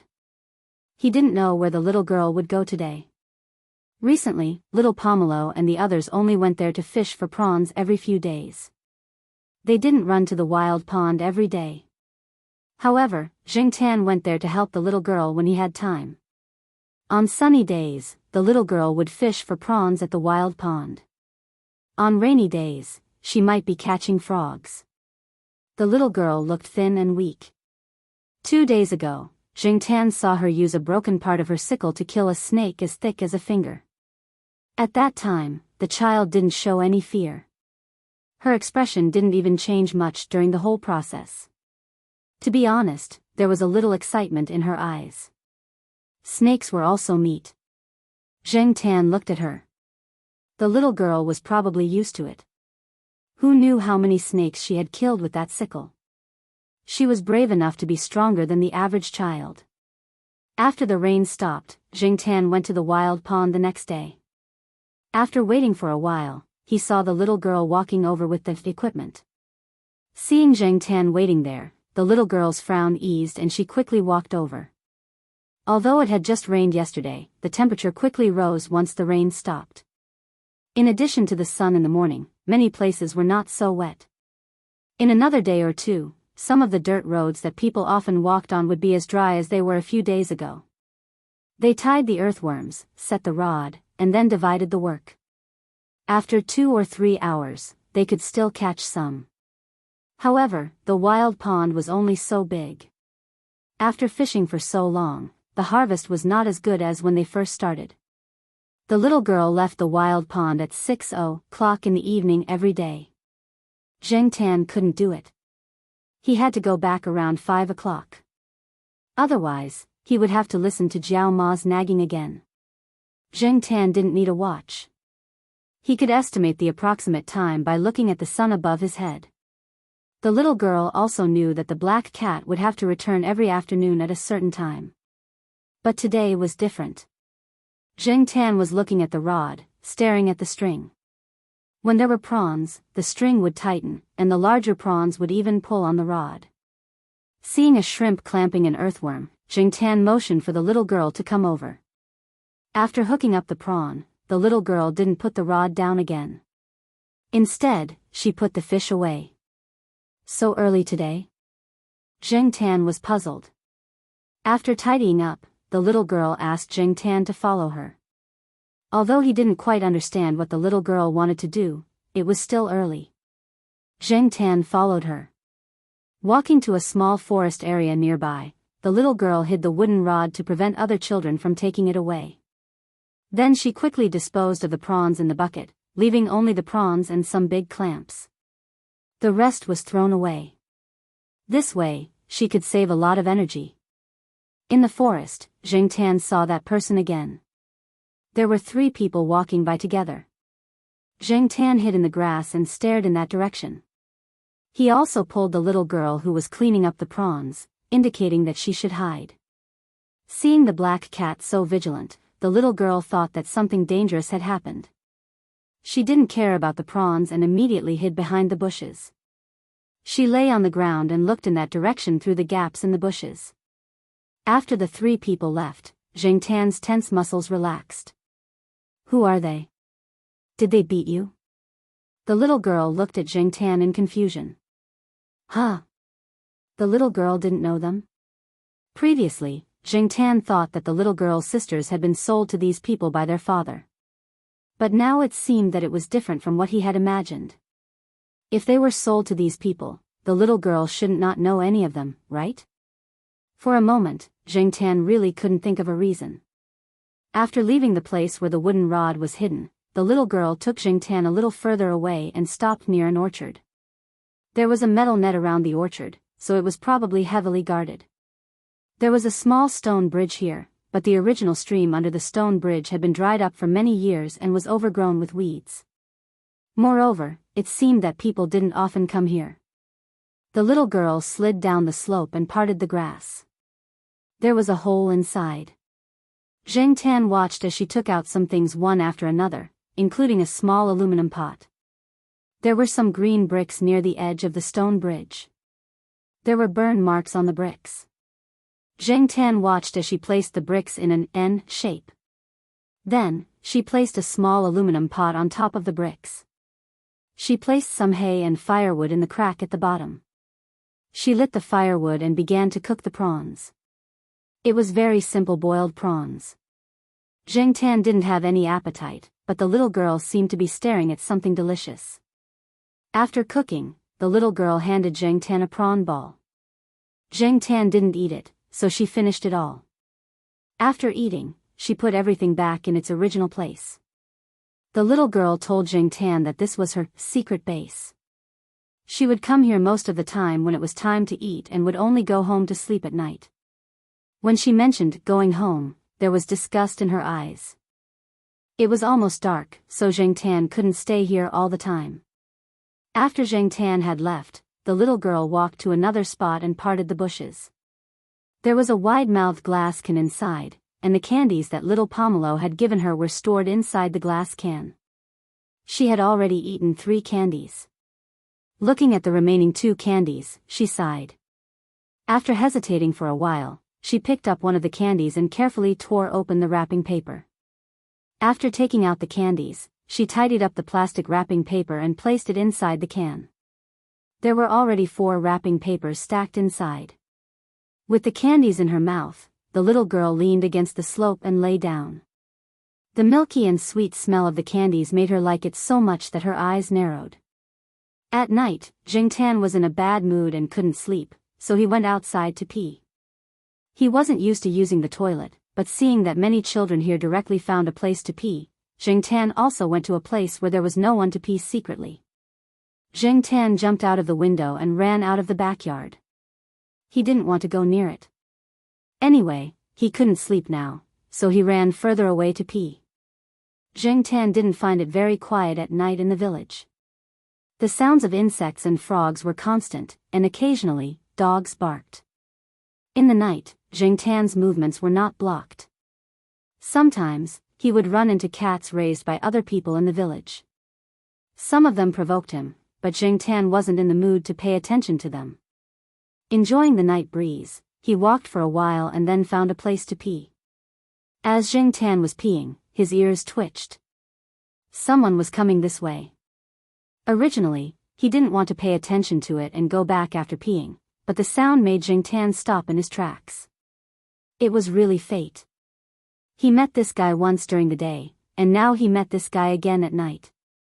Jiangtan hid in a corner and waited for the people to come closer. Only 2 people came over. One was the person Jiangtan knew who he had pushed into the artificial lake, and the other was probably a villager here, with an accent. The 2 people reeked of alcohol, and their conversation was all about the gossip in the village, with some dirty jokes. However, Jiangtan noticed that the villager called the person next to him, Snakehead. Jiangtan didn't hear them talk about some of the core issues, and he was a little disappointed. However, it was rare to run into someone who was drunk. Jiangtan was in the right place at the right time at the right time. If he didn't teach Jiangtan a lesson, he wouldn't be able to feel at ease. Thinking about it, Jiangtan suddenly remembered something written in the diary of the guy who lived next door. According to the description, there should be a trap around here. Jiangtan quietly ran in front of them from the side. Following the dirt road, there was a fork in the road. According to the guy's diary, behind the house of the 4th last house, there was a hole in the backyard between the fence and the dirt road. They didn't dare to blatantly dig a hole on this dirt road. They would be beaten. Digging not far from the roadside, some villagers turned a blind eye. Anyway, they only walked on the dirt road. As for the side, it was obvious that there was a hole there, and even weeds didn't grow. However, in the middle of the night, especially after drinking, their consciousness was not so clear, and they couldn't see or remember the obvious trap. Jiangtan easily found the trap. It was about 3 or 4 meters away from the dirt road, and there were a lot of weeds around. It could be seen that very few people came here. The trap dug by the children was very simple. They dug a square pit about half a meter long, and then put a few thin wooden sticks on it, and covered it with some grass. Jiangtan also smelled the stench coming from inside. He guessed that the children would pee here from time to time. Otherwise, if it was just a hole, it would be too simple, and they would have dug it in vain. Jiangtan tested the carrying capacity of the thin wooden stick. If he stood on it, he would definitely fall, let alone an adult. The 2 people were getting closer and closer. Jiangtan hid on the other side of the dirt road, which was different from the trap. Although he had drunk, Snakehead still had his vigilance. He kept feeling that someone was watching him. He held the flashlight and shone it around. Other than a few jumping insects, there was nothing else. Could it be that he drank too much? What's wrong? The villager who was talking excitedly saw Snakehead stop and asked. Nothing. Snakehead shook his head and continued to walk forward. The villager didn't mind and continued with what he was about to say. However, Snakehead still had a strange feeling. Caw. A soft sound came from the side. Who? Snakehead looked in the direction of the sound. However, when he shone his flashlight over, he only saw the wooden fence of the vegetable garden in the backyard of the family. The villager was about to say something when Snakehead raised his hand to stop him. The hand that wasn't holding the flashlight pulled out a dagger from his waist.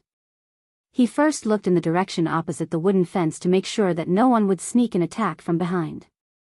There was no place to hide. Only then did he turn around and walk towards the vegetable garden. There were many places to hide there, such as the outhouse and a simple wooden shed. Zheng Tan hid in the grass. The grass at this height indeed couldn't hide a person, but it was just enough to hide a cat. At the same time, Zheng Tan sighed in his heart. This person's vigilance was indeed very high. Last time, he had been able to push him into the lake mostly because of luck. However, this was just right. He had only thrown a piece of dirt in that direction, and he had gone over. At the same time, from another perspective, did this mean that this guy had done something wrong, so he had to be more careful? When the villager saw this, he swallowed his saliva and looked around. It was pitch black. He couldn't even see a meter away from him. Only the area illuminated by the flashlight could be seen more clearly. He didn't bring a flashlight. He followed Snakehead, but he didn't dare get too close to him. What if he hurt himself? Zheng Tan watched as Snakehead approached the trap. However, Snakehead's path was slightly off from where the trap was. If he walked straight, he would probably be able to walk right past the edge of the trap. Snakehead felt that there was definitely someone hiding around.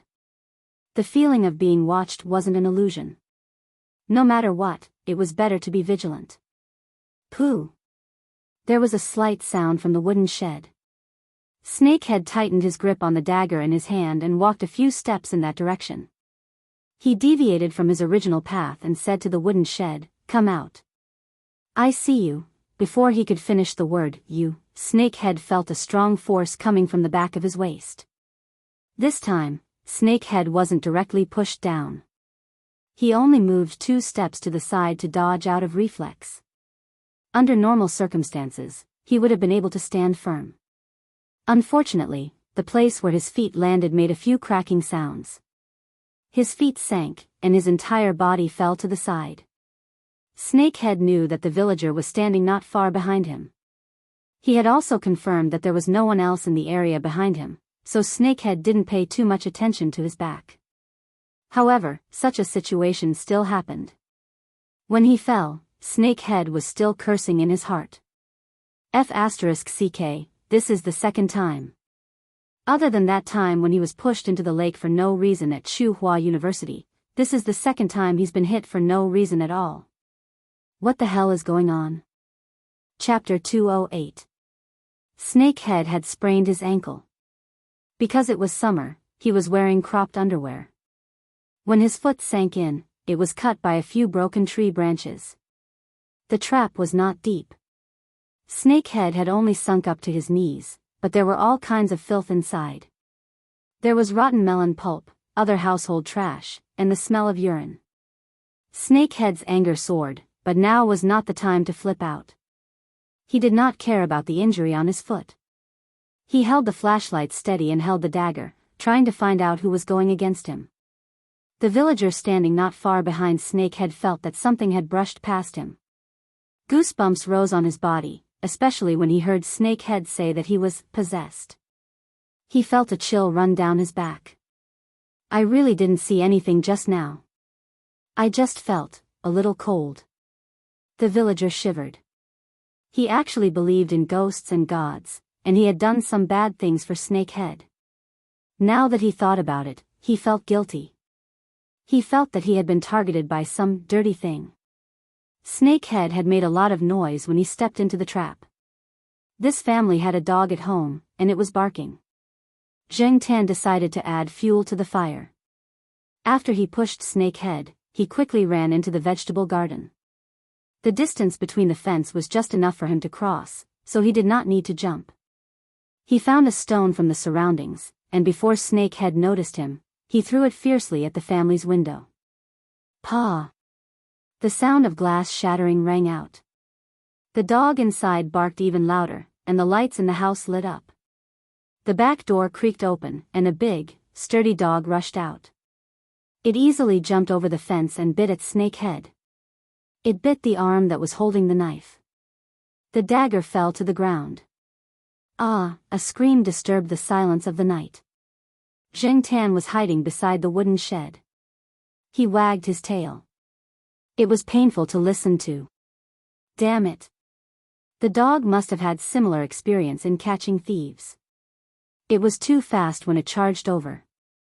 There was no hesitation when it jumped over the fence to bite the man. It was unclear whether it had bitten the man's arm that was holding the knife by accident or on purpose. In any case, Zheng Tan thought that the dog's bite was a good one. The owner of the house who had rushed out with a hoe was murderous. He thought that a thief had come, but after taking a closer look, he recognized the villager with snake head. After listening to him explain for a long time, he realized that it was a misunderstanding. However, the dog had bitten. As for the trap, it was dug by the children in the village. Many people knew that it had nothing to do with him. The owner of the house was also a tough character. After seeing Snakehead's dagger on the ground, his expression became worse. How could he take responsibility? In the end, Snakehead could only blame himself for being unlucky. Zheng Tan took the opportunity to slip away while they were arguing. The dog barked at Snakehead and did not look anywhere else. With the cover of the night, no one noticed Zheng Tan, so it was easy to slip away. The next day, Old Master Gu took the two children to a friend's place to see turtles. He planned to buy a few turtles for the children to play with. When the time came, they could bring them back to Chuhua City to raise. Anyway, these little turtles did not take up much space. Before leaving, someone came to look for Old Master Gu. Thus, the plan to go out in the morning was pushed to the afternoon. There was nothing to do in the morning, so little Pomelo was drawing. Zheng Tan looked at it. It was a drawing of the little girl carrying a broken bucket and a sickle. I heard that she is often beaten. She is so thin. Will she get sick? Little Pomelo said to Zheng Tan, who was lying on the table, as she drew. After drawing, little Pomelo thought of something and asked Zheng Tan, "Do you know where she is?" Zheng Tan thought for a moment and nodded. Although he did not know where the girl was now, it was enough to know where she would go. Zheng Tan rarely played dumb when he was alone with little Pomelo. Anyway, little Pomelo would not talk nonsense outside, so sometimes he had to express his meaning more directly. Little Pomelo got down from the chair, rummaged through her bag, and took out a bag of candy. It was unopened, and there were about 20 pieces in each bag. "Give this to her. I still have a lot." Little Pomelo looked at Zheng Tan expectantly. Zheng Tan nodded again. He quite agreed with little Pomelo's way of doing things. That girl's life was really distressing, and a bag of candy was not something important to little Pomelo. Little Pomelo wiped the edges of the bag of candy with water and handed it to Zheng Tan. She knew that the black cat in front of her was sometimes a little misophobic and did not like to take things randomly. Zheng Tan ran out with the bag of candy in his mouth. He did not go to the wild pond. That girl was usually not at the wild pond in the morning, so Zheng Tan went directly to the secret base that the girl had taken him to last time. Not seeing the girl, Zheng Tan directly put the bag of candy in the place where she had hidden things and went back. Not long after Zheng Tan left, the little girl, who was tanned from the sun, came over. She glanced at the place where she had hidden things and knew that it had been rummaged through. Her eyes narrowed, thinking that someone had stolen something, so she quickly ran over and pushed aside the grass. What entered her eyes was a bag of candy, and the packaging was very familiar. She had just finished the candy last time. Last night when she went to sleep, she regretted that there was another bag of candy in her dream. She did not expect that there was really another bag of candy. She carefully tore open the bag, peeled a candy and put it in her mouth. Then she hid the rest of the candy and looked around carefully. Finally, she found a place where the cat's footprints were shallow. After a while, when the wind blew the dust away, the footprints would not be seen. In a good mood, the little girl decided to go home to see if there were any leftovers. At this time, the family should have finished eating. Then in the afternoon, she would go to the wild pond to fish for prawns. Just as she stepped into the house, the little girl found that there were guests in the house. She had seen these 3 guests before in the forest. The black cat was wary of these people, so they were definitely not good people. This is my family's little Joe. Sitting on a chair and smoking a cigarette with a flattering smile, the man said as he pointed at the little girl who had just entered the house. He was the head of the household. Sensing that something was wrong, the little girl turned and prepared to run away. But before she could run out of the door, she was firmly held in place. On the other side, old Master Gu took the two children to see the turtles. This farmer mainly raised turtles and turtles. Seeing that the two children liked them, the man planned to give a few Brazilian turtle seedlings to little Pomelo and the others. Old Master Gu waved his hand. He only wanted two. He could not raise more. After all, they were children. The man also gave them a glass fish tank. Old Master Gu did not like to owe people. The two of them pushed back and forth. In the end, old Master Gu stuffed 20 yuan to the man. Hey, Uncle Gu, I really don't need 20. The man was about to continue, but after being glared at by old Master Gu, he stopped talking. He shook his head and went into the house with a smile. When he came out, he took 2 bags of turtle feed and stuffed them into the glass fish tank. Without waiting for old Master Gu to say anything, he left. On the way back, the two children played with the turtles as they walked, so they slowed down a lot. Zheng Tan stopped to wait for them. A toad jumped out of the grass. Zheng Tan had nothing to do, so he went over to tease it. The toad kept jumping forward. When it jumped into the grass on the side of the road, Zheng Tan pressed it to the ground with his paw. No matter how much it croaked, he did not let go. He thought to himself, let's see where you can jump to, little thing. After waiting for 2 minutes, Zheng Tan slowly let go of his paw. The toad immediately jumped away as if it was running for its life. It crossed the cement road and disappeared into the field on the other side. Zheng Tan was squatting in the grass, watching the toad disappear. A Santera drove over. It was likely that a truck had been hauling stones in the morning. There were some small stones scattered on the road. When the Santana pulled over, it slowed down to avoid the stones on the side and continued to drive. When the Santera bypassed the stones, Zheng Tan saw the person leaning against the window of the back seat. He also saw the person sitting in the driver's seat. The person in the driver's seat was smoking, and the window was all open. Zheng Tan saw the driver. Last time, this person was with the smuggler, so they should be in cahoots. The window of the back seat was half open because it was tinted. Only half of the person's face was exposed, but Zheng Tan still recognized him easily. The other party had also seen Zheng Tan squatting in the bushes. Why was the girl in the car? And with those people? When he heard what the girl said, Zheng Tan thought that they did not come to the village to buy children, but now it seemed that Zheng Tan was wrong. Without thinking much, Zheng Tan chased after the car. But how could a cat be faster than a car? Besides, the road was flat, there were no other cars around, and the car was driving fast. After bypassing the stones, the car began to accelerate, as if in a hurry to leave, and soon left Zheng Tan behind. Zheng Tan could only watch helplessly as the car drove further and further away until it became a black dot and disappeared from sight. In the car, the girl, who was leaning against the window, moved her gaze back. Even when she was beaten up by her father, she did not cry when she knew that she was being sold. But now, her eyes were red, and tears kept falling. 10 years. She had lived in this village for 10 years. When she finally left, the only one who asked her to stay was a cat. The person who was responsible for watching her looked at the back window of the car and did not see anyone chasing after them. Then he looked at the girl next to her and thought that she was just a child who did not want to leave home. It was normal for a child to cry when taken away by strangers. She did not cry before, so they felt that there was something wrong with the girl. Now they were relieved. Zheng Tan lay on the side of the cement road and panted. The car had disappeared from his sight. He wanted to remember the license plate, but found that it was covered by a screen. He did not understand. Even if they wanted to buy children, didn't the girl have 2 older sisters? How could it be her turn so soon?